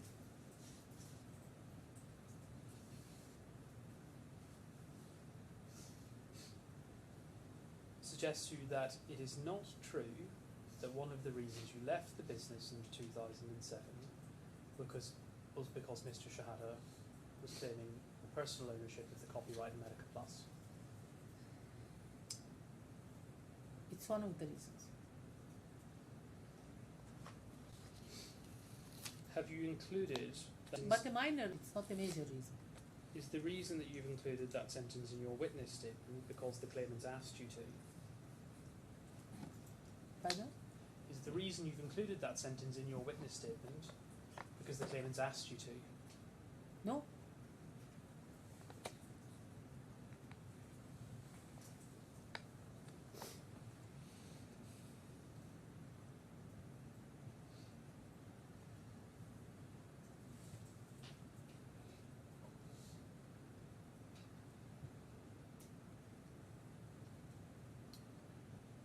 Since leaving the Health Insights business,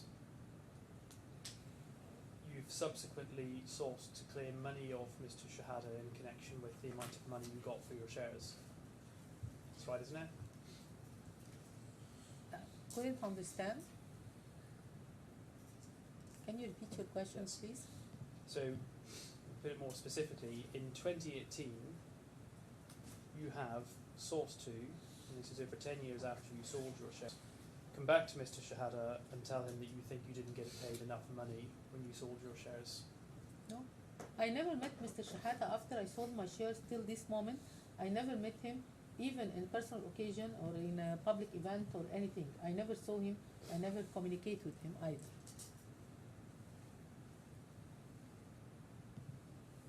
Could you open up E115, please?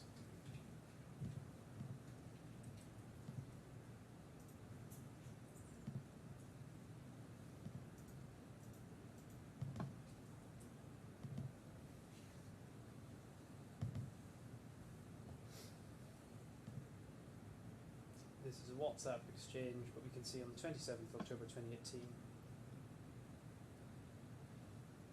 you write a message and you say, "Good morning, hope this finds you well. I'd like to remind you that as part of Health Insight's sale agreement, the remaining contract proceeds, which were approximately $200,000, were to be divided equally between us. Upon reviewing the terms of sale, I find that I sold 40% of my shares while you only sold 20%. The difference is I'm entitled to £317,000. Please settle it, thank you." And then over the page, if we could go to the next page, please, page 2, message at 1307. By the way, legally I may have no rights, but with God this is what I'm entitled to. It is also not right that my name is not listed as a finder of the company and the company's data. Anyways, I'm not sending any more messages, but I don't forgive you. So First time for me to see this. What is this? Suggest to you that these are messages that you've sent to Mr. Shehata over 10 years after you sold your shares, asking him to pay you more money for your shareholding. No. You disagree? So you say you did not send these No. messages?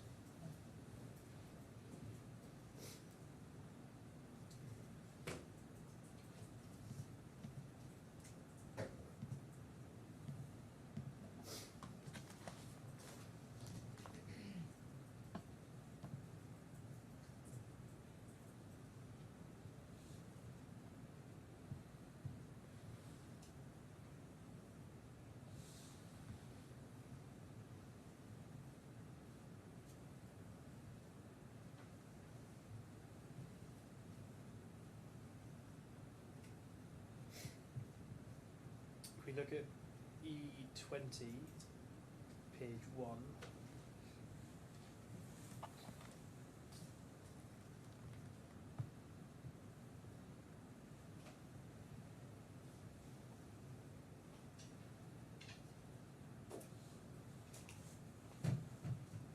this is a contract. It's actually signed subsequently, but it's dated May 26th, 2003. We can see that it's between Health Insights FZ LLC, represented by you, and Hadi Clinic. And this is a contract that you entered into on behalf of Health Insights Dubai, correct? Signed between Hadi So Clinic if you and scroll to the bottom, it's with Hadi Clinic, but we can see the signature. So it's a contract from 2003. If you go to page 3, for example, it's a contract that you entered into for Health Insights Dubai in August 2003, yes? yes, And this is after we've seen the documents in respect of the copyright registration with the Library of Congress, correct? So they were March 2003, this is after that. I'm not sure about the documents, but I'm sure about the date of Hadi. It was August 2003. And by the way, Hadi Clinic is one from the hospitals who terminated, after they knew that I sold my shares, they terminated the contract with Health Insights. If you go to page 5, at the top of the page,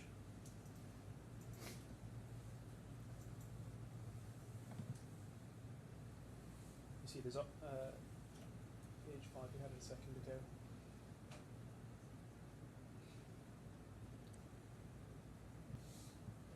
Article 3, what is said in the contracts at this point in time in the middle of 2003 is that that the software, Medica Plus, is owned by Health Insights Dubai, correct? Yes. The ownership was to Health Inside Dubai, Health Inside Egypt. Both of them copyrighted and has an ownership for the software.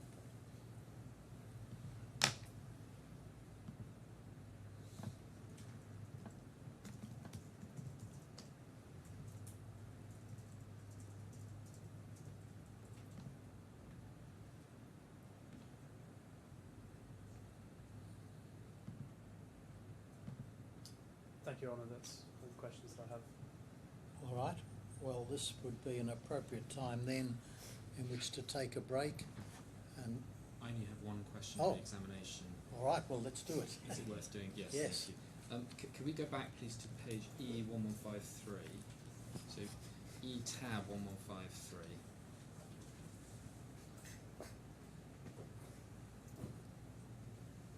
So you'll recall that you were shown some translations of messages that it was said were sent from you to Mr. Shehata. Perhaps I'll just show you what you were shown previously. Can we go up to page 1 of this document, please?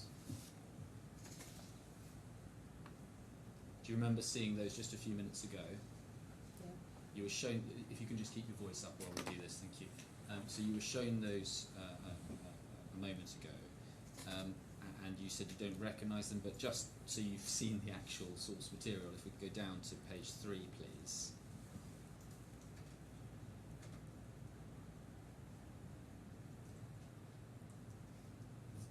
Those appear to be the messages that have been translated. Can you go up to the top of the page, please?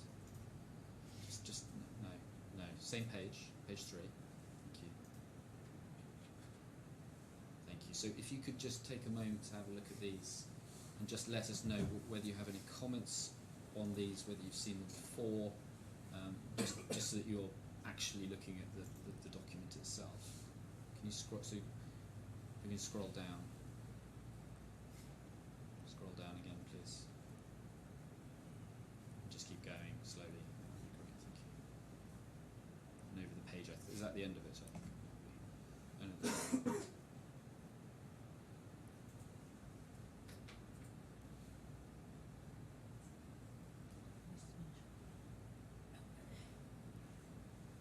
Thank you. So, firstly, did you send those messages? No. Are there any other comments you would like to make about those messages as you see them? The dates, because it's all talking about 18 and then 2022. That means I sold my shares 2007. Why I remember? I have a busy life. How I remember? I never remember him till I started to do business in the healthcare again since 3-4 years after I left Itida, and I used to see companies in the market, and that's it. This is my relation, but this is wrong.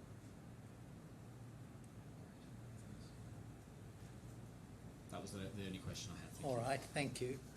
Well, that completes your evidence, Ms. Hosni. Thank you for your assistance.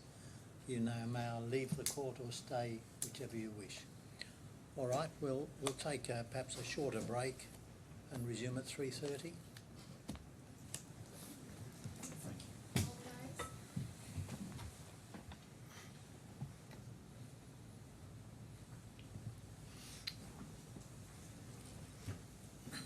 Yes, Mr. Montague-Smith. So Your Honour, I call the claimant's next witness, who is Mr. Marwan Al-Shami. He's sitting in this box there. Before he is sworn in, I should just raise one issue. It was anticipated previously that Mr. Al-Shami would give evidence largely in English and get assistance as he went along. Having met with him, my assessment is it would be much more efficient for him to give evidence in his native language and have translation all the way through. I mean, he could be asked questions about this, but I can tell you my understanding of his, All right. his capacity in English, if you like. But essentially, he can read it, he can understand it broadly. He finds the communication a bit more difficult, and it will slow things down. Do you have any observations about that, Mr. Doherty? No, I think we're agreed. We'll proceed with interpretation. All right, we'll proceed in that way then, Mr. Montague-Smith. Please can I confirm whether you prefer to swear on oath or by affirming? On oath. And what is your holy book of choice? Now, Mr. Al-Shami, I'd ask you to speak speak up loudly.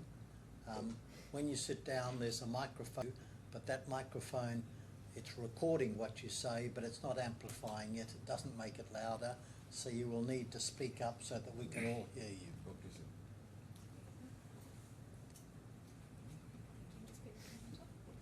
Can you please confirm your name and occupation? My name is Marwan Rajab Ahmed Shem. Occupation, I work as As a consultant? I'm working as ERP software manager. Please repeat after me. I swear I swear by the Almighty God, by the word of the God, by the Almighty God, by the Almighty God, that I will say nothing that I will not say nothing but the truth. but the truth. Thank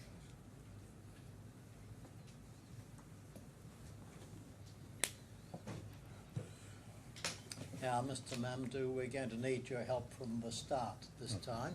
So again, when Mr. Montague Smith asks a question, will you translate it? And then, Mr. El-Shami, if you reply in Arabic, Mr. Mamdou will translate what you say into English. Okay. Thank you. If we could please bring up bundle C, tab 6. Now, Mr. El-Shami, you will see on the screen a witness statement. Yeah, I see it. I mean, We can be flexible about we can be this. flexible, very good. Can you confirm that that is your witness statement? Yeah, I confirm. And have you read and understood that statement? Yeah, I read it and understood it. And if you can turn to the end, please, operator. Is that your signature? Yes. Mr. El-Shami, can you confirm that the contents of that statement are true? هل محتويات هذه الوثيقة صحيحة؟ نعم صحيح. Yes. It's true. If you wait there, there'll be some questions for you. Okay. Thank you. Good afternoon, Mr. Shami. Good afternoon. If at any point you don't understand what I'm saying, if you don't understand the question, you can ask me to rephrase it and I'll try to put it in as best we can where we're speaking different languages a way that it's easy to understand. Okay. But please just tell me if you don't understand rather than waiting for me to finish. في حال لم تكن بفهم أي شيء أو أي نقطة يرجى طلب مني إعادة ذكرها أو إعادة صياغتها بشكل آخر بحيث تستطيع فهم. Okay. In your witness statement, you make reference to your role as being Enterprise Resource Planning Development Manager. في شرح حضرتك طبعا ذكرت أن حضرتك بتتولى هذا المنصب حاليا. Is that your current role? Yeah, my current role now. Since when? This position since 6 months, about 6 months.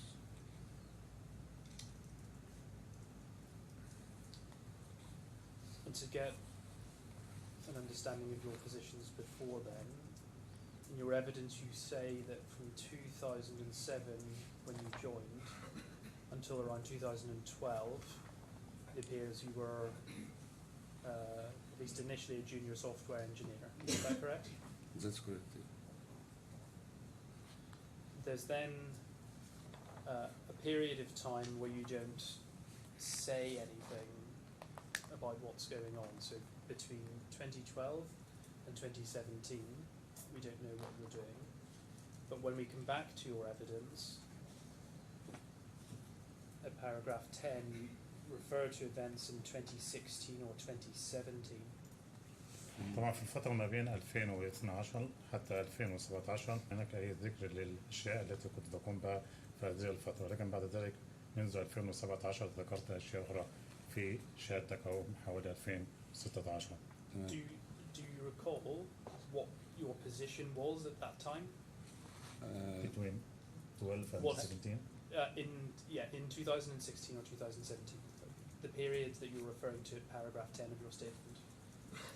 What was your job? ما كانت وظيفتك في هذه الفترة 2016 2017؟ في الفترة من أول ما ابتدأت شغل في 2007 اشتغلت جونيور سوفت وير ديفلوبر. When I started in 2007, I started as a junior software engineer when I first joined the company in 2007. بس الجو العام في الشركة كان فلات اورجانيزيشن، ما كانش لا يوجد اي ترقي او اي ترتيب في الوظائف، فبالتالي فضلت جونيور سوفت وير لحد 2015. In the time there were no promotions or hierarchy, so I stayed in my position as junior software engineer up to 2017.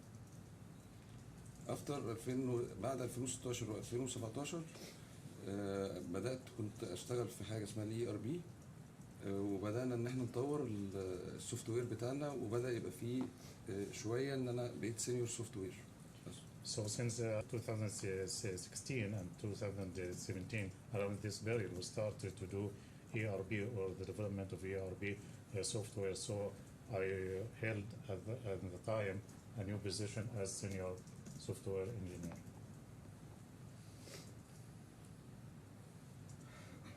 When you say ARB, sorry, it's not an abbreviation, I understand. What is ARB? ERP? ERP, yeah. What does it mean? What it stands for? Sorry. Enterprise. Enterprise. Resources planning. Oh, right, sorry, I see. Enterprise resource planning. So it's your current position, ERP, is what you started in 2017, I understand. No. What he? No, his evidence was that he started doing ERB in 2016, 2017. Yes. At that point, he was appointed as a senior software developer. That was the answer. His position, his evidence on when he became a manager was about 6 months ago. Right.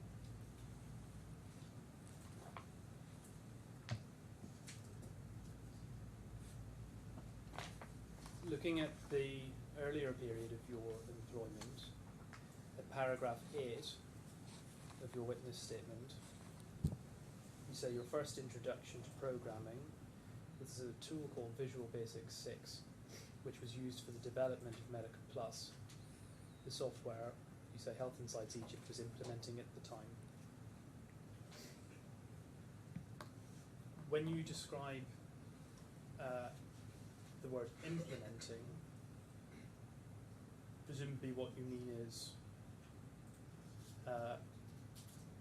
doing work, implementing, testing, and customizing the Medical Plus program for customers.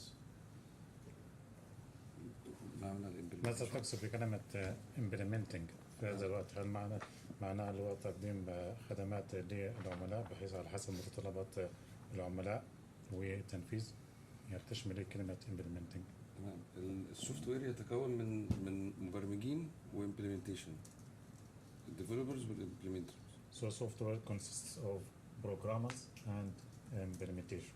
Implementation الأشخاص المسؤولين على تطبيق هذا النظام عند العملاء، تمام؟ Implementation team is responsible for the implementing the system with the clients.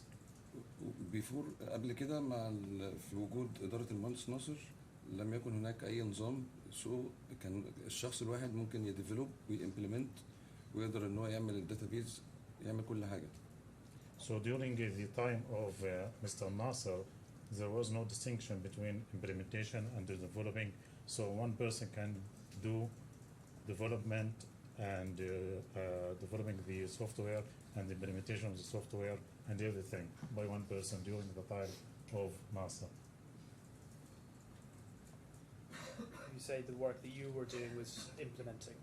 No, I was a developer, but sometimes I need the business needs from me to be an implementation or support. Sometimes online. I didn't visit any site before.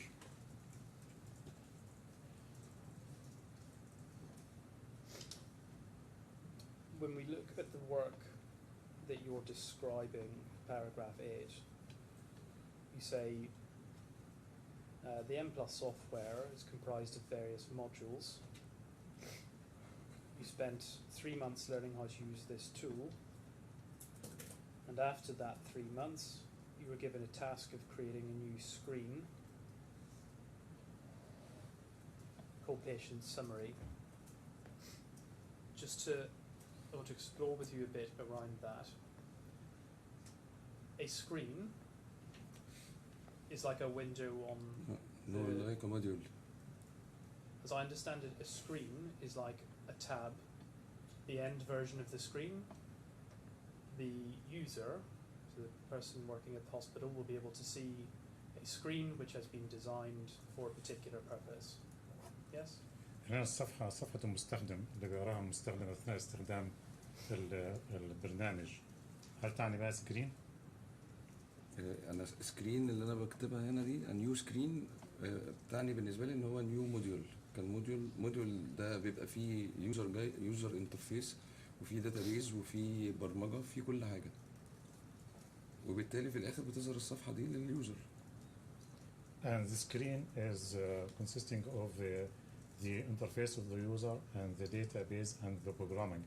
And at the end, this would be included in the screen that would appear to the user. Yes. So when you are designing a screen, if you're looking at it as a user, you would have different sections which contain different types of data. For example, you might have data dealing with a patient's blood results. Yes? يعني عندما تنظر للشاشة فبالتالي بتحصل على بيانات أو معلومات متعددة. على سبيل المثال مثلا نتائج التحليل الدم للمريض.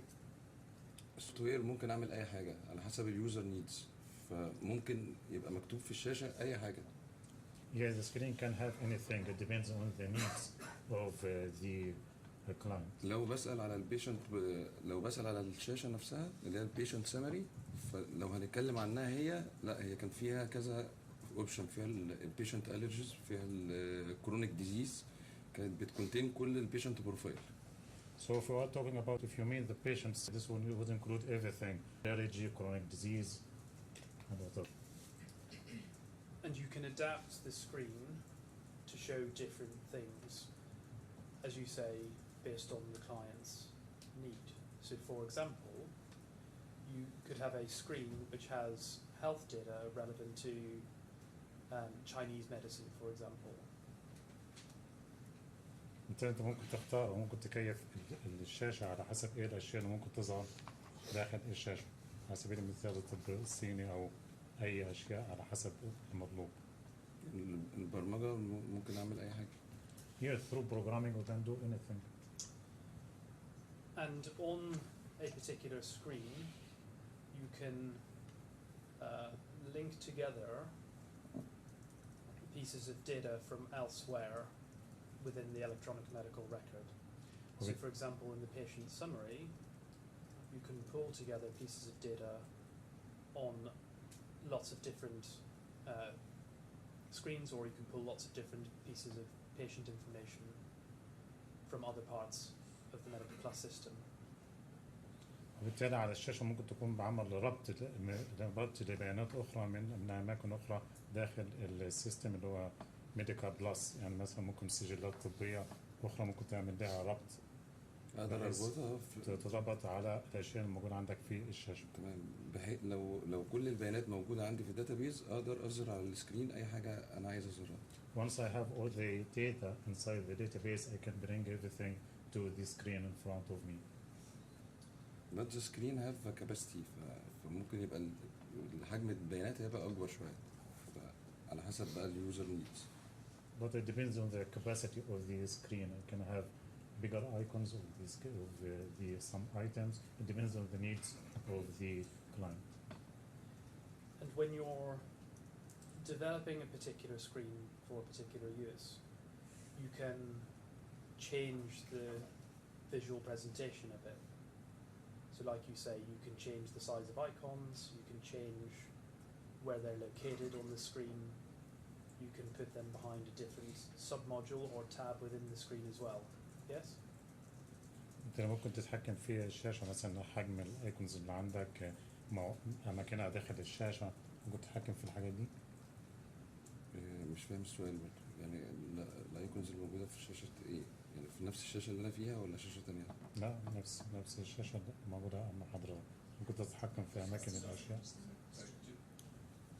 Apologies for interrupting. I know the instruction the judge is going to give Yes. you, I think, is What? just translate. Yes. Okay. Um, I can't understand the question.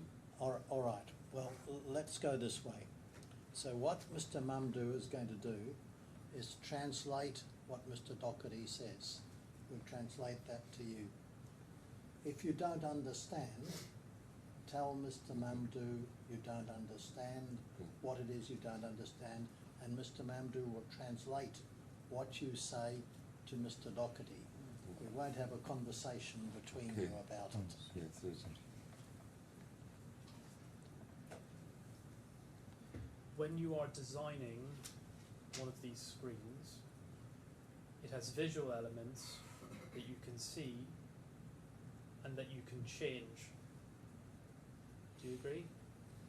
عند تصميم الشاشة بالتالي عندك أشياء تستطيع أن تراها وعناصر مرئية ممكن أن تقوم بتغيير في هذه العناصر على الشاشة. بتتكلم على اي شاشه ولا شاشه معينه؟ Which screen you're Which- talking about? Any screen, let's say, let me break it down.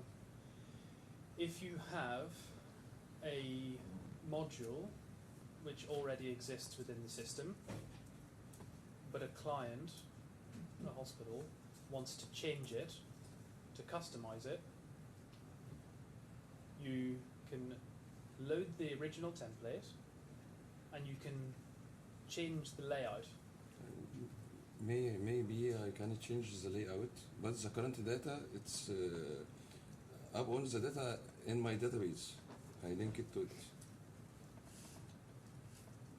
Let's pause on the screens for the moment. So if a client wants the patient summary to look different, they can give you feedback and you can go in to look at these screens. You can move things around, or you could add different types of information to that screen. هل لو البيشنت سمري الموجود عندك مثلا لو احتاج العميل إنه هو يغير من شكل الشاشة من حيث البيشنت سمري يعني غير أماكن الأشياء على الشاشة أو يضيف أشياء للشاشة. ممكن اعمل كده في حاله ان انا اغير اللاي اوت بس، لكن الداتا الميجر داتا موجوده زي ما هي. I can only change the layout but the data are the same. When you say the data, do you mean the patient information? Patient information and the data the customer needs me to overview يعني.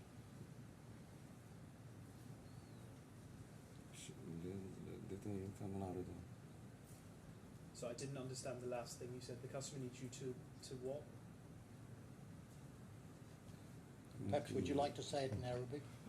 ممكن ان انا اغير في الداتا اللي موجوده بناء على اليوزر عايز مني ايه او الاند يوزر عايز مني ايه. I can change the data according to the needs of the user, اللي هو الكاستمر يعني.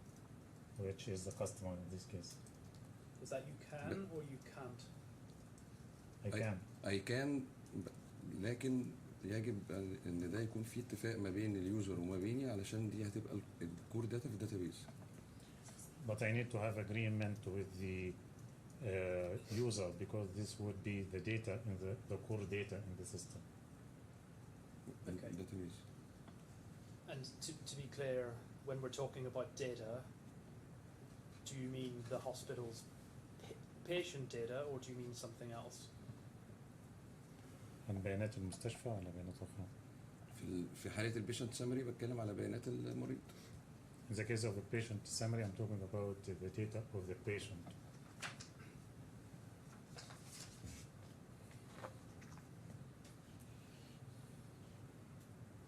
When you are developing or working on a screen,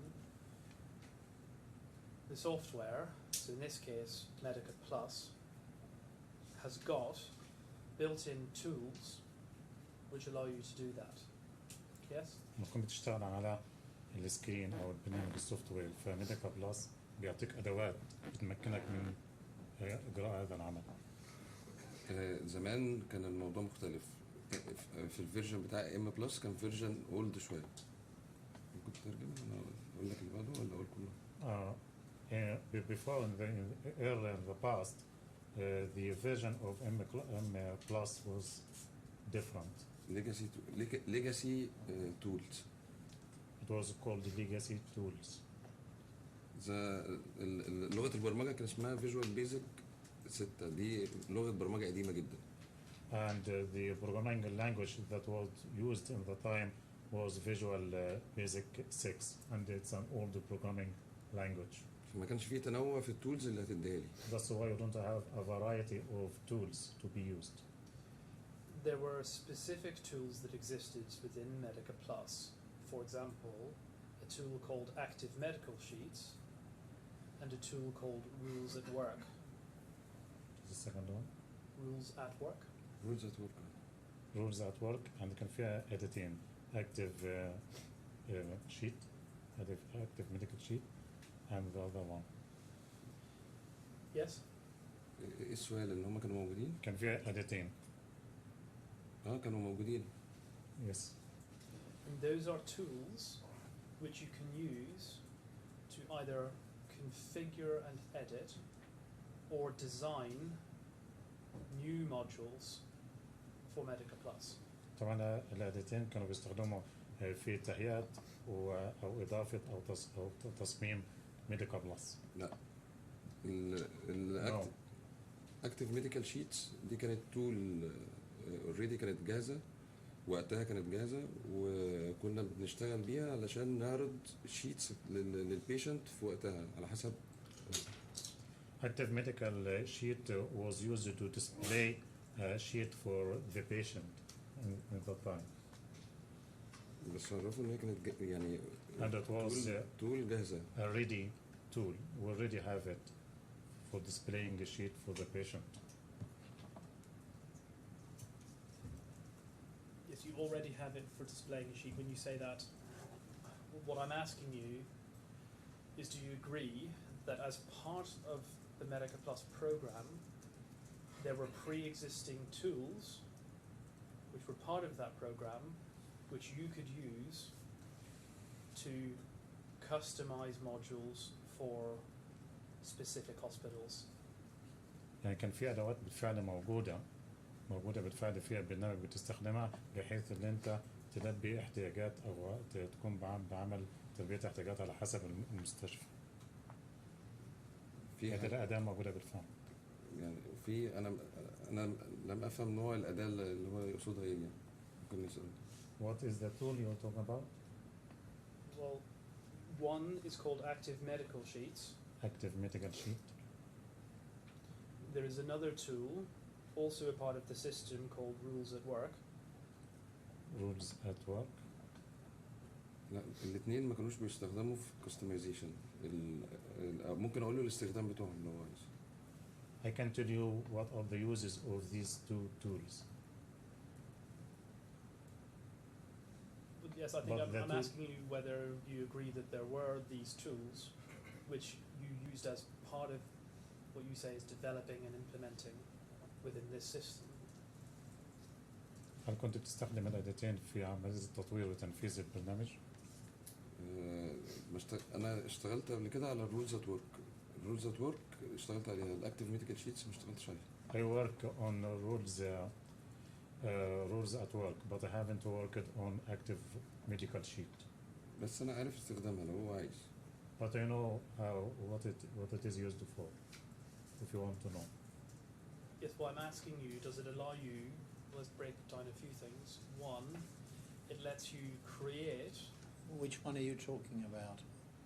As I understand it, active medical sheets, right. As I understand it, lets you create or modify existing modules. هل ممكن تكون بإنشاء وحدات أو موديولز من خلال أداة Active Medical Sheet أو تستخدمها في عمل تعديلات؟ هي اسمها اكتيف ميديكال شيتس، فهي ما بتستخدمش لعمل موديولز او تعديل موديولز، هي بتستخدم للشيتس. It's called Active Medical sheets. It's used. It does not use for creating or modifying modules. big modules. It's just sheets. When you say sheets, do you mean? medical sheets like the paper sheets اللي موجودة في كل المستشفيات أقدر أحولها تبقى موجودة إلكترونيك. So it's the same as sheets, paper sheets. So I can transfer it to digital sheets on computers. That's what I mean by sheets. And rules at work, why don't you tell us what that tool does? ما هي فائدة ما استخدام rules at work؟ الرولز ات ورك علشان احنا كنا زمان بنشتغل بتكنولوجيا قديمة، فكنت محتاج الرولز ات ورك في ان انا اقدر ادي اوامر تدخل في الداتابيز من خلال الرولز ات ورك. So I can use the rules at work as a tool to enter orders to the database to the database to give orders to the database through using the rules at work. These tools allow you to build screens and modules without having to write, for example, source code from scratch. هذه الأدوات بتمكنك بأن أنت تقوم ببناء شاشات وموديولز بدون استخدام السورس كود. في فرق ما بين الموديول وفي فرق ما بين الشيتس. الموديول يعني طريقة عمل وزي الاي ار بي مثلا، في حسابات في مخازن، انما الاكتيف ميديكال شيت اقدر اخلق منها شيتات اللي هي الورق اللي بيبقى موجود احوله لإكسل بس. ده الفرق. طب معلش ممكن دي من تاني وبعد كده في فرق بين الموديولز وما بين الشيتس. There are difference between modules and sheets. موديولز بتتكون من مجموعة شاشات consisted of a number of screens وورك فلو معين and a specific workflow. بس الشيتس هي عبارة عن ورق بقدر أحوله لإلكترونيك شيتس. However, sheets are papers which I can transfer to digital sheets.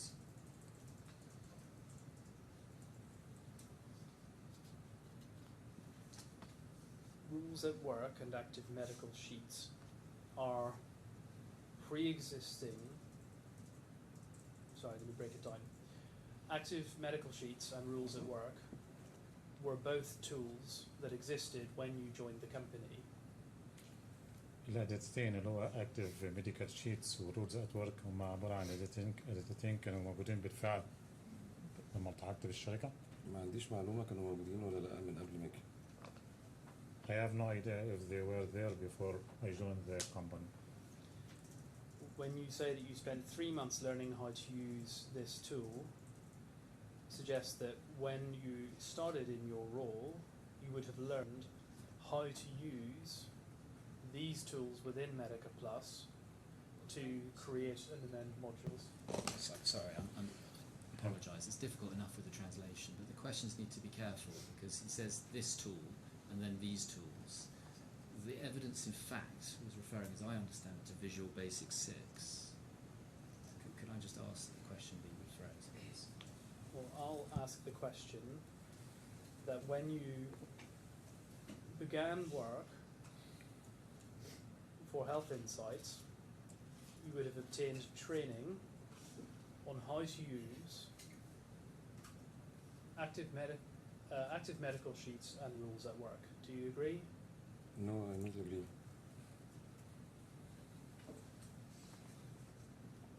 I'll suggest to you that those are the main tools that you would have used to implement, modify, or make changes to modules within the program. أنا بيقول لي الأدوات المستخدمة هي الأدوات اللازمة لتنفيذ وتعديل وعمل تغييرات.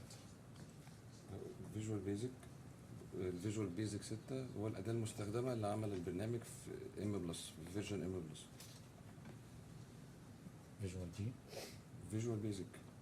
Visual Basic is the tool that is used for Medica Plus.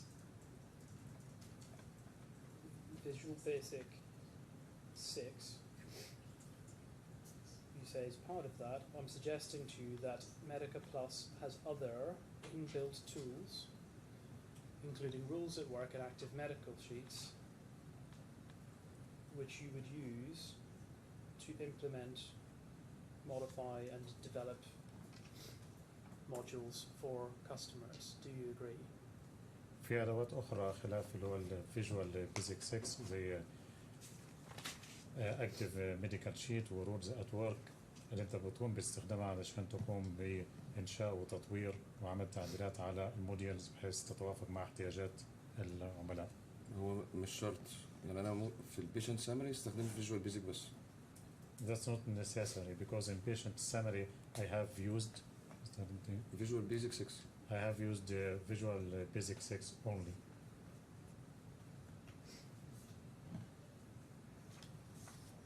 So I'm not talking about this specific module, I'm talking about in general.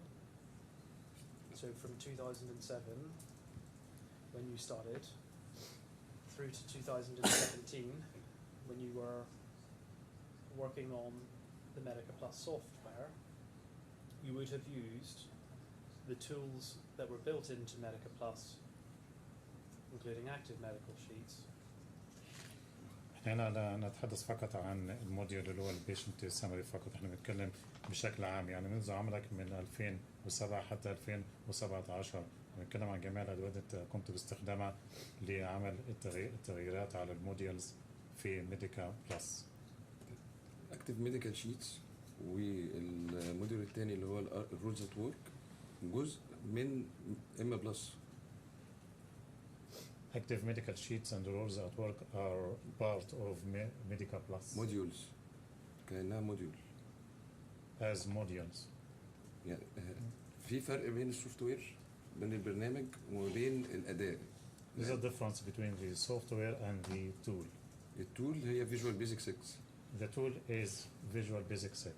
الاكتف ميديكال شيتس هي تول اتعملت بلغه برمجه. Active medical sheets is a tool that was built by a programming language. ما بين ام بلس وما بين الاكتف ميديكال شيتس في انتجريشن. As there is an integration between Medica Plus and what active? اكتف ميديكال And شيتس. active medical sheets. والغرض الوحيد من الاكتف ميديكال شيتس هي الالكترونيك البيبر زي ما انا قلت لك.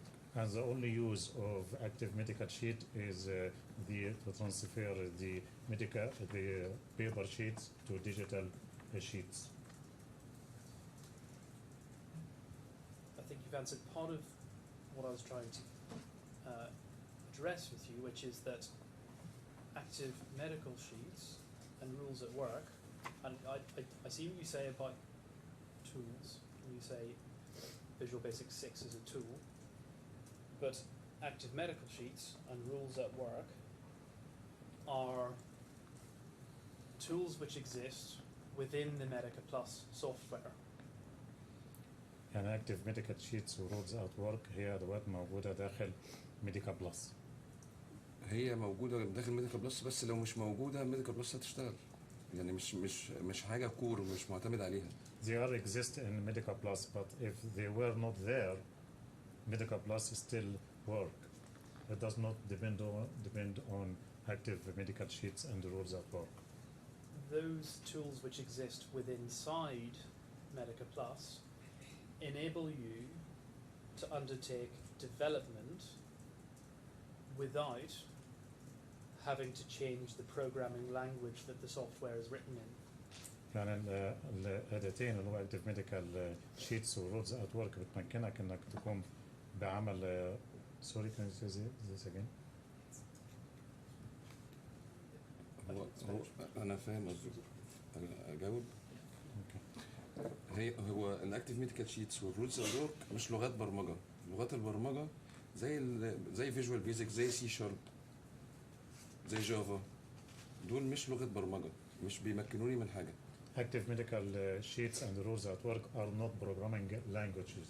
They are not the same as Visual Basics and other programming language. So they are not enabling me to program anything. I don't think we're talking at cross purposes. What I'm suggesting to you is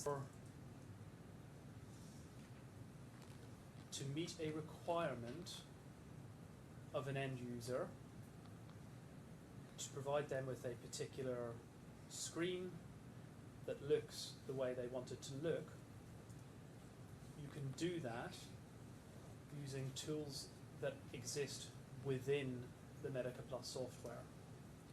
انت عشان توفر الشاشه معينه اللي بيحتاجها عميل معين بالشكل اللي هو بيحتاجه هذا العميل، فانت بتقوم باستخدام الادواتين اللي احنا بنتحدث عنهم الموجودين داخل ميديكا بلس. لا مش دايما. Not usually we do it.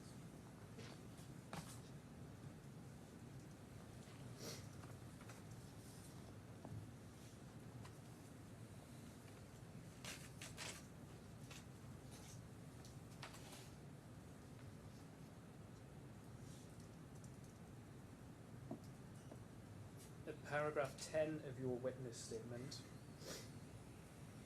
you discuss the creation of Medica Cloud Care. And you say, Mr. Al-Shafei came into the office and announced that the future was in cloud-based software systems.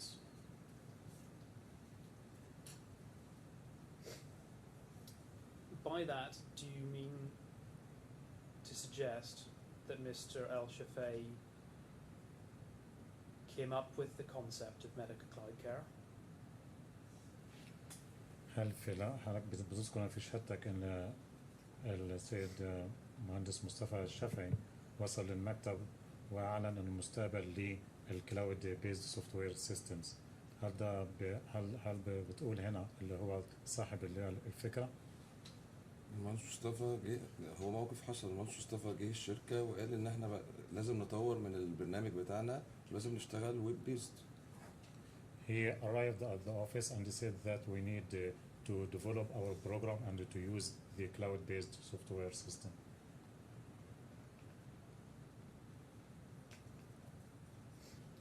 Do you mean to suggest that it was his idea? هل كانت فكرته؟ كانت فكرته. Yes, it was his idea. بس مش معرفش فكرته لوحده ولا فكرته مع الشركاء، بس هو اللي طرح الفكره ساعتها. He's the one who came up with the idea, but he doesn't know whether this was with agreement with his partners or it was just his idea.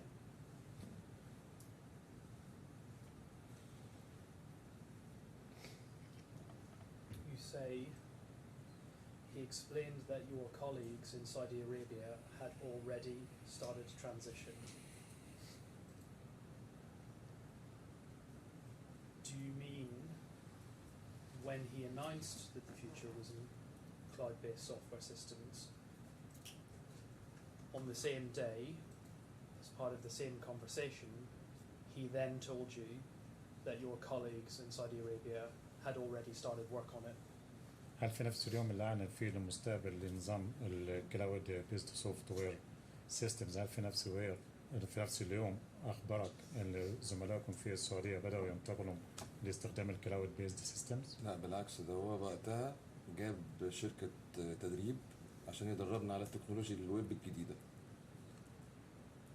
In that time he brought a training company to train us on the new technology with the cloud systems. Let me try again. I'm trying to establish the sequence of events. You say that Perhaps just translate that. احنا بنحاول احنا نشوف ترتيب الأحداث بدقة. Mr. Al-Shafei comes into the office of Health Insights Egypt and he says the future is in cloud-based systems. Yes? Yes. At the same time that he says that, does he then tell you that there's already a team in Saudi Arabia who have started work on it? هل في نفس الوقت اللي أعلن فيه المستقبل للكلاود سيستم، هل في نفس الوقت أخبركم أن زملائكم في السعودية هيبدأوا ينتقلوا من استخدام الكلاود بيزد سيستم؟ لا مش في نفس الوقت. No, not at the same time. So at some other time, he has explained to you that your colleagues in Saudi Arabia had already started the transition to cloud-based systems. هل هذا يعني لو في وقت تاني وقت آخر أخبركم إن زملائكم في السعودية بدأوا في استخدام أو الانتقال لاستخدام الكلاود بيز سيستم؟ لا، ما كانش المعلومة شخصية من المهندس مصطفى. ده كان من بعد لما عملنا التريننج وعملنا ورك شوب علشان نقدر ان احنا نغير.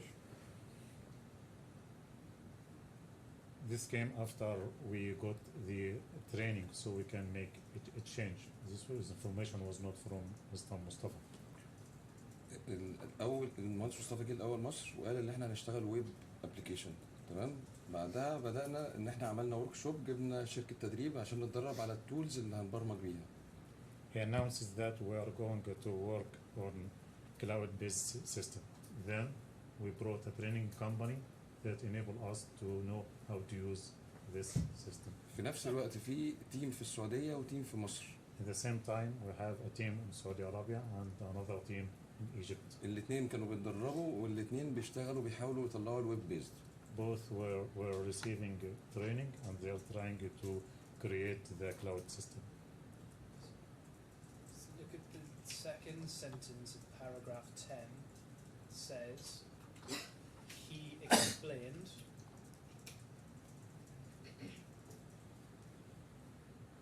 who is he?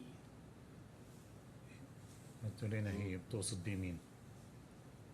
هي اقصد ان المهندس مصطفى بعد فترة، بس ما يعني كتبت ان هي بعد فترة. he explains that our colleagues. المهندس مصطفى شافعي. He means the engineer Mustafa al-Shafi'i, but after some time. So he told you, he said it. أخبره بنفسك؟ قالوا أخبر. قال قدام الناس كلها في ميتنج برضو ان احنا بدأنا نعمل تدريب للناس في السعودية والناس في مصر، والناس في السعودية خلاص بدأوا يطلعوا حاجات شغل. He mentioned this in a meeting that we started to get the people, our team in Saudi Arabia trained, and we started to produce some work. وفي ناس من التيم بتوع السعودية دول بعدها جم اشتغلوا معانا في مصر. And also some members of the team from Saudi Arabia came and worked with us in Egypt. تحت مسؤولية المهندس ناصر ساعتها. Under the supervision of Mr. Nasser. So the team in Saudi Arabia started work first, and the team in Egypt started work second. ما اعرفش الترتيب ايه. الفريق في السعودية كان بالعمل الأول وبعد كده الفريق في مصر. He doesn't know the sequence.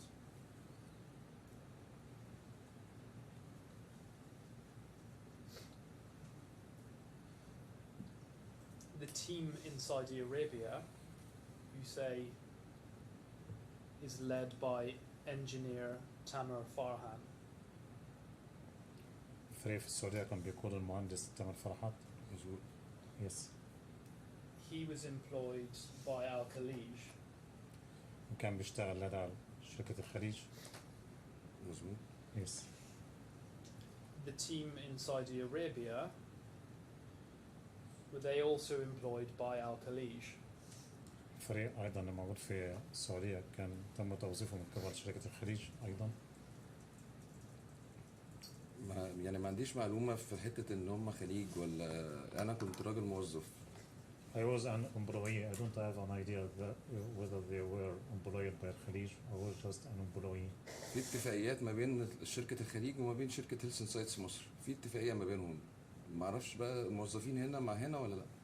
There's an agreement between the Khalij company and Health Insight Egypt, but I don't have an idea whether about the situation of the employees. You don't know who employed the individuals in Saudi Arabia? ما تعرفش مين اللي وظف الموظفين في السعودية؟ مش دوري، أنا سوفت وير ديفلوبر. It's not my business. I'm just a software developer.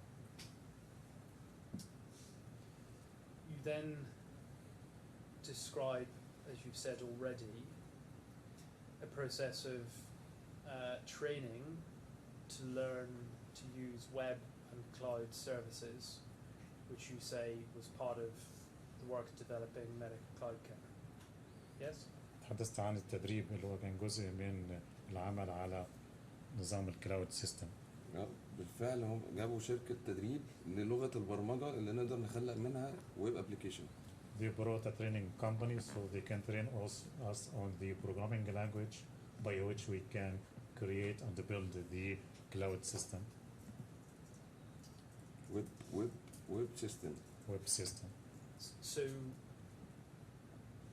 things like HTML and JavaScript. HTML و JavaScript.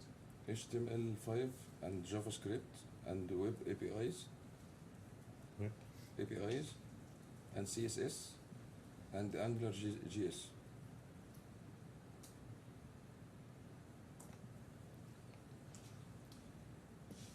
When was this training?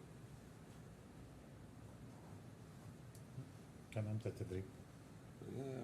في اخر 2016 في اوائل 2017 في نص 2017 يعني ما بين 2016 و 2017. Between 2016 and 2017.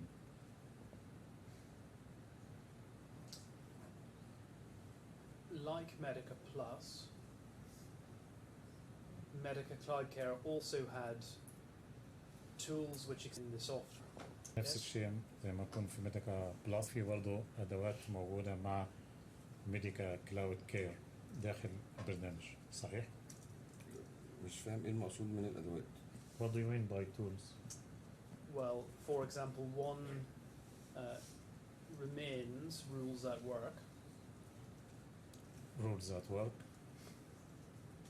لا نفس الأداة. لا الوضع الاول كان لغه برمجه قديمه فكان ممكن ان احنا نستخدم معاها الرولز ات ورك حاجه اقدر ان انا اتكلم مع الداتابيز وقتها. Before this was an old programming language where I can use the tools. Rules at work. The tools which is rules at work. I can use it with the old programming language. لكن في MCC الموضوع بقى مختلف، بقت لغه برمجه جديده اقدر ان انا استغنى عادي عن الرولز ات ورك. But in MCC I can work without rules at work. It's not necessary to use it. One of the reasons you can work without using rules at work is because there's another built-in tool called Dynadocs. Dynadocs يعني من أحد الأسباب اللي أنت تقوم باستخدام rules at work. لا نو مش الاكتيف ميديكال شيتس كانت اللي انا قلت قبل كده ان احنا بنحولها البيبر لالكترونيك. ممكن تترجمه؟ I said before that we are transferring through the active medical sheet we can transfer the sheets, paper sheets to be electronic sheets. في MCC لما حبينا نعمل حاجة برضو نفس الفانكشن عملنا الداينادوك. When we try to do them function we built the Dynadoc. When you first had involvement in what you say is developing MCC, the tool Dynadocs already existed.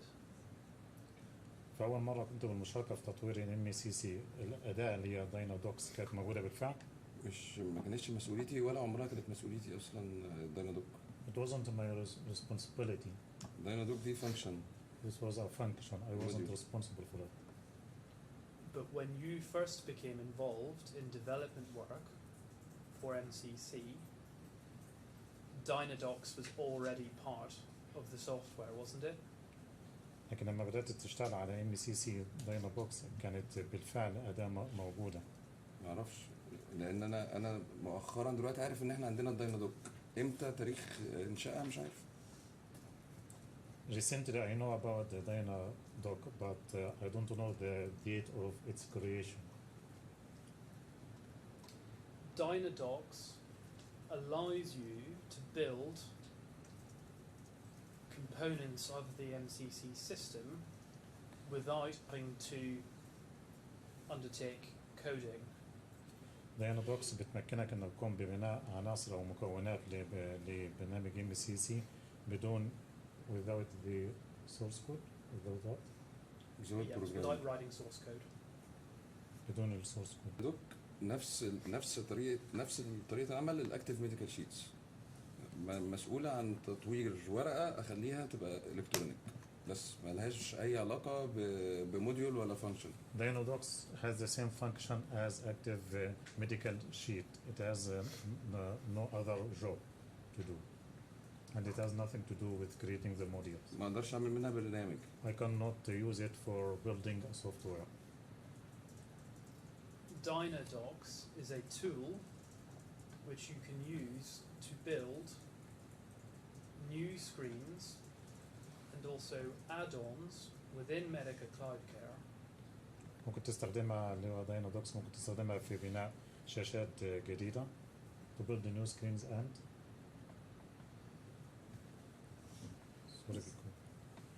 So add-ons without medical loss.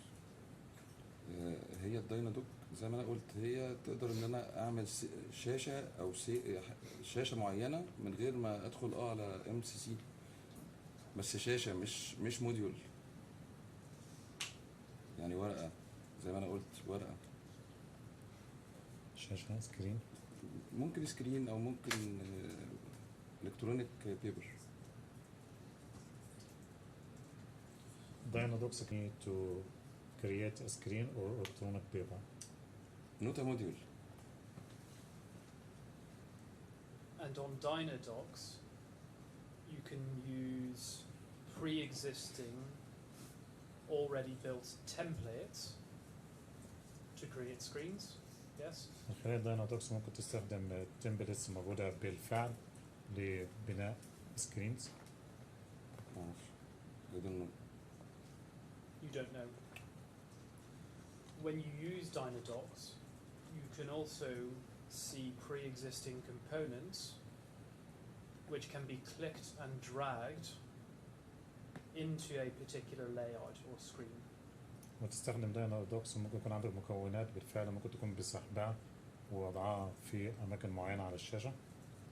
معرفش، انا استخدامي للداينادوكس ان انا بنادي على اللاست شيب بتاعها، يعني بقدر ان انا انتجريت مع اللاست شيب بتاعها، النتيجه النهائيه بتاعتها ايه، اللي اليوزر بيطلبه مني، انا بطلب النتيجه النهائيه من تيم الداينادوك. What is required that is needed by the customer? I got it from the team of Dynadocs.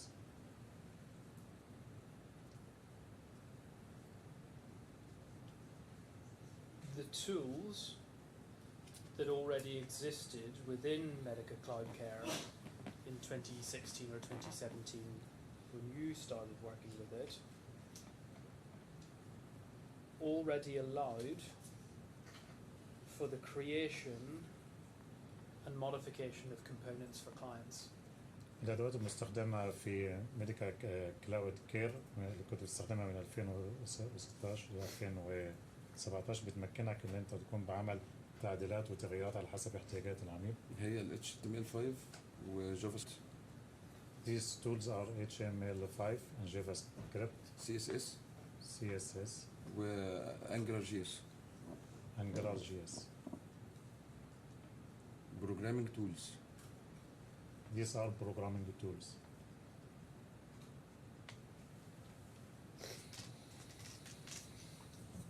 The only work, the majority of the work, I'd say, that would have required you to undertake any writing of source code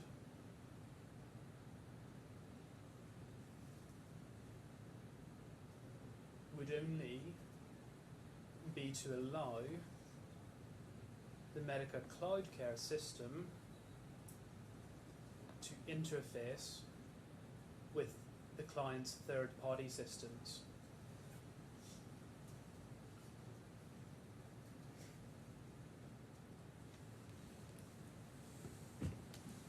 انا شفت، Okay. انا مش فاهم السؤال بس. هنا معظم الأعمال اللي حضرتك بتقوم بها اللي ممكن المطلوبة لكي تقوم بكتابة السورس كود وهي بتسمح لك أو بتسمح نظام الميديكا بلس اللي هو يتداخل مع أنظمة مع الغير أو مع المؤسسات الأخرى أو مع الغير. أنا مش فاهم السؤال، لو ممكن يديني مثال أفهم. Can you give me an example?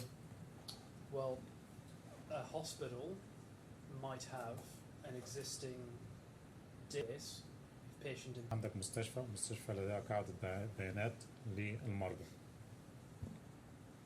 And it might be required to do some coding to get the Medica Cloud Care system to communicate with the database to extract the information. أنت بتريد تكون عمل برمجة معينة لبرنامج ال MCC بحيث اللي هو يتداخل مع البرامج الأخرى في مكان آخر.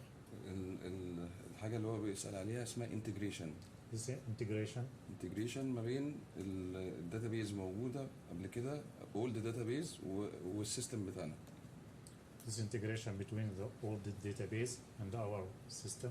وده مش بيحتاج برمجة، ده عادي، احنا موجود عندنا اصلا ان احنا نقدر نبص على اي داتابيس في اي مكان احنا محتاجين نشوف الداتا بتاعته للمستشفيات. So there's no programming language needed, so we can integrate with any database in the hospital.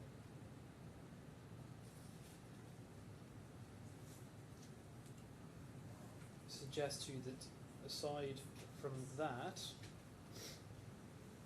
any development for the requirements of an end user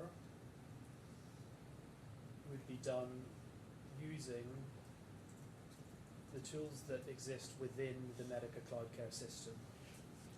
يعني أي تطوير لأي أشياء بيحتاجها العميل ممكن إن نقوم بالحصول عليها من خلال الأدوات الموجودة في ميديكا كلاود كير. مش فاهم ايه برضه الخدمات ايه، مش فاهم السؤال برضه. Can you repeat the question? To make customizations or brand new adaptations to meet a customer's requirements. لتلبية احتياجات عميل معين. Okay.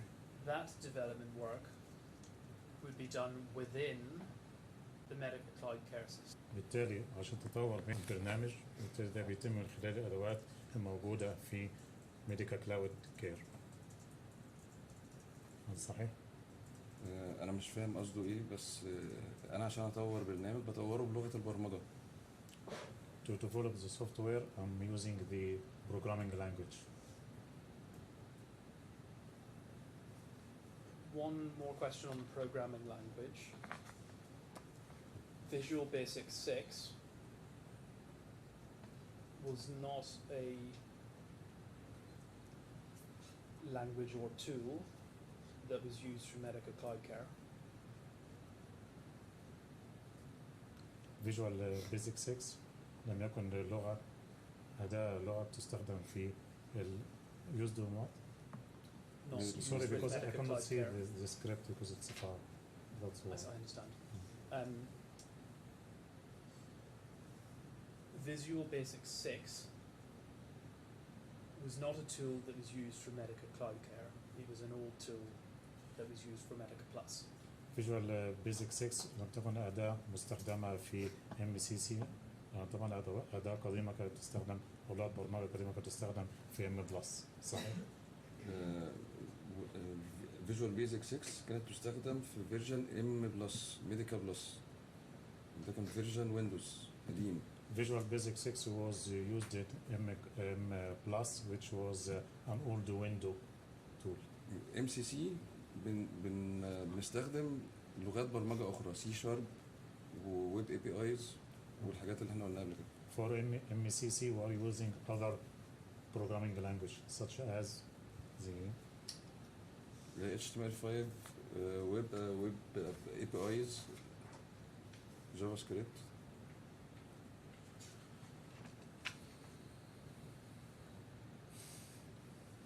And so I thought okay, sorry, I see. I was caught off guard by the interchangeable language. Thank you. I asked you some questions earlier about the team in Saudi Arabia. You said you didn't know who they were employed by. طبعا سألناك عن الفريق في السعودية وأنت قلت إنك لسه عندك فكرة بيتم توظيفهم من قبل مين. انا بشتغل سوفت وير ديفلوبر. I'm a software developer only. Sorry, no, that wasn't a question. At paragraph 11, you refer to a team of over 100 programmers and developers. Yes? really? يعني في الفقرة 11 من إفادتك أنت أفدت إن كان في فريق بيكون من أكثر من 100 مبرمج. ايوه 2017 تقريبا يعني. This عدد. was in 2017. Yes. About لان دول كانوا زملائي، انا مش مسؤول اتش ار عشان اعرف عدد الشركه كام بالظبط. They were my colleagues because I'm not HR person Yes, to I know the understand. number exactly. In counting that number, are you including the individuals who were based in Saudi Arabia? من ضمن العدد ده هل كان من بينهم موظفين اللي كانوا في السعودية؟ لا بتكلم على زملائي اللي كانوا معايا في المكتب في هيلث اند ساينس ايجيبت. I'm talking about my colleagues who were with me in Health Inside Egypt.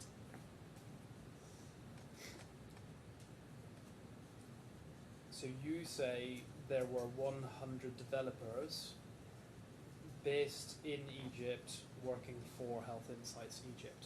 أنت بتقول اللي في أكثر من 100 مبرمج كانوا بيعملوا معاك في Health Inside مصر. انا بقول الراوند لان انا بتكلم على اللي انا كنت شايفه وقتها.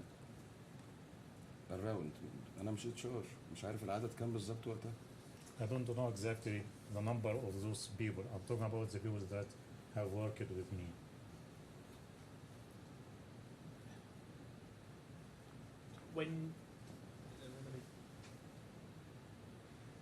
When you say 100 programmers and developers were involved with the development of MCC, are you talking about at one time, at one point in time, or do you mean over all of these years? هل 100 شخص كانوا في نفس الوقت 100 شخص أو أكثر ولا على مدار أكثر من سنة؟ يعني المجموعة 100 دول كانوا في وقت واحد ولا على مدار كذا سنة؟ لا مجموع المية هو مش مجموع ثابت، والفترة كانت من 2016 ل 2017. This is not a fixed number, the 100, and the period was from 2016. آخر 2016 ل 2017. From the end of 2016 up to the end في لغاية كام؟ 2017. To the end of 2017.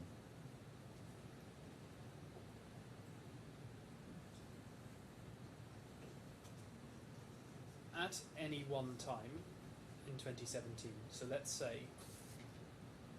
on the 1st of January 2017, approximately how many developers worked for Health Insights Egypt? يعني على سبيل المثال مثلا في الأول من يناير 2017 كان كام مبرمج بهيلث انسايد مصر؟ ما اعرفش العدد بالظبط. I don't know exactly how many people. Do you know approximately? تقريبا كانوا الراوند 100، فوق 100 بشوية، تحت 100 بشوية، مش عارف كام بالظبط يعني، بس كنا قرب 100. So it's approximately 100 above or below 100. Okay. I would suggest to you that the Health Insights Egypt team of employees was much smaller than 100. Do you agree? هل كان فريق اللي بيعمل في مصر ايجيبت اقل من 100 مبرمج؟ لا هو احنا بنتكلم على 100 مبرمج، في ناس تانية في هيلث انسايتس كانوا بيشتغلوا في حاجات تانية امبلمنتيشن او كلام زي كده، انما العدد بالظبط انا مش عندي معلومة العدد. انا مش عندي معلومة العدد بالظبط كانوا كام، دي ممكن نرجع فيها للاتش ار او الدفاتر بتاعت الشركة، العدد بالظبط كان كام. I don't have an idea about the exact number of the programmers. We can refer to the HR department. In making comments about the size of the team, you refer at paragraph 11 to a number of individuals, and you say the team involved the following managers and developers, and you list 6 people.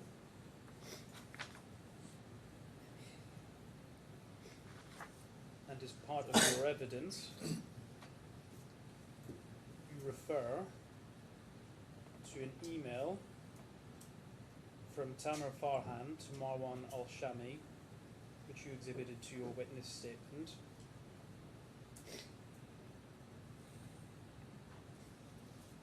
And if we could look at that document, so this is E83, it's 0.01 rather than E83 page 1. It's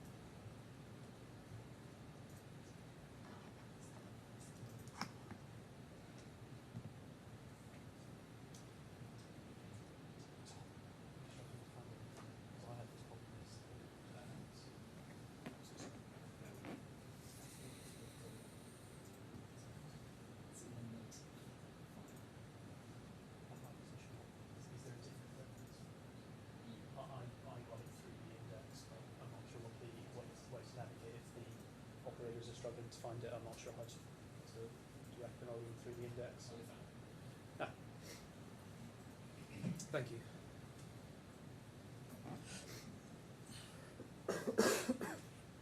Excuse me. This is an email chain which you provided along with your witness statement, and we can see that it refers to a number of individuals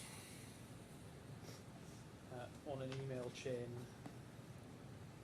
which I'll come to the detail of in a moment. But you refer in paragraph 11 of your statement to 6 specific individuals.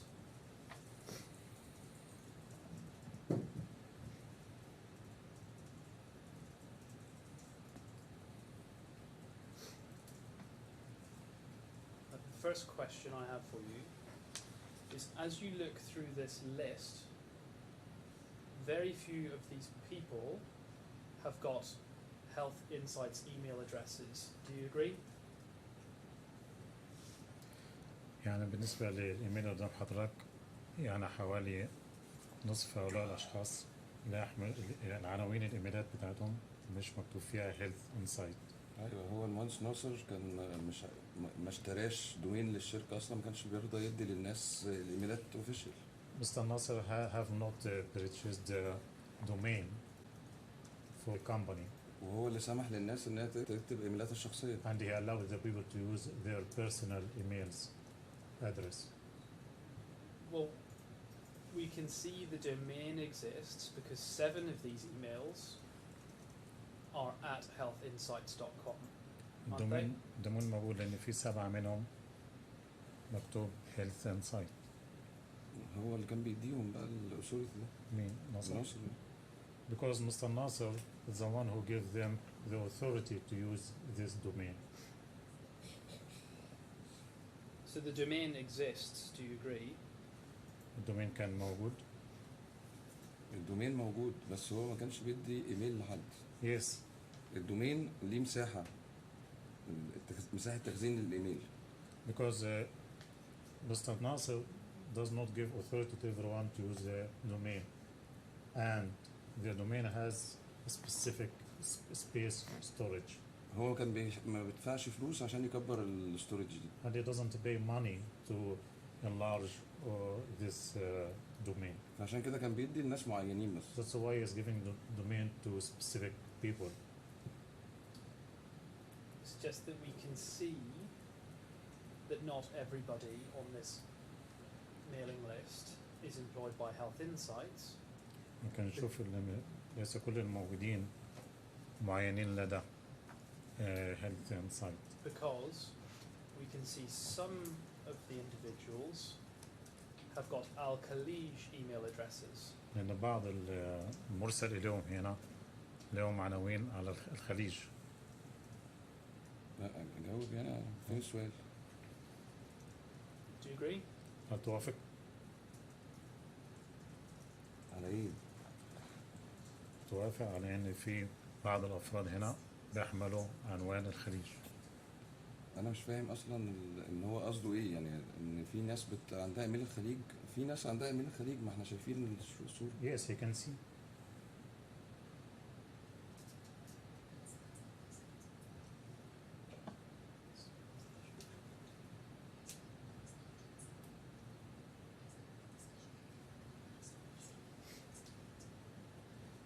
Just if there's a discussion or lack of clarity about the question, Okay. I'll re-ask the question. I just repeat the question. So and Sorry. it's not easy. Of the 6 individuals who you refer to in paragraph 11 of your witness statement as managers and developers of Health Insights, only one of them, Medat Kambar, has got a Health Insights email address. Do you agree? حضرتك أشرت اللي فيه 6 أشخاص ذكرتهم في شهادتك إن هم مدراء ومطورين، فقط واحد منهم هو اللي حصل على عنوان إنسايت في الإيميل تبعه. ما اعرفش ايميله اصلا ايه، حتى مش مسؤوليتي. I don't know their email addresses. It's not my responsibility.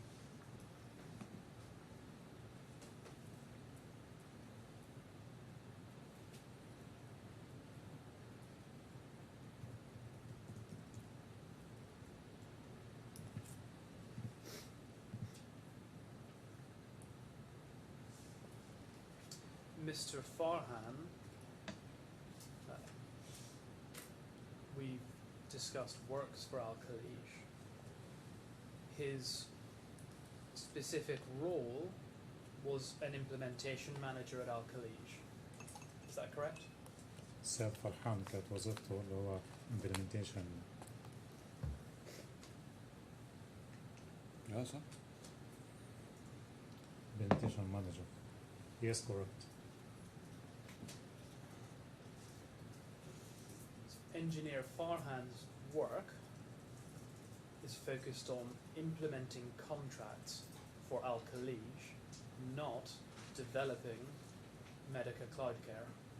هل كان عمل السيد فرحان هو إبرام العقود وتنفيذها للخليج وليس تطوير ميديكال كلاود كير؟ ما اعرفش طبيعه عمله كانت ايه، كان راجل implementation developer، implementation manager يعني، ممكن تترجم معايا؟ He was an implementation manager. لكن بعد ما المهندس مصطفى جه مصر وبدأ يعمل التريننج زي ما احنا قلنا قبل كده. But after Mr. Mustafa came to Egypt and started the training, وبدأ الناس في السعودية برضو في تيم الخليج ياخدوا تريننج برضو على لغات البرمجة الجديدة.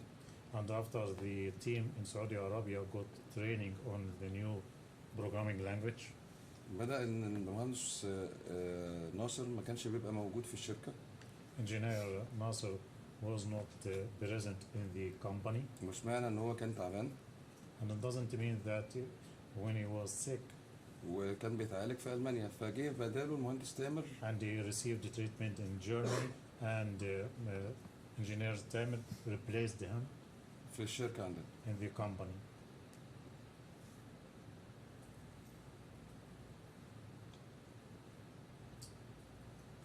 paragraph 13 of your statement,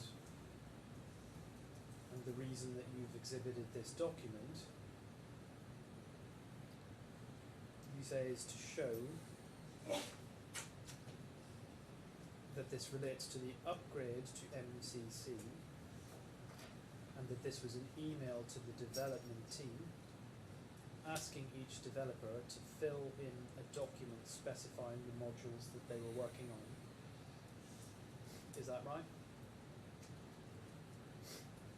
الغرض من عرض الإيميل كما ذكرت في شاتك اللي السيد فرحان اللي كان مسؤول عن تحديث برنامج MCC من نسخة الديسك توب لنسخة الويب اللي هو يطلب من كل مطور اللي هو يقوم بتعبئة الوثيقة الخاصة بالموديلز أو الوحدات اللي كان بيشتغل عليها.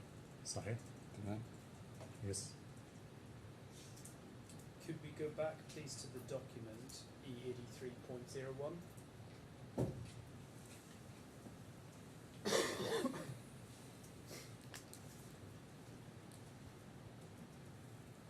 And if we could go scroll down please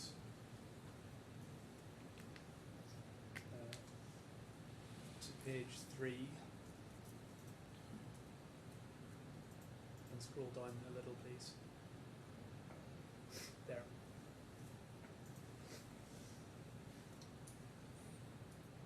This email chain, do you see in the middle of the page has got a subject, and it says Medica Plus, multi-tenancy, single instance project, work progress. Do you see that? هل ترى في وسط الصفحة؟ مظبوط. Yes. This email relates to work in respect of a Medica Plus project. Do you agree?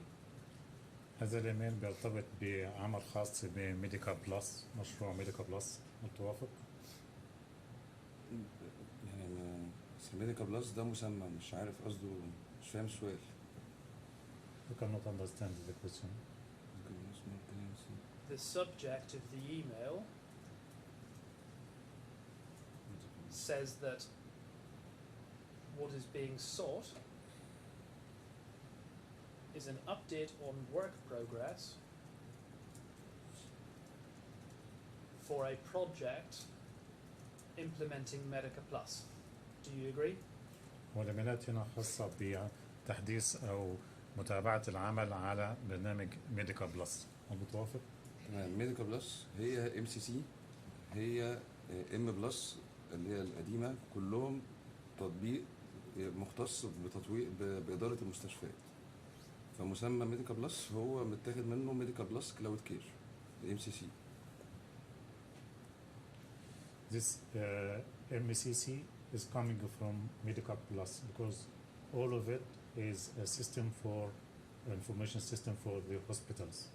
فلما كنا لسه بنبتدي كان بنحاول نعمل فيرجن من ميديكا بلس القديمة اللي هي كان اسمها ميديكا بلس. When we first start, we are trying to create a version from the old Medica Plus, ان احنا نخليه ويب فيبقى اسمه ميديكا بلس كلاود كير. so we can transfer it to the web and you call it Medica Plus Cloud Care. Suggest to you that what this email relates to is the implementation of Medica Plus and not Medica Cloud Care. Do you agree? يعني الإيميل ده خاص بتنفيذ ميديكا بلس وليس ميديكا كلاود كير. لا الاثنين واحد. No, both are the same. ميديكا بلس اولد فيرجن من MCC. Medica Plus is an old version of MCC. وفي الايميل ده كنا لسه بنبتدي نطور من الاولد فيرجن للنكست ستيب اللي هو الMCC.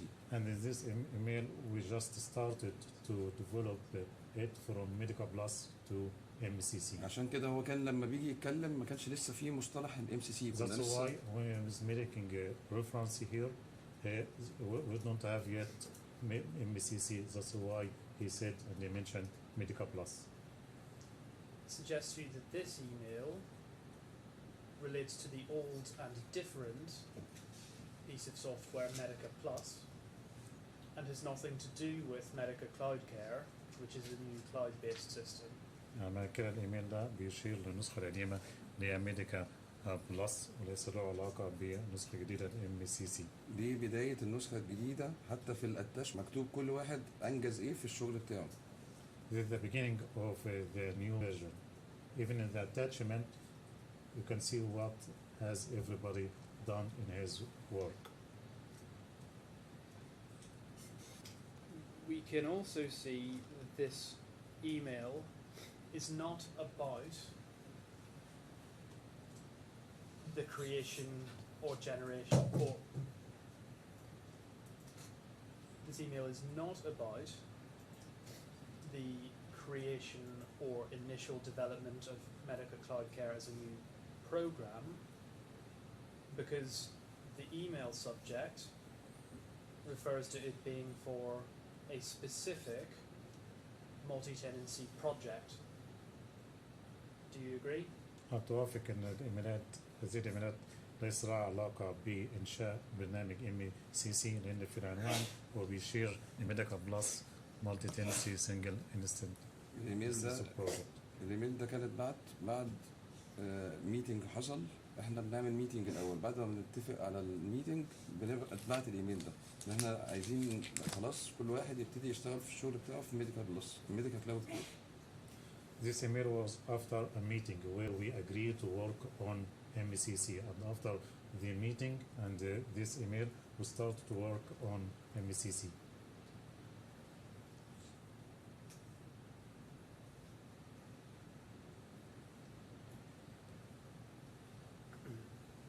If we open up the document,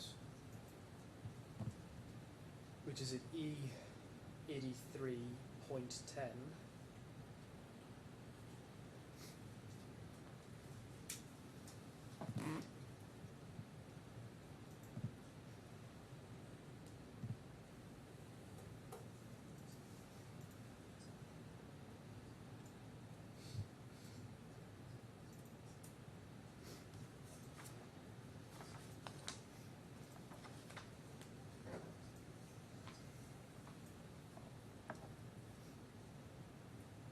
it's not clear, but perhaps you can correct me if I'm wrong. Is this the document that you produce? الوثيقة اللي حضرتك قمت بإنشائها. تمام. Yes. دي كانت بداية MCC، كل واحد بيقول أنا أنجزت إيه في الموديول بتاعه. This is the beginning of MCC because everyone was required to tell what he has done in his job regarding MCC. The rows at the top, which you have filled out, includes a column which is VB6. That means Visual Basic 6, correct? هل فينا عمود بيحتوي على Visual B6 صحيح؟ صحيح؟ Yes. Visual Basic 6, as you've said earlier, was old and was used for Medica Plus, and for Medica Cloud Care you were using other programming language. Yes? طبعا ذكرت قبل كده ان Visual B6 ذكرت اللي هو لغة برمجة قديمة كانت بتستخدم في ال M+ بتقعد تستخدم في ال MCC صحيح؟ صحيح. Yes. The reason this refers to Visual Basic 6 is because this work relates to Medica Plus, as it says in the email subject. Correct? بسبب استخدام ال Visual B6 اللي هو كان بيستخدم في تطوير M+ اللي هو عنوان الإيميل. إيه تاني؟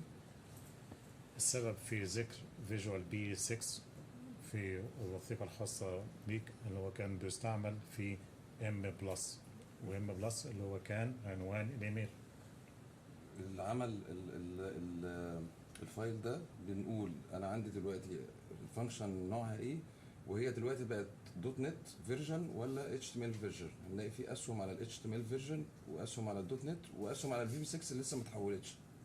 So you can see here he is writing the function and what is the tool or what is used in this function. For example, you have the tick sign. You can see it. You have VB6. دول لسه ما تحولوش. It hasn't been transferred yet.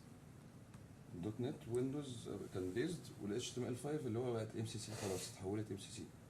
So you have here a display of what has been transferred using it was used the VPS, and then now the net is used, and you can see the tick sign.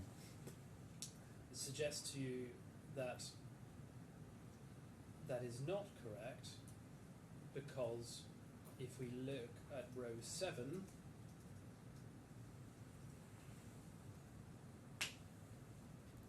the box for HTML5 is already ticked without there being any progression. تم اختيار HTML5 بدون أي تقدم منه. مش شرط ان انا بعمل تقدم من VB6 لدوت نت ل HTML. انا مثلا ممكن احول من VB6 ل HTML5 على طول. So I can move directly from VB6 to HTML5. ده كان ريبورت عشان نطلع بيه الستيتس بتاعت كل شاشه دلوقتي هي لسه VB6 ولا هي دوت نت فيرجن ولا HTML فيرجن. So this is just to display the status whether it is still VB6 or net or HTML5 to show the status. If it was a progression and you'd ticked HTML5, you would have filled out the status column to say completed. Wouldn't you? تضع علامة اكتمل completed. لا هو ما دام عامل انا HTML5 هنا يبقى هي خلاص انا كده حولتها ل HTML5. So it's already transferred to HTML5 once I got the tick. وفي طريقتين للتحويل. في There طريقه are two ways of transferring. في طريقه ان انا اخد الموديول من الاولد تكنولوجي من VB6 واحول ال HTML5 على طول. So one way is to transfer directly from VB6 directly to HTML5. ان انا اعرف البيزنس بتاع السكرين ايه اللي بيحصل فيها. Or the other way is to identify the business of the screen or what is going on the screen. واعملها من اول وجديد كانها ما كانتش موجوده قبل كده. And I do it from scratch as if it wasn't there already.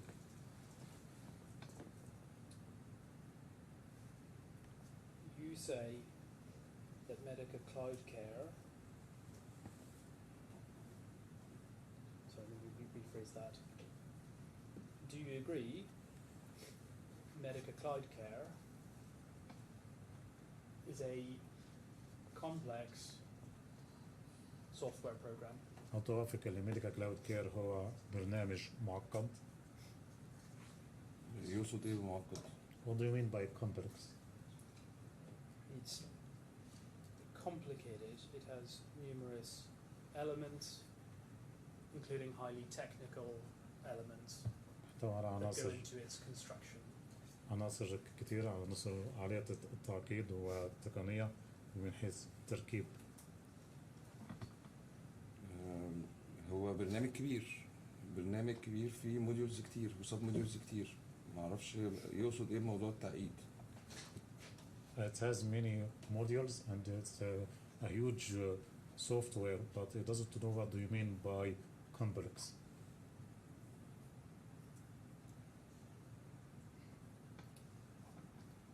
To create a program like Medica Cloud Care would require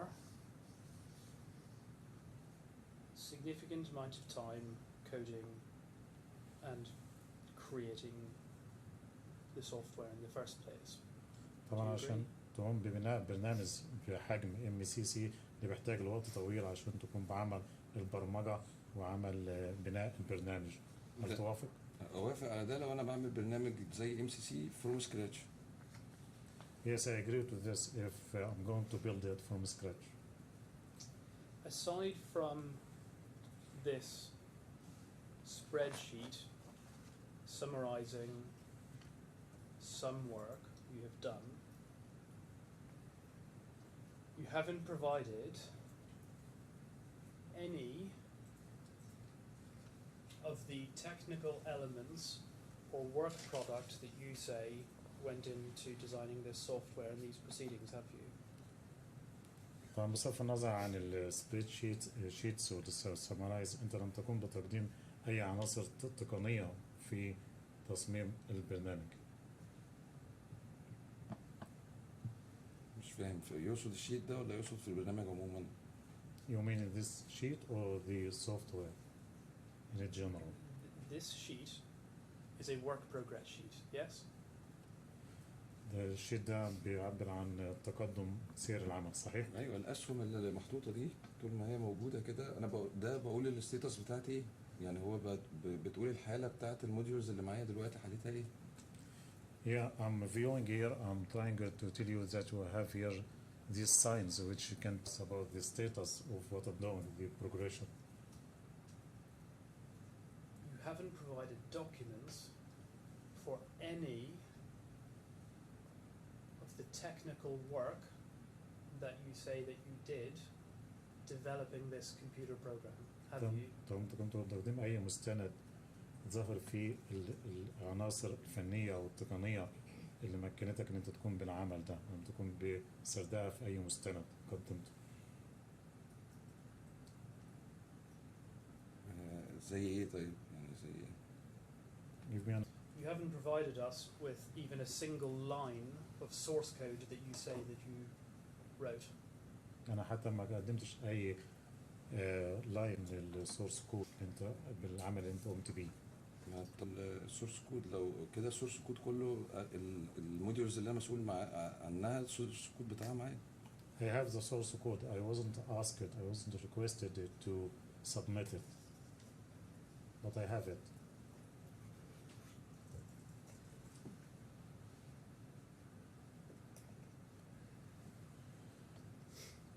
Paragraph 14 of your statement at C6, page 4.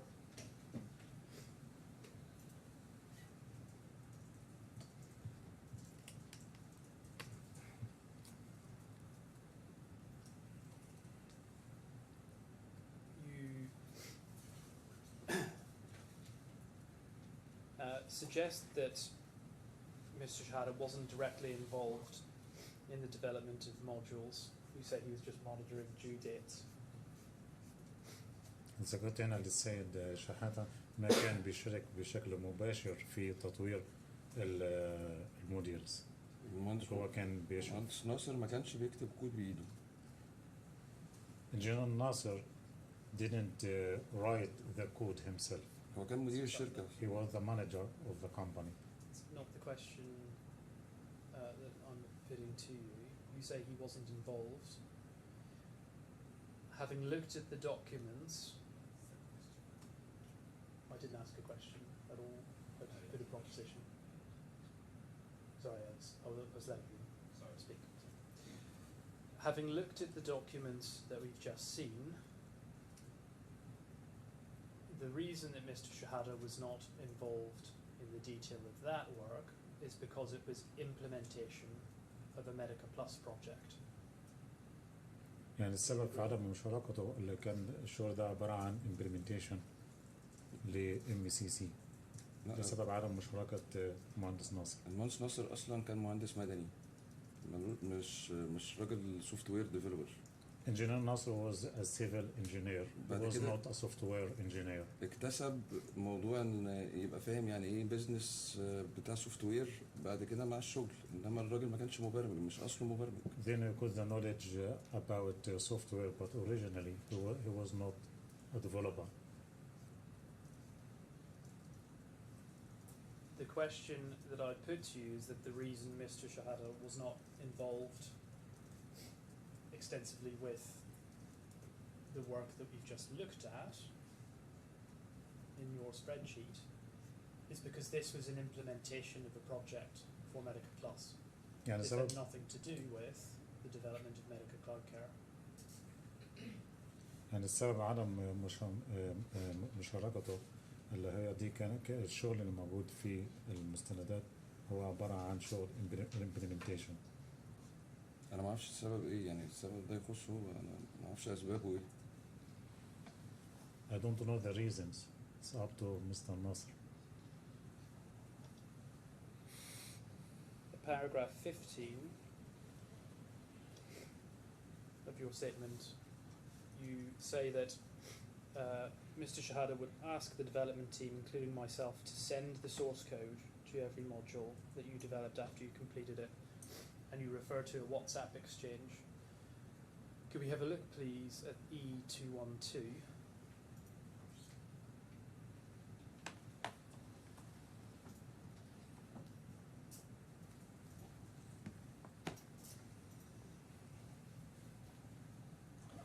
How much longer are you going to be, Mr. Doherty?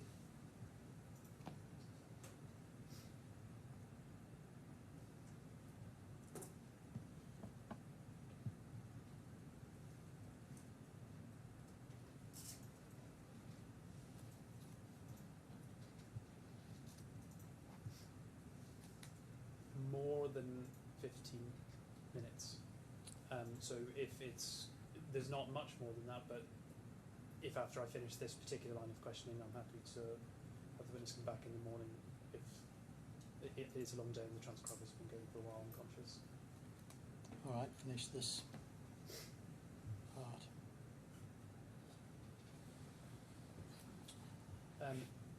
So could we open up the WhatsApp chain, which is at E212?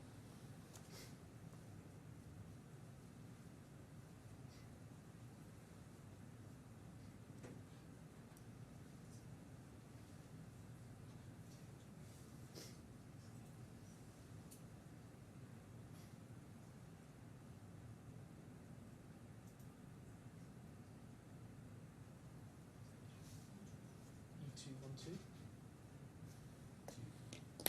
212?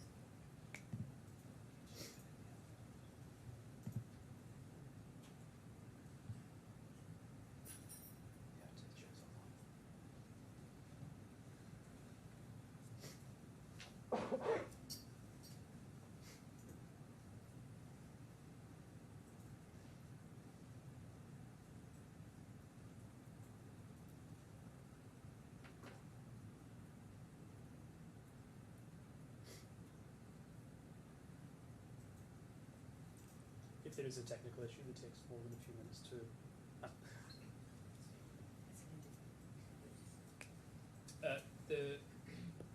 there should... This appears to be a video file. Can we have the non-native version? Because otherwise it's just going to play through.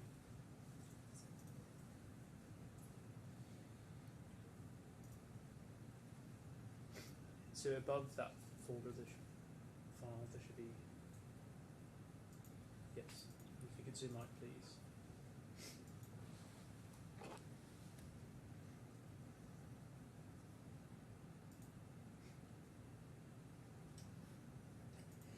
Possibly zoom out a bit more so that we can see more of this document. Perhaps that's as far as we can go.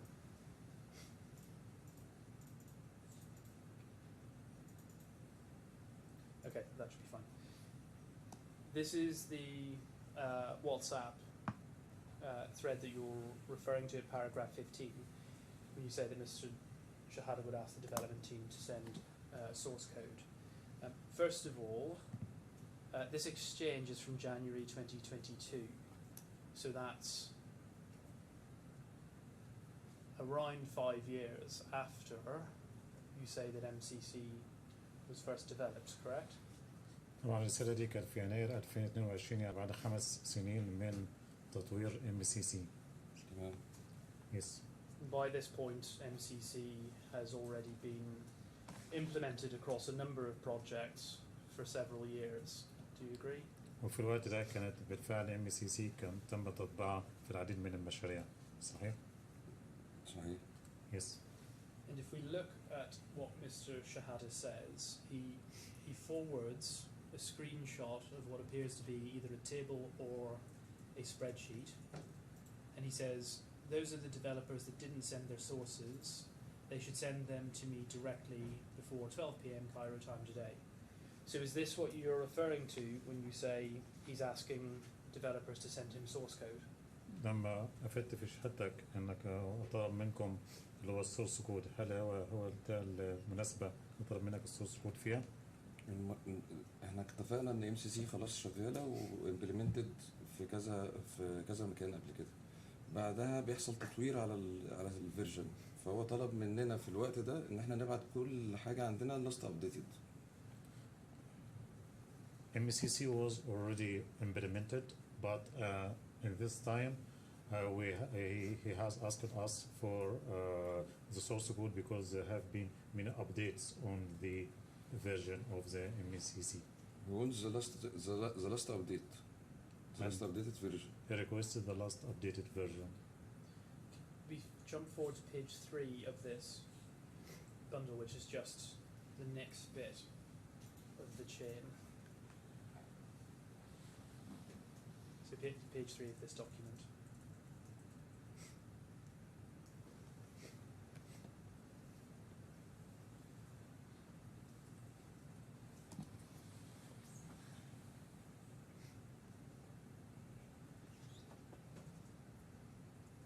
Page 3.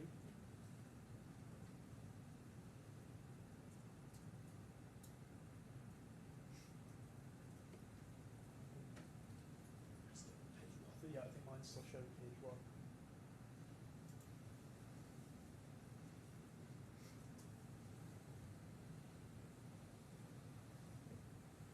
Okay, yes. So this is just down in the same exchange we can see. So on the second message in this screen, we can see that Mr. Shehata is responding to his initial message, and he says, sorry, not sources, just the components list, development status, active or not, and its due date. يعني في نفس الرسالة هو بيكتب اعتذار بيقول آسف، هو كان بيقصد ليس السورسز ولكن المكونات والستاتس وسواء active. في نفس الرسالة مكتوب فوق those are the developers that didn't send their sources. They should send them to me directly. وكان طالب مننا السورسز بعد كده صحح المعلومة وبيقول أنا عايز مع السورسز كمان الليستس بتاعتها. He make a correction to his corresponding, and he says that in addition to sources, he needs the other stuff. وعامل كومنت أصلا على الرسالة مكتوب عليها those are the developers that didn't send their sources. يعني هو اللي كاتب أصلا المهندس ناصر. He is the one who wrote it. Those are the developers that didn't send their sources. That's not what Mr. Shehata is saying, is it? He says, in correcting himself, sorry, not sources, just the components list. هو قال هنا آسف ليست السورسز، ليست المصادر، فقط المكونات والستاتس والاكتيف ماشي. هو ده اللي قال. هو بعدها طالب مننا السورس كود وكلنا بعتنا السورس كود. Then he asked for the source code and we sent him, all of us sent him the source code. You haven't provided any evidence for that, have you? هل يوجد أي دليل على أو مستند يدل على كلام اللي حضرتك بتقوله؟ يعني أشوف الإيميلات بتاعتي، يعني مش فاكر يعني دلوقتي إيه الدليل على كده. I don't really recall now, but I can check my emails. Suggest that what Mr. Shehata is actually looking for here in January 2022 is an update on a particular project. Do you agree? هل توافق الوقت في يناير 2022 هو كل اللي بيطلبه معلومات عن تحديث البرنامج؟ لا المهندس ناصر شحاتة كلمني شخصيا وقال لي ابعت الكود بتاعي كله اللي كان مسؤول عن الكودينج ساعتها شخص اسمه المهندس حسن. Mr. Nasser called me personally and asked for the source code and asked me to send it to Mr. Hassan, who was in charge of the source code.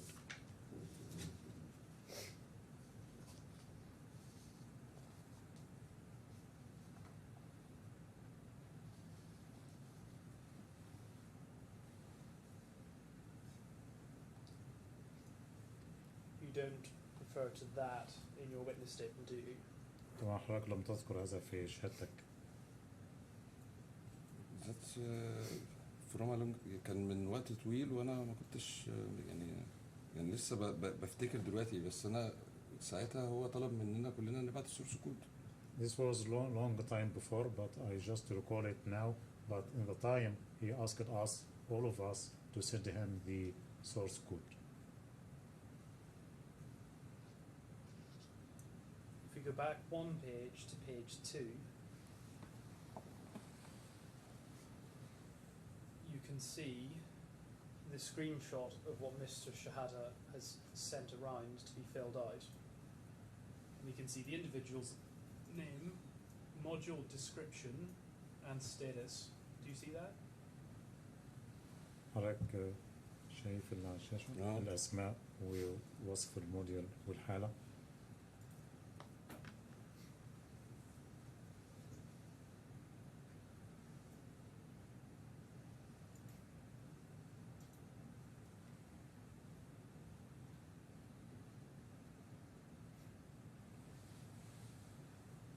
Suggest to you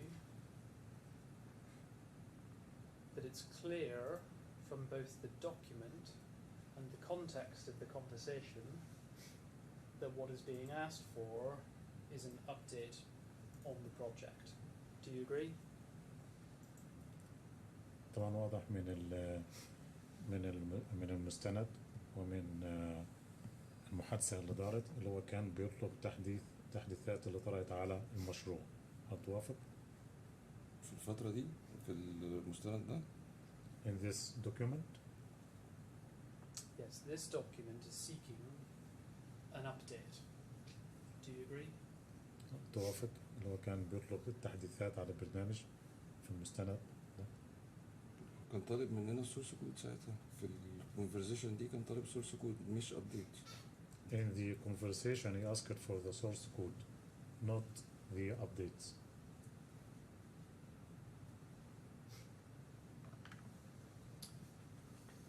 Your Honour, that's All right. that document. Thank you. All right. Mr. Al-Shami, we are going to adjourn now. If you just sit there for a few minutes, if you would, whilst I talk to counsel.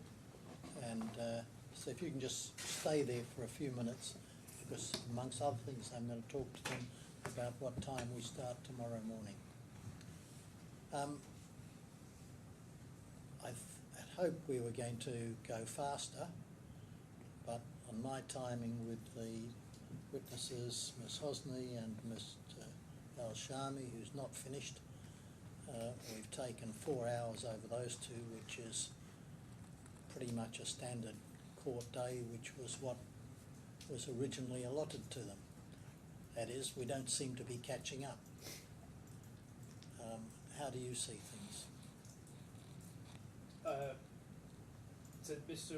Al-Shami was slower slightly than expected because of the translator. In bigger picture,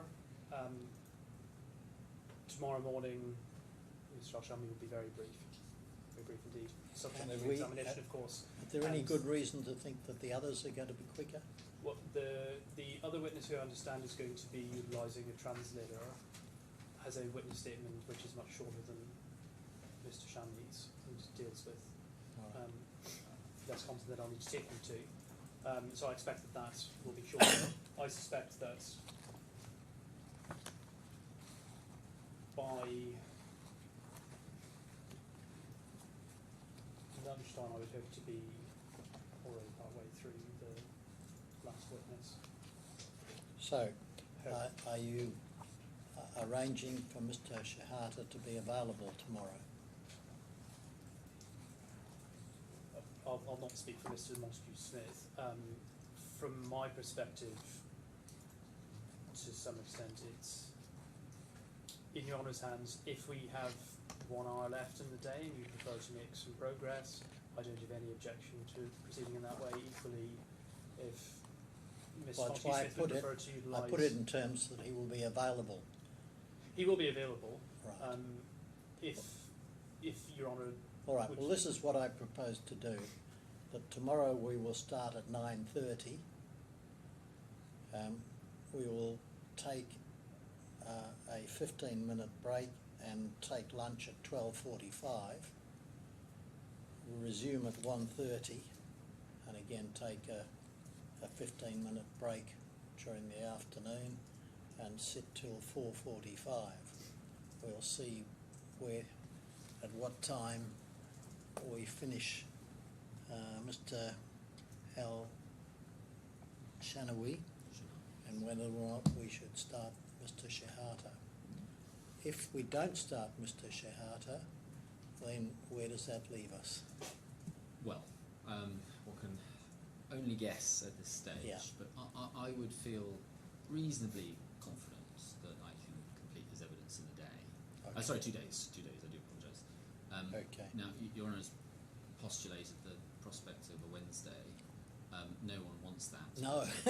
Everyone could live with it. Yeah. We'll obviously try and avoid All it. right. But I think we're not sort of in the territory where I'm beginning to get concerned we All won't right. complete. We'll perhaps see where we are after lunch. All right, the other thing that you raised yesterday is how the video and the screens Yes. are going to line up. Any news on that? I'd say 90% of the way there. And what do you? The remaining issue, as I understand it, was there needed to be a additional device with a camera to look at Mr. So, as I understand it, the proposal is that you will have in front of you a camera and a screen which will show Mr. Shehata's face, and he will also be projected on the screens, and that will be the same for each of the advocates. Okay. There is a difficulty, which is that the court requires also that all of these things be done through the Teams link, so that it can be recorded on the court system. Yeah. And that has raised some technical problems Okay. with feedback loops and things like that. Ah. It is hoped that there is a solution to that, All right. which doesn't involve us all going home or to our solicitors' offices and sitting there. But Okay. we'll keep you posted. All right, thank you. Well, Mr. Al-Shami, we're going to finish for today, and I'll ask you to return at 9:30 tomorrow when we'll resume. All right, thank you. So we'll now adjourn.